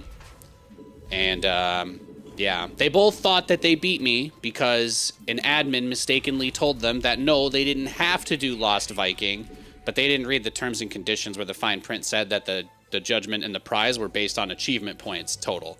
So while they thought they could skip it, their achievement point totals were not higher than mine. So I got second place. You could say technicality, but I actually did get the Lost Viking achievement that they did not. So do I think it would have taken them a few more hours to get all the achievements if they had to do that one? Fuck yes. Absolutely. So that's it. So there's your lore for the raiders coming in. We were having a little chit chat about some Nathanias lore, and I was letting them know that if you're ever in a saw trap and they ask you, has Nathanias ever done a 24-hour stream? The answer is yes, for the StarCraft 2 Twitch Rivals Achievement Hunt. Fun fact, that was also the first Twitch Rivals event. That was before they had a studio and all that. I think they ended up doing like 3 or 4 more Twitch Rivals StarCraft things. But I didn't play in all of those because, well, I lived by the studio and I just went and did. I think I commentated. I commentated all the Starcraft Twitch rivals.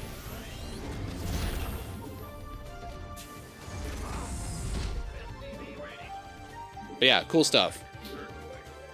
Yeah, the last time I played against this barcode Protoss who did the pause thing with the smiley face, he just made a giant cock and balls out of pylons on the side of the map. So I'm not going to take him super seriously here, and we'll just have a little bit of fun with it and see if he tries to show us his penis again.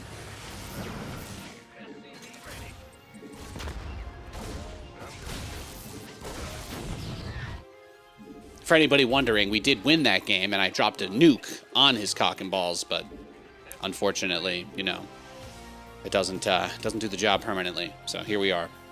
Here we are.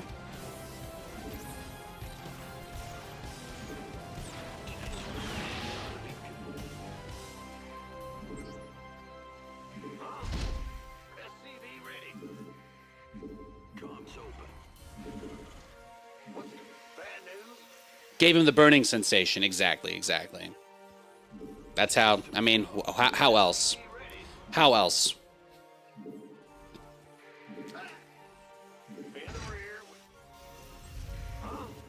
But what about you guys? Did any of you guys do like custom games in Brood War? Was it just me? Am I the odd man out on that?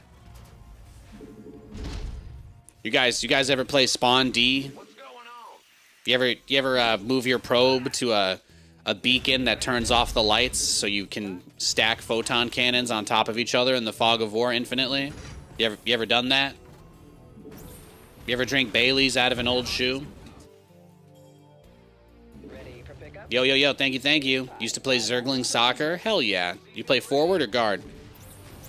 It's a little soccer joke for you. Bet you didn't know Nathan knew things about soccer. Oh.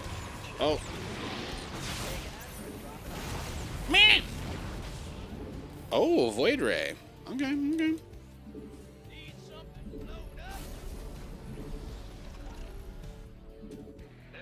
ready. I didn't think I was going to save that Cyclone, TBH. Where's the... Waiting on you. Acknowledged. Used to watch your college roommates do that goofiness. There you go. Hell yeah. Yeah, the only melee games of Brood War I played were, again, I had, you know, I was a part of the Misfits. I was a part of the Outcast, all the nerds, you know, back in the early 2000s, before it was cool to be a nerd, before nerds got rebranded and became a little bit more of a demographic.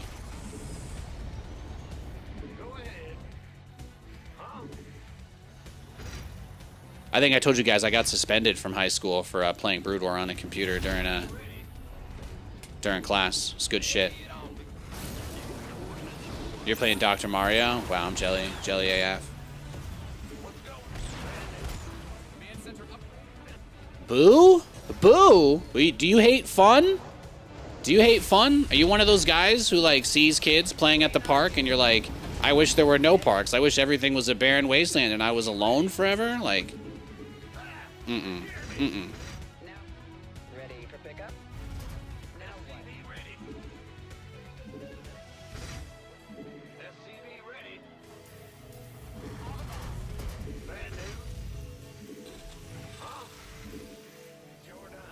This guy's like, my worst night. I had fun once. It was horrible.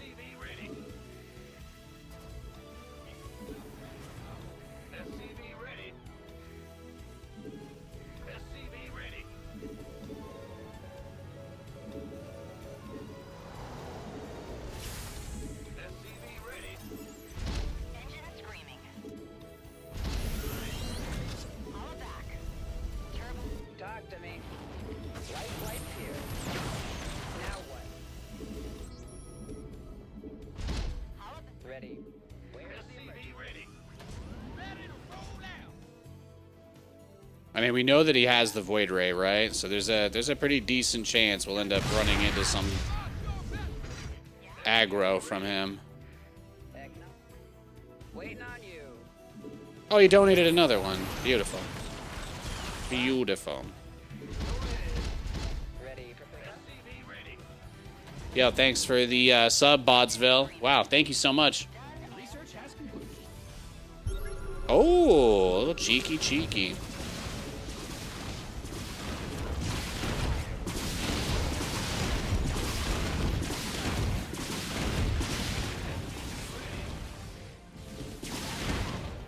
I got my ears on.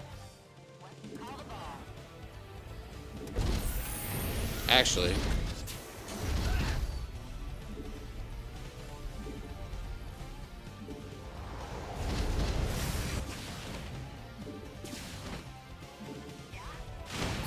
Find out some of your minerals. Good boy.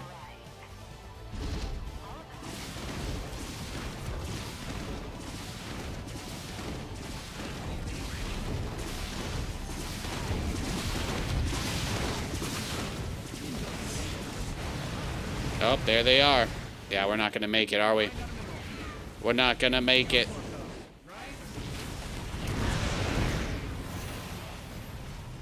Let's see. The reactors are just gonna come in a little too late, aren't they? I don't think I can do it, boys. GG. Let's go next. You're gonna say those same roomies broke into their high school computer lab to play StarCraft, and then ads got you so mad you subbed. You're welcome. Nice. Nice. Well, I do put the stream out for free. I'm very transparent about this. Stream's free. The ads are what keep me here. If I didn't run any of them, I wouldn't be able to run the show at all. So everybody who subs helps reduce the amount of ads everybody else needs to see, more or less. So if we ever get over that like 500 number, I'll take the ads down considerably. But obviously, you know, at that point, people wouldn't care as much. So it's yeah, hard thing about life. I promise, if I ever accidentally get reborn into a rich family, I'll just run the stream and not ask you for anything. Your big thing in high school computer class was Unreal Tournament? Yeah, so the thing was, I did football as well. So my football coach was actually the business class teacher at my high school. So he let us do whatever we want in the computer classes because he didn't actually know anything about computers, and we'd have to help him set stuff up. Because you guys know, conservative town, sports coach, they just give them any job. They don't care if they're qualified or not, right? And that's how it works. We were just another high school that funneled all of our money into the football program. So this guy was like a really cool guy. He was literally my coach freshman year. So I ended up spending a lot of time with him. But for our web design and our C++ and our Visual Basic classes, we did all of those with him. And his rule was that because he hardly knew enough to keep pace with the actual class, let alone us. So he was like, as long as you guys do everything, he's like, all I ask is that when I give the class a new project on Monday, you have it all done before you do anything else. Because we'd usually be done in like 1 or 2 days.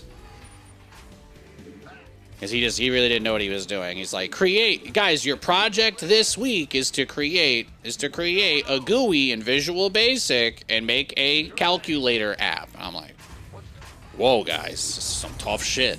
So obviously you'd have that done within like 45 minutes, and then he's like, yeah, you guys want to play StarCraft for the rest of the day? Go for it. And that's what we would do. We also represented the high school. We also represented the high school in the web design competition for Lackawanna County. So we competed in there. We actually made the North Pocono School District website. We made the school store's website. So anybody that wanted to check out the school store or what we offered or what we had there, that was our website that we made for the for the county-wide competition. What's going on? Armed and ready. SCVs are being liberated in the worst way. Your base's command center's got some new toys.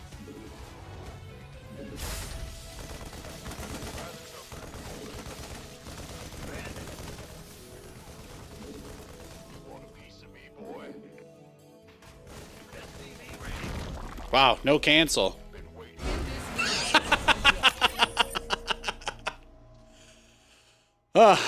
Fascinating. No. That's the county. It was Lackawanna County. That's where I went to school. You were forced to take a typing class on typewriters. I got into so much trouble in my typing class because again, I was like a nerd in the middle of bumfuck Pennsylvania. So like our our IT teacher was just like also the school's IT guy. Like he was like one guy for computers in the whole high school. My graduating class was like 200 people, if that helps provide some context. But for the high school, we had 9 through 12 there. And this guy just hated me because they made us do Mavis Bacon teaches typing. And I had already been on the internet. I've been going on the internet for a lot because I lived in the middle of nowhere and that was like a lot of socialization I got was just going online on forums and stuff when I was a kid. But I like learned how to type, and Starcraft made me learn how to type because I wanted to be faster with my clicking, even though I didn't, even if I wasn't a competitive player, I was talking with people on the internet a lot. So I just taught myself how to type normally. And then I had to take this course and I got better at typing, but I finished we had like 3 months basically to go through the entire Mavis Bacon class. And he was like, yeah, just do 1 letter a day or one key a day or something like that. And I literally did the entire program in a week. And he like didn't believe me. He's like, why are you playing Typer Shark? And I'm like, I love Typer Shark. This is like my favorite way to practice typing. And he's like, that's not what I told you to do. And I'm like, yeah, but I finished it. And he's like, well, then do the next letter. And I'm like, I completed it. And he was like, I don't believe you. So I had to pull up the program and show him. He like made me do random numbers and letters and shit. He's like, do this one. I'm going to watch you. And then I did it. And he was like, how do you type that fast? And I was just like, Typer Shark. And he's like, you can play Typer Shark, but only if you do the whole entire course again. And then I did it in 1 day because at that point I had gotten really fucking good at typing. So my words per minute when I do like Type Racer is like, I think the highest I've ever gotten was 165. I can reliably do 120 at 100%. I can do 120 pretty well. I can do like 130, 140 at like 95%. If my 165 was, I think maybe like 85-ish percent sort of. So not like, the faster you type, obviously the more errors you're going to have, but I could do 100 words a minute with no errors is easy. Like 120 is kind of where I like to live though. 120 words a minute is a nice spot.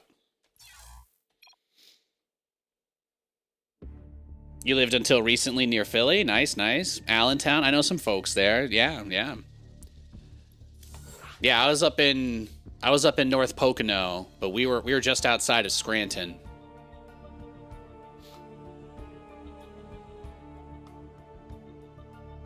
Good times. I don't know that we were known for anything. We were the only thing people ever said about our school was that we were one of the only ones that didn't have a uniform. A lot of high schools around then were getting uniforms and stuff. I think the only thing we ever did was ban earrings on guys. I think were banned, and what is it like? They always had that rule about the skirts with like a certain length or some shit, but not much else. You're unfortunately right outside PSU. Hey, State College. I went there. That's where I was going until Starcraft happened to me. So I'm right there with you, man. Have you been to Fat Bitch lately? Are they still open? Ugh.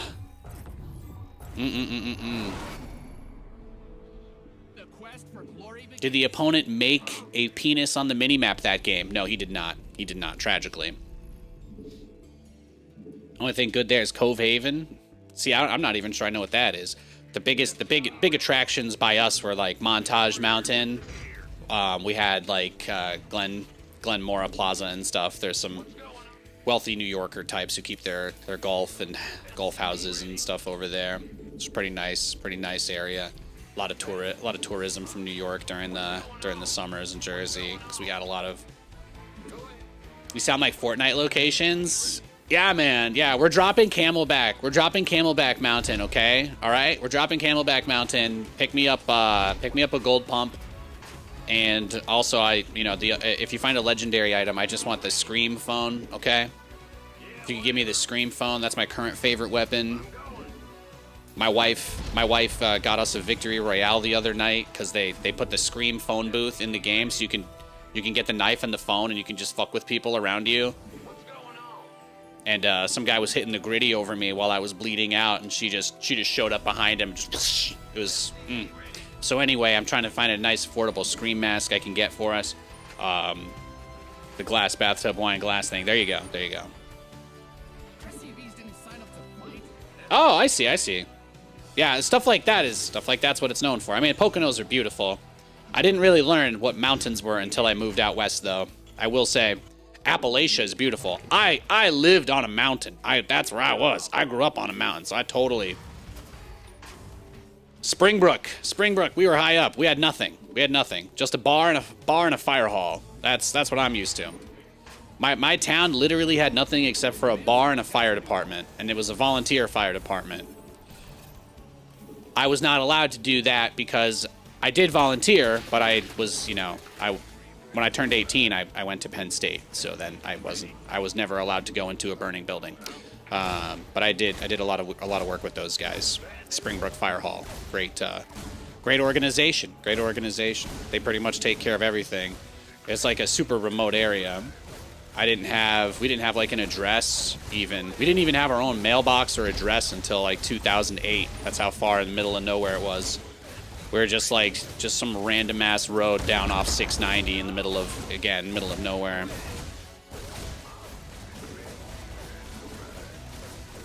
If this is how you want to do it, that's okay. I'm not here to judge you. I'm not here to judge you for your Zergling preferences, all right? I'm not here to judge you. Road wasn't named until 2005? Yeah, exactly. My address was literally just like RRX box XXXX. Like that was our address. When we had mail come in, we had to go into Moscow. We had to go to Moscow, which was the nearest town in Pennsylvania, and pick up the mail from the post office there. We just had a box. That was it. But we couldn't get anything delivered to us because we were just, there were no routes. There was no routes by us. We literally didn't even have a street address. So crazy. Yeah, Pennsylvania is a wild place. Very backwards. I think I told you guys I was a part of the Outcast group because I was friends with all of the other people whose families also weren't from Pennsylvania.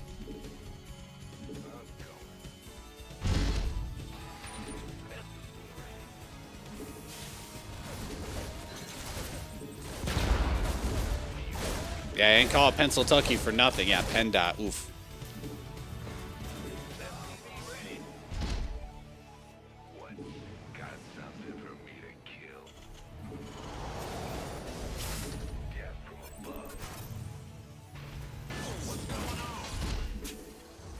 Command center upgrade complete.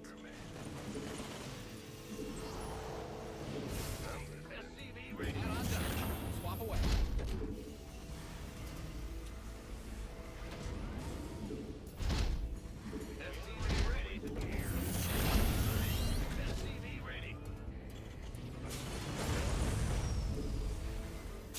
Yeah, good stuff, though. Good stuff. I think what I miss most about State College is probably... that was some decent options food-wise. I guess it was just a nice place in general. I had a really nice barber over there, actually. It was good. It was good friends. I went to this nice... actually went to a little Korean place over there. It was fantastic. Probably Penn. I miss mock trial. Yeah, I miss mock trial the most, for sure. That was the most fun thing, man. Canyon pizza. Yeah, actually, DP dough was great too. We would get fucked up and go get calzones in the middle of the night, dude. That was the way I ended many evenings.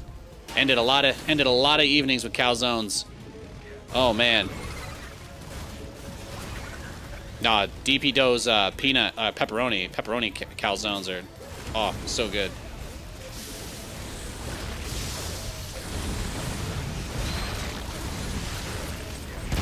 No, because I was one of those like straight edge kids, and it was my mock trial team coach that was like, you have to have a drink with us, okay? You're a fucking adult, man. So I'll never forget going out on Halloween. Actually, speaking of Halloween, right? That was like probably the most fun thing we did. We did like a Halloween haunted hayride into the middle of the woods. So just imagine if you guys don't know too much about Pennsylvania, like there's three major cities. There's technically the capital of Harrisburg. It's not. I don't know. I've never been there. I don't know anything about it. Then there's Pittsburgh and Philadelphia. Like Pittsburgh and Philadelphia are basically the big ones. Scranton used to be a big city, but economically fell off so hard that they basically split it, and now it's like people are like, Wilkes-Barre and Scranton are distinctly separate. I don't know.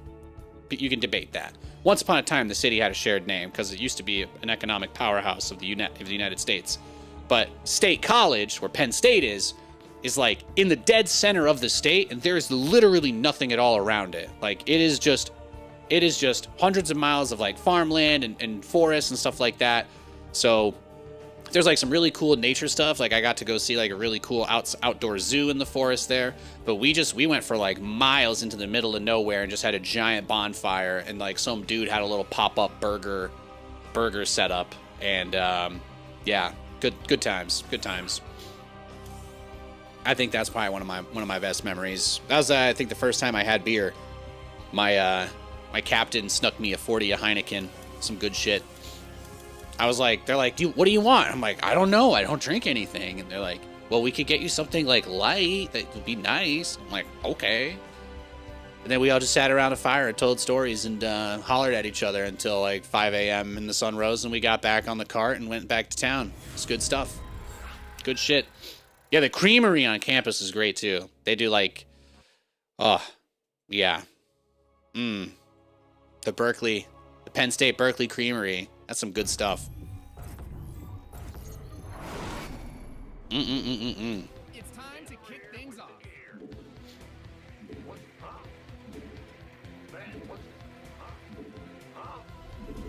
No, thankfully I was in good hands, because mock trial is a bunch of like pretty serious wannabe professional types, you know?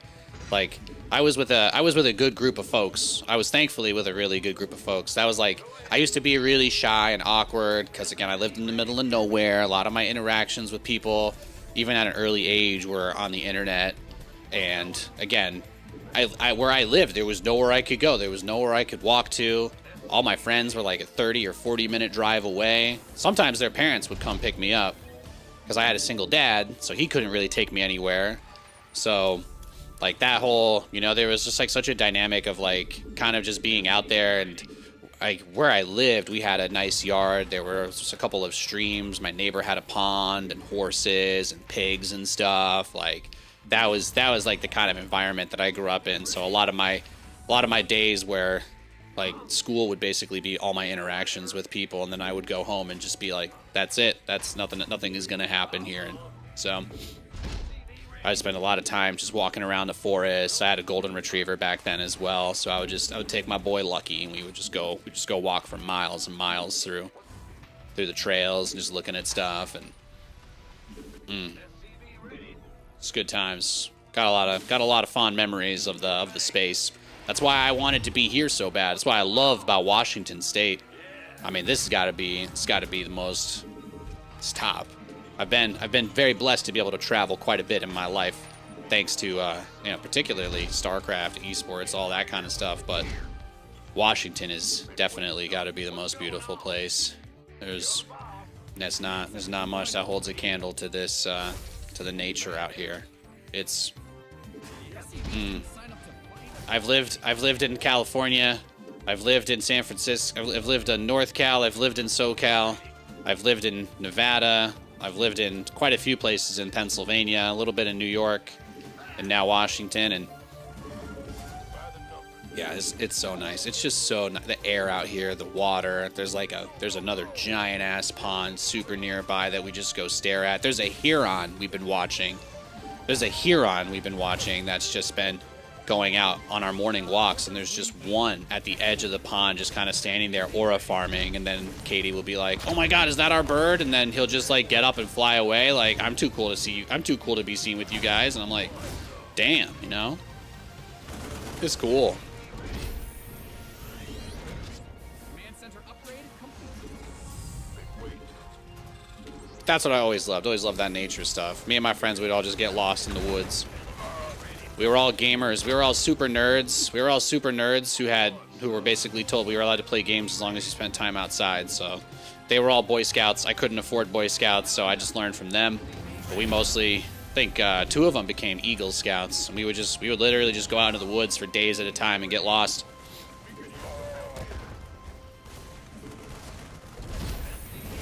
Damn, multiple Reapers? GG.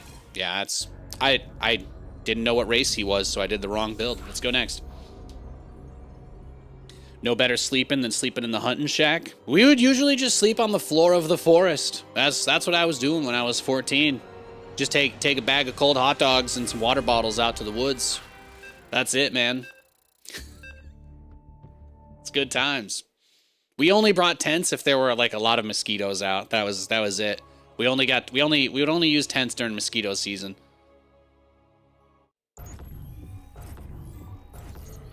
Make Pennsylvania sound great.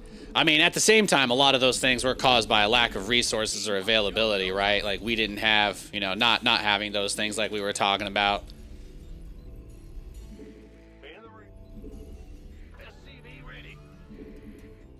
Hey, if this guy just goes carriers every game, that's fine too. I'm happy with that. As long as he's not trying to throw us off or derail us, I'm fine with that. But yeah, we would do all that sort of stuff. I mean, I'd never go back there. Unfortunately. You know, a lot of, as you guys know, I mean, I was bullied pretty hard growing up in school just for being a foreigner, just for not literally being from the state. But a lot of people there also knew that my dad was an immigrant and all of that. So it's not exactly the most welcoming place, but I do have a lot of fond childhood memories. Here. You guys all know Nathan's first generation. My dad's from Ukraine, all of that stuff. So especially these days, you don't hear anything good from over there. So it's unfortunate, but I've got a lot of fond memories though.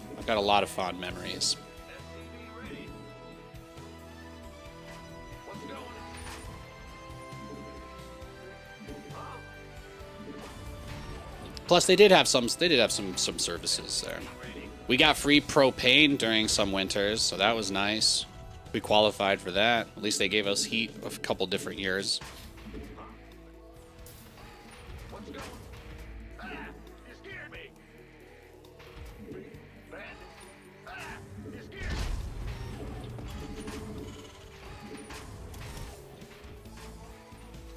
Do I speak Ukrainian? I know a little bit of Russian.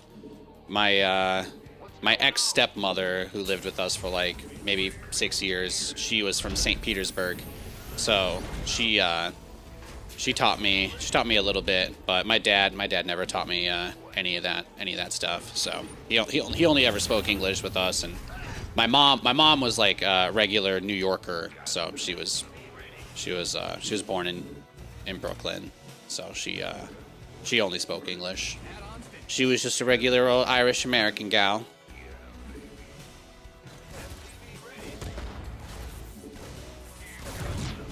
But I can say a few canned phrases in Russian.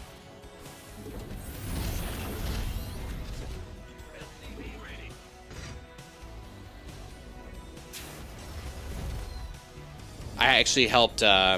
Masha was she basically was trained or certified to do. She was certified to do like what's the word for it? It's not translation. There's a different interpreting.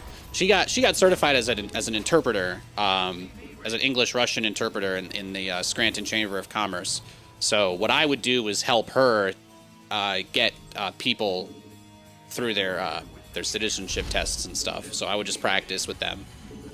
We would go sit down, and she would basically prep them, and I would do the super American voice asking the questions, and it was good stuff. That was where I learned that if you want to become a U.S. citizen, you can take the test in English or Spanish.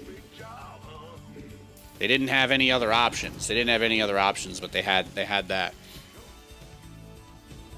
No delay today? No. I don't care. Today's not a try-hard day. Bro, I can't tell you how happy I was that our viewership was way lower when we did the try-hard stream. It is so nice. It is so nice to know people would prefer for me to just come on here and have fun. That's what it's all about. So yeah, no, I had a great time. I had a great stream the other day. We did some pretty insanely nice wins too. Some of the best Starcraft we've played in a long time. Talk to me. Ready. When I play without the delay, you know, they've people do stuff like that where they just send units like directly to where my stuff is to catch me. Life flight pier. Oh no, he's gonna hold the attack, guys. He's gonna hold the attack. Careful.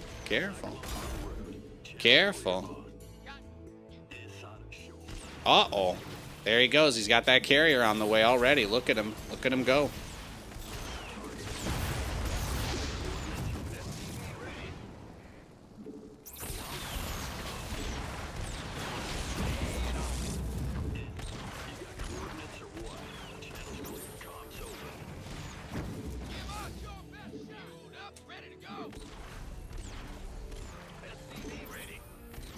Let's see. Can I do it? If he finishes this carrier, I'll leave.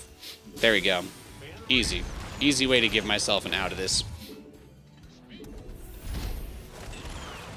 Boom. GG. Let's go next.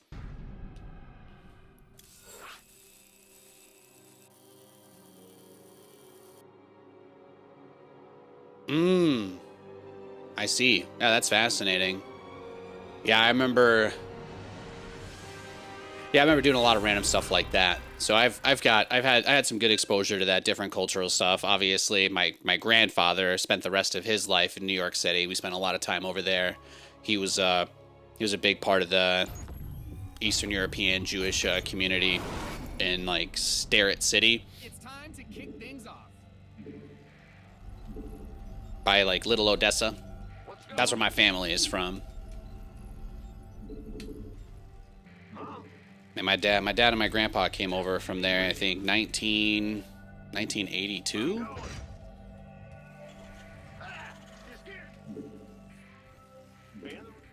Wild stuff. Wild stuff.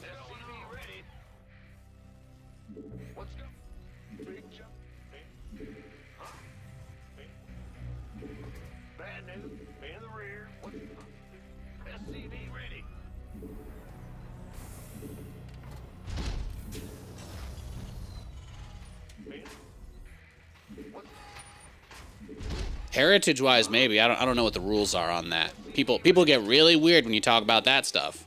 People get real weird about that stuff.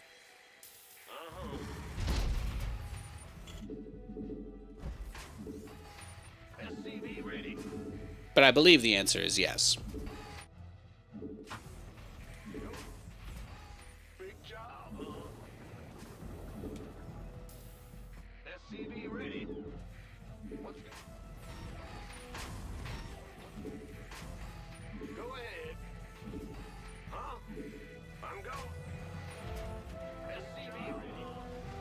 This guy's a random player who has proxy hatched us a few games in a row, so I think...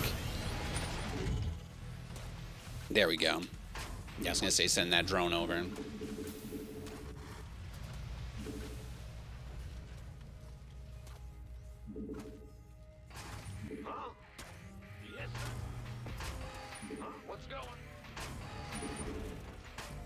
So now you guys know why Nathan's a progressive guy. You know, I know I do the attractive buff white guy thing very well, but absolutely cannot say that I'm a part of a lot of the abhorrent political garbage going on. Can't stand it. Can't stand that shit, man. I want to go see the place my dad's from one day. I really want to. I hope it doesn't get blown to fucking pieces before that happens. It would be nice. It would. It would be nice.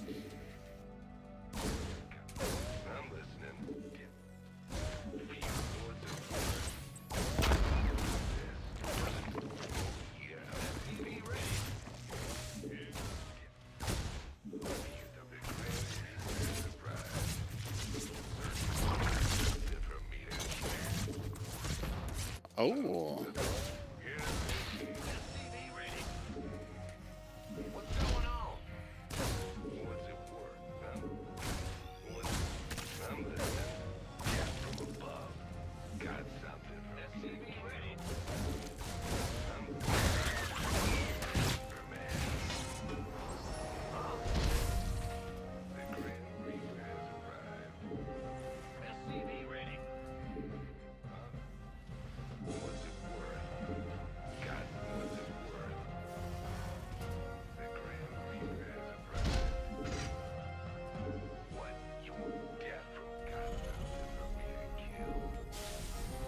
But yeah, I got called all the slurs for that in high school, so I know all about that.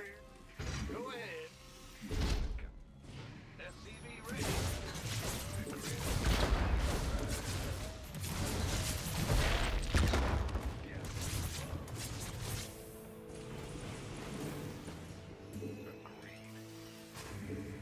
Command Center 2.0 ready to go. I'm going.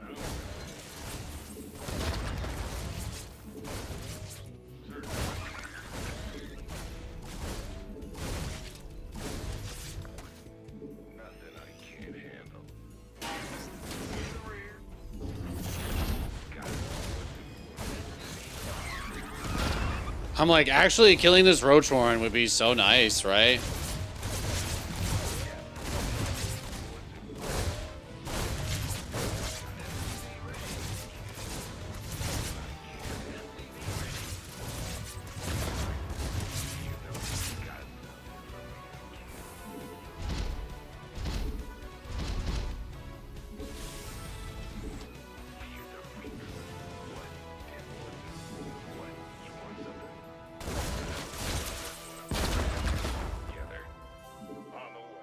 Oh, hey, yeah, I feel you there, man. Feel you there. Hell yeah, by the way. Yeah, like, you know how many Americans don't know that Puerto Rico is literally an American territory and they get American passports and people can freely go to and from there without actually even needing a passport if they're American sometimes as well? Crazy. Crazy. You know, we got to deal with a whole lot of ignorance these days.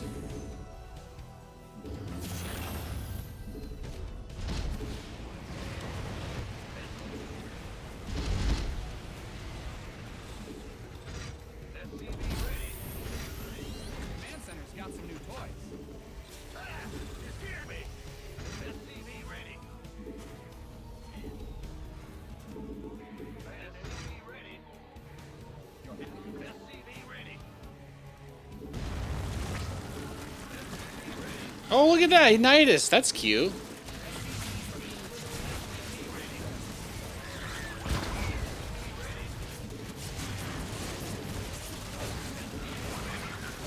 All right, well, I think that's game. GG, let's go next.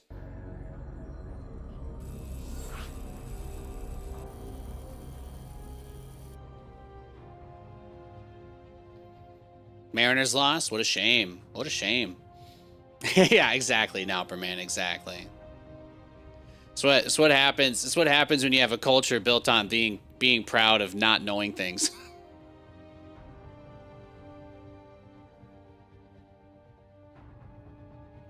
Wild stuff.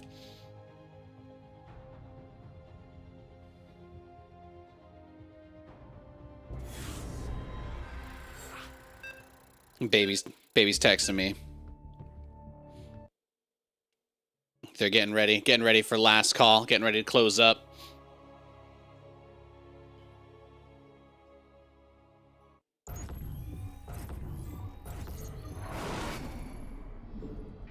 The quest for glory begins. I mean, to be fair, there is cool cultural stuff people could hold on to, you know, like wanting the best for your neighbor and stuff. Like, there's just too many people that just don't understand that, like, if you throw garbage on the sidewalk that you yourself walk on every day, you're hurting yourself. But there's just too many people who cannot put that, you know, those two synapses just never meet. Why do we pick up after our dogs, guys? For other people? No, we do it for ourselves. It's an act of love. I pick up after my dog because I love my dog and I love my community. I love where I live. I don't want to live in a place covered in dog shit. That's, you know? I do it because I care. Some people, they only do things because they feel there will be some kind of punishment. Crazy. I love that my dog has clean grass he can go on whenever he wants. I love that. I love that I can provide that to him. And other people's dogs. Why not? But you're either the kind of person who is capable of understanding that, or you're the kind of asshole who says, well, janitor still gets paid, so I can leave all my garbage at the movie seat. Like, okay, you know? That's... Couldn't be me. Couldn't be me. SCV ready.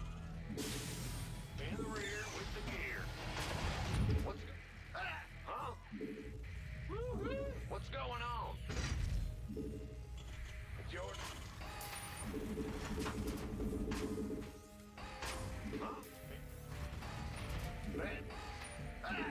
But I mean, I spent so much of my life, and particularly my childhood, with nothing. I just, you know, I try to stay very appreciative of what I have. I try to be thankful and grateful every day. You know, I'm 32 years old, guys. I still have both my legs.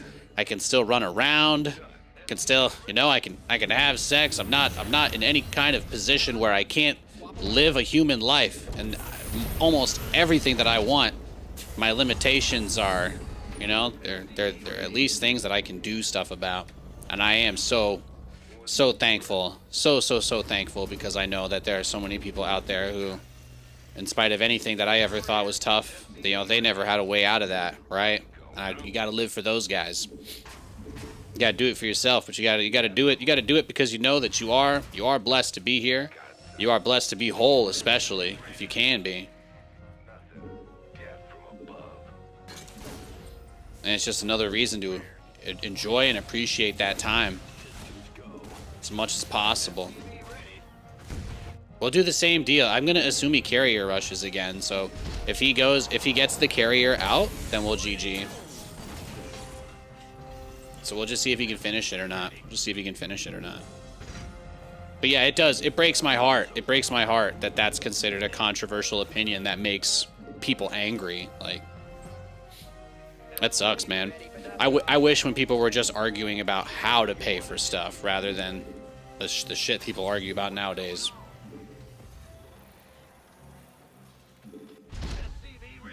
That brain rotted a lot of people. Optics online. Let's go kill something. Huh? Yo. Now what? Waiting on you. Talk to me. Ready for pickup? Waiting on you.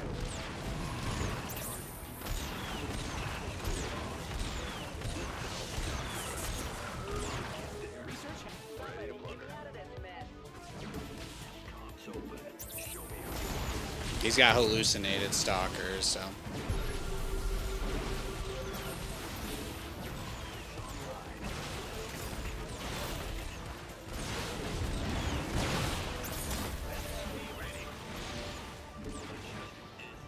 Bad news. Big job.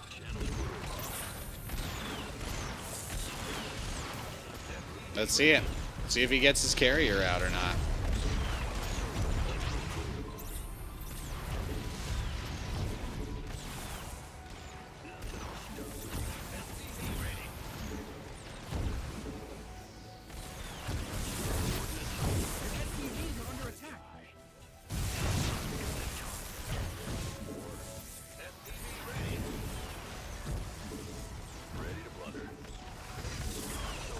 Optics online. Let's go kill something.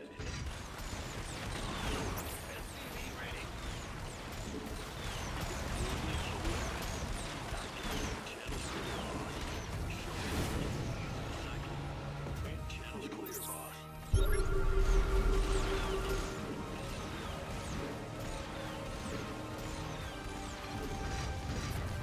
Mm-hmm. I'll get there. Game paused. Don't No. get too No, Mr. Barcode. Sit.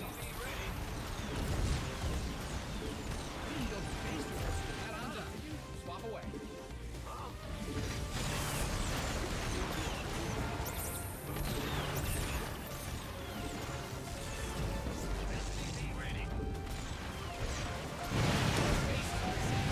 What are you gonna do? I'm guessing he sent a probe to like the gold base or something, probably, right?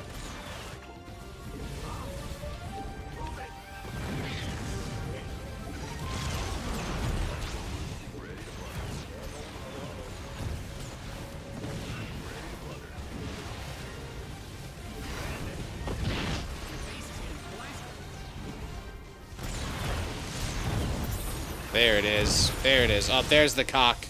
Oh, beautiful.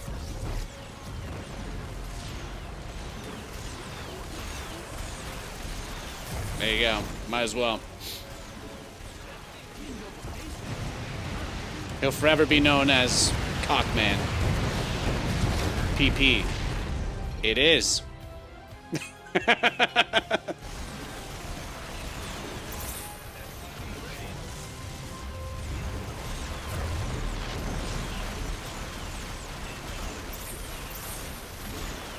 This man carrier rushing like crazy. Good thing you've got more of those, right?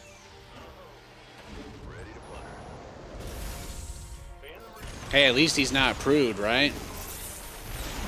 He's got to be at least a little bit of a modern man to enjoy this kind of stuff, right?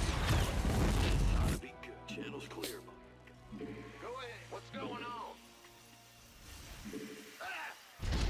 Command center upgrade complete. It's hard to find guys that are this comfortable with their sexuality. I appreciate it. We just got to clear it out now. That's it. We'll start by we'll trim the bush first here.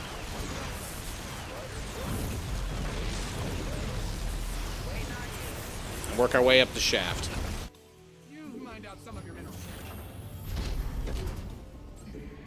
This is like the first game you ever saw barcode players. Yeah, it's just because StarCraft has no way to really hide who you are on the ladder. So basically, you can almost search anybody up and find, like, it's pretty easy to stalk people in StarCraft. So a lot of people play under barcodes so that you're never 100% sure, because there are so many people that use it. It's like it's like it's just like if there's just a bunch of people who wear a mask, they all wear the same one. It's the Guy Fawkes mask of StarCraft. People do it so that they can win games more easily. There's like the TLDR. They'll just give you a lot of cope answers to demand that you change your mind and not think that they're doing it for easier games, but everybody does it for easier games.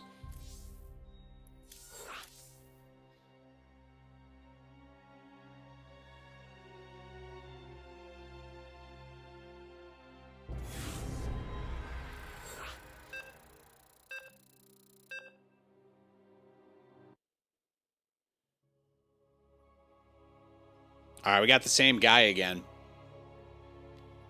This was clearly Cyril masking his identity so people can't learn his strats for tournaments. Yeah. Here's what I'm going to do. I'm just going to dodge him, and then we'll queue up for another game in a minute here. Do a little quick refresh, see if we can try to get somebody else. We'll see what we can do.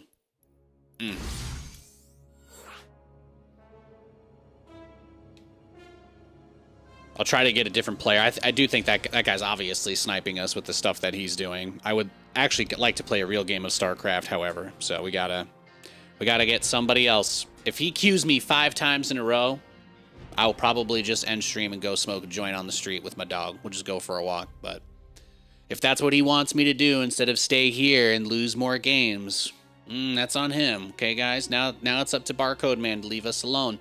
Otherwise, your stream is over.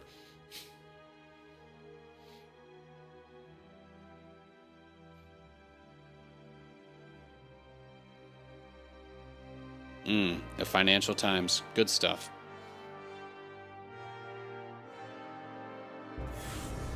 Aaron got tackled by his own offensive tackle. Nice.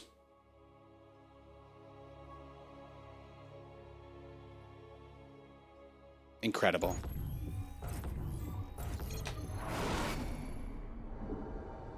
Nice. Okay, this guy is random. I think for Protoss, you kind of need to know what the matchup is, right? So I'm just gonna pretend it's PVZ because it's like not possible to win if I don't wall off here, and it is Zerg, right? I'm under that impression, so I guess we'll go Scout 2 off of that. If it's not a Zerg, I'll just leave. But I'm not gonna play a PVT like this or PvP, so.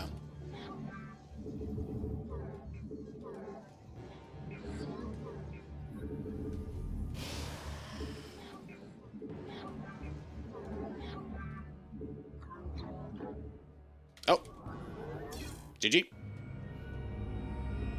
All right, hopefully that resets us a little bit there.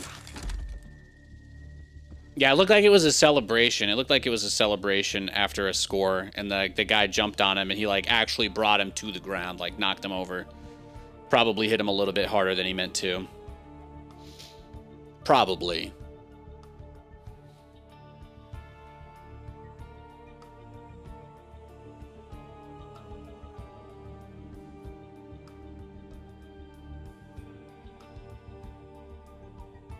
Actually, it's past 9 o'clock. I wonder if it dropped. Is it out yet? Is it out yet? Oh! Thank you, Bing. Thank you for the sub. God bless you, man. Thank you, guys. Thank you so much. I appreciate it. Oh, it is out. Incredible. Incredible.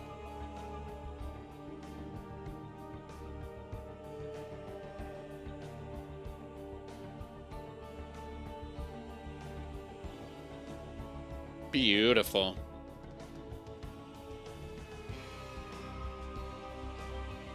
Clearly Cyril masking. You know, my favorite logical fallacy in Starcraft is the notion that pro gamers are the reason why barcodes are necessary.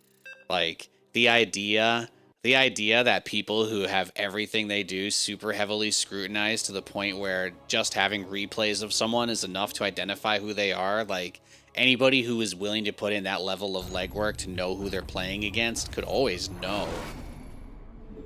And there has never been an anonymous tournament. There has never been a tournament where nobody knew who each other was.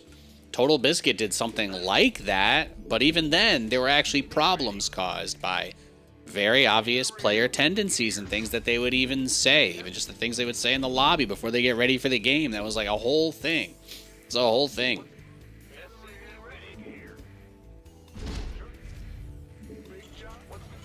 The PP pylon gambit. Yeah, exactly. Now, people use barcodes because they don't want to have to learn how to do multiple strategies, and they want to be able to cheese every game and not be judged for it. That's what they want. People who are shy, people who understand how toxic StarCraft can be, and they're scared. That's why they don't want to engage. In many ways, the toxic barcode guy is running from the same thing I am. He just wants to be able to get on and do whatever he wants when he wants to play, you know? That's where it comes from. It's the same need. But if you play with a name, your opponent can know who you are going into a match. Well, that's so much information that these guys feel like they can't win at all. A lot of these guys think they would never win if they had to play with a real name, and they convince themselves, they see all the other people doing the barcode thing, and it's just it's like it's a little trauma cycle that just repeats.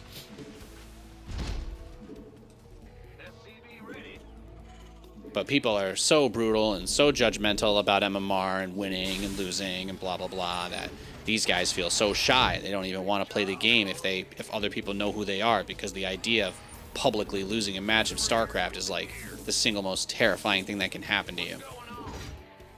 And that's why most people barcode.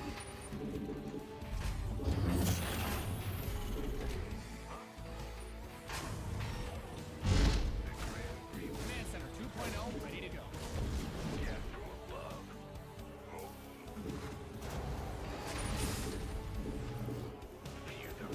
I do love when they give me a probe, though. That's always nice. Your add-on is complete.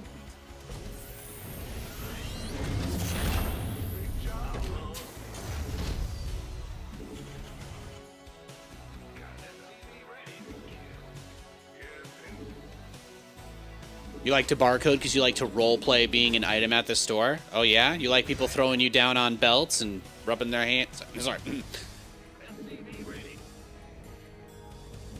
I also dream of being on a conveyor belt, but in more of like a, again, saw trap context, if I'm being honest. Like probably some sort of timed mechanism that I need to find a way to defuse before the grocery store belt brings me over to the scanning area. And then the scanning system would probably be some, like, you know, it would look like a barcode scanner at a grocery store, but it would actually be like a really high-powered laser that just melts your face off instantly. It's October, okay, guys? I'm allowed to talk about this kind of stuff slightly more than usual. All right? It's not my fault.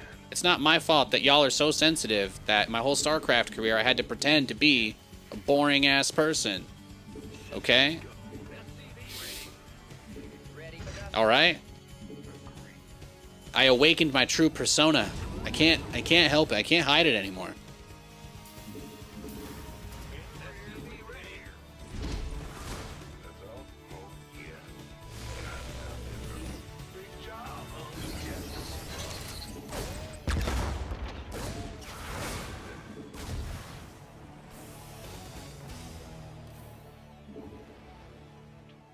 Add research complete.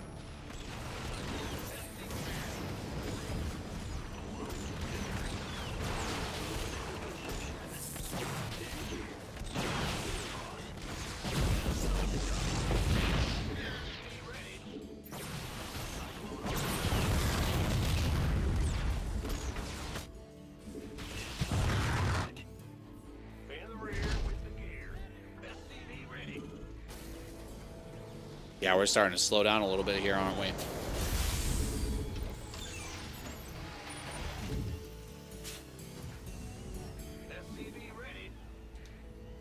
One of those medieval stretching racks would hit so good at just the right tension.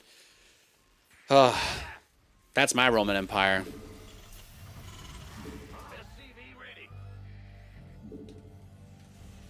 What's going on? Command center upgrade complete. It's true though. It takes like almost a pretty lengthy cycle of like trying to meet the unreachable standard, and like even when you feel like you're making progress, just being completely dismissed because you're not perfect. And then like slowly you just eventually reach that point where you realize that the people you're engaging with, they actually don't care at all and they just hate you, and you're like, oh my god, I gotta just learn to love myself because nothing I ever do will make these people love me, you know? That's a lesson that most people don't ever learn, but it's probably the single most important thing that you can. Most people aren't thinking about you. Most people aren't. They're not spending their time worrying about the little thing that you're beating yourself up over, you know?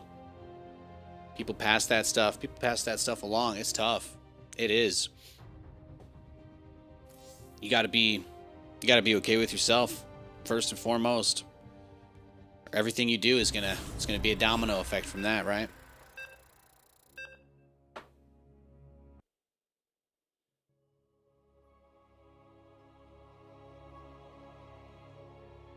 Except for that barcode Protoss guy, he's always thinking about me. That's the beauty. That's the beauty of the mental health issues sometimes, is I get to like people hold up a mirror to me of like my own spiraling from back in the day. I get to see some of these guys just go absolutely wild. People that would do anything just to be a part of my show. I don't even understand what's so fascinating about it that someone would want to be in a game with me that badly. And in some ways, that's just judgmental of me because I don't understand it, and thus, naturally, there's a reaction there. But I do try to say that if you wanted to snipe me, just don't be weird about it. You don't ever have to even let me know that we played. I would honestly prefer that. But once you make it weird and you're like coming into my chat or trying to talk to me, then it gets a little more like, okay, well, I can't tell if you just wanted to play a game with me anymore or if you wanted to like have a private conversation in front of a bunch of people, which is like, you know, kind of a completely different range. Hey, Johnny. Forearms. We got some nice stuff going here.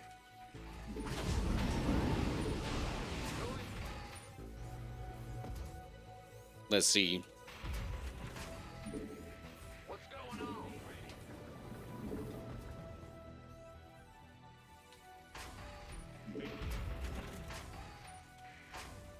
I think they're just they're starting to close in now, so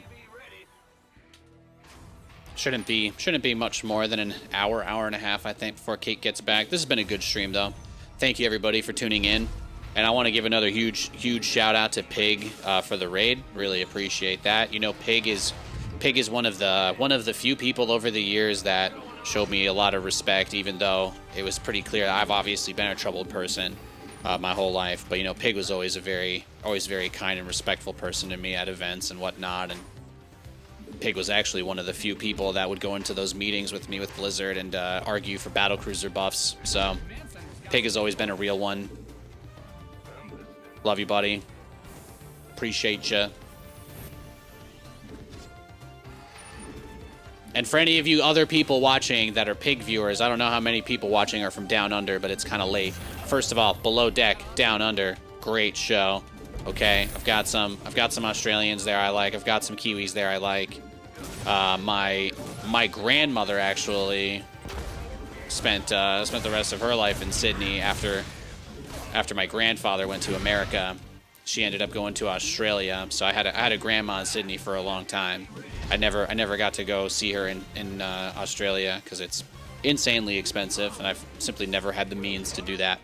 But I had some cool stuff from there, sent a lot of photos, that sort of thing. So it's about as close. It's as close to my Australian connection as I have. I do have a hat from a brand out there that my grandmother sent me. I've got a boomerang too. I've got a boomerang somewhere here. I don't actually know if it's. Yeah. I don't know if it's one of those ones that qualifies as like an actual weapon, but I do have some. Got some Aussie swag. I got some Aussie swag.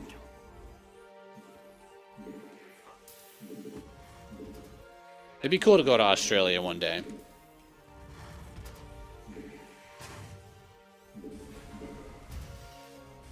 Systems go.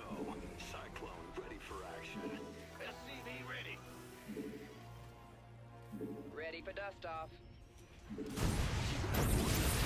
SCVs didn't sign up to fight. Base is under siege.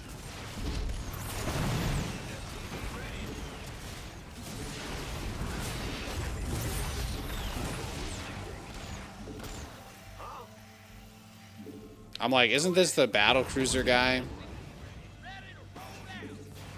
Your research is ready. Ready for pickup? Aye. SCV ready. Yeah, there it is. Tech lab. Yep. Perfect. Right on schedule. And I'm done. Swap away. SCV ready.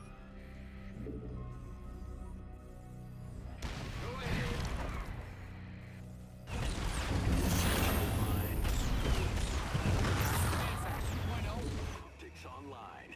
Let's go kill something. Workers win games. Protect them. Ah! You scared me! Top.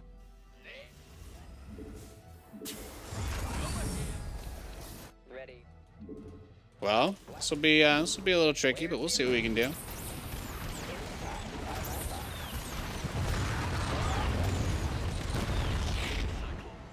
SCV ready.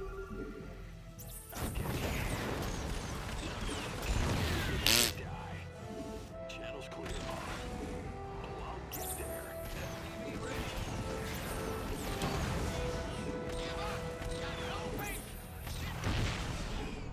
What's our target?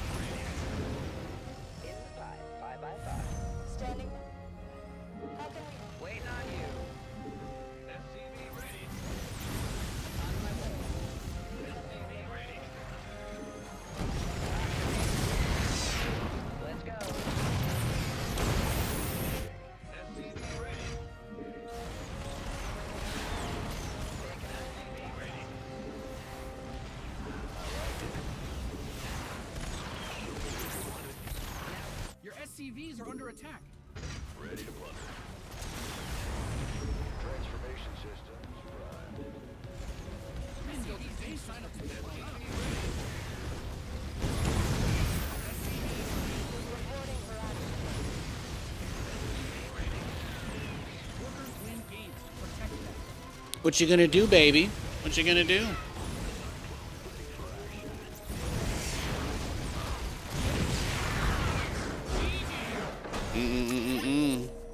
Yeah, I remember this guy. I remembered him. I played him a bunch. I played this guy before. I've played these games before. I've played these games before. Proxy battlecruiser.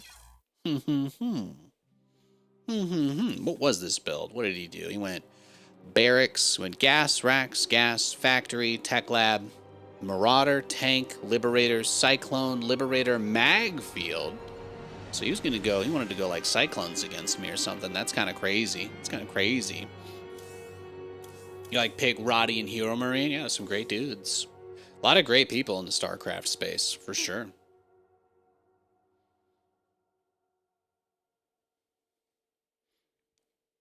All right, well, it is 10 o'clock. It's probably a good time to call it. We've been going for 5 hours, right? I think today's show was pretty good. I want to give a big thanks to everyone who tuned in. I'm going to take the dog for a walk, so I really appreciate everybody hanging out with me and gaming. You guys are awesome. It's fantastic. These are high diamond and Masters 3 players. Yeah, man. My MMR is way lower when I play without delay. Way lower. It's exactly the reason why I don't play against people that are in my chat or that try to talk to me or be weird. If you want my attention, come here, give me $5 and tell me you love me. That's it, all right? Otherwise, I don't really, I don't really want to hear it, okay? I don't want to hear you come into my stream and tell me that you're not sniping me, because that is like, the most self-report thing you could really say, whether you realize it or not. So, good to see you playing again. Thank you, Drangton. Thank you. Yeah, if you guys wanted to see some high MMR matches, I did play some very high elo games on my stream on Wednesday. So if you guys missed it, on Wednesday we did a ranked stream. We used a 5-minute delay, and I was mostly playing against grandmasters, and I beat most of them. I played some of the best StarCraft I've played in months, because that's what it takes, right? There's a lot of people who or Tuesday, yeah, it was one of those days this week anyway. But yeah. So yeah, sorry, you're right. Today's Thursday. I thought today was Friday for a second. My week is all fucked up. The days off I take are the ones that my wife has off because she's got a real job. So yeah, she had Wednesday off this week. You're right. Today's Thursday. For some reason, I thought today was Friday. But yeah, on Tuesday I did a high MMR stream. It was really good. If you guys want to see me play really well, those are the games to check out. But I mostly do my stream for fun. A lot of people who play StarCraft are incapable of separating, their measurement of self-worth with whether they win or lose games. And they come to my channel and try to project that onto me and ask me why I don't care as much as they do. So, I rub a lot of people the wrong way in this game because of that. But I think any normal, sane person watching hopefully sees what I'm trying to do. And maybe I'm being a bit of an ass, but a lot of these people are asses. So it's just the nature of where we are. I don't have a perfect button for dealing with people on the internet. If it was easy, I think everybody would do it. So it comes with the territory. I'm a shredded guy on the internet putting my gameplay out there for everybody to see. I'm going to draw attention. That's just the way it goes. That's just the way life goes. Gracie Abrams is also fantastic if you haven't listened to her. So, thank you, Death Apparatus. You're a handsome man. Nice usage of emote. I will be back live again. Actually, tomorrow, Katie has tomorrow off. So I won't be live on Friday. I will be live on Saturday and Sunday, though. So look forward to those streams. Saturday should be a good long one. I think Katie's going to be opening. One of those two will be long. I'm going to go see her. I'm going to go see her at the brewery after my stream one day this weekend. So we'll have one 5-hour stream and maybe one like 7-ish one again. So that's all. Thanks for hanging out, guys. Peace out, Girl Scouts.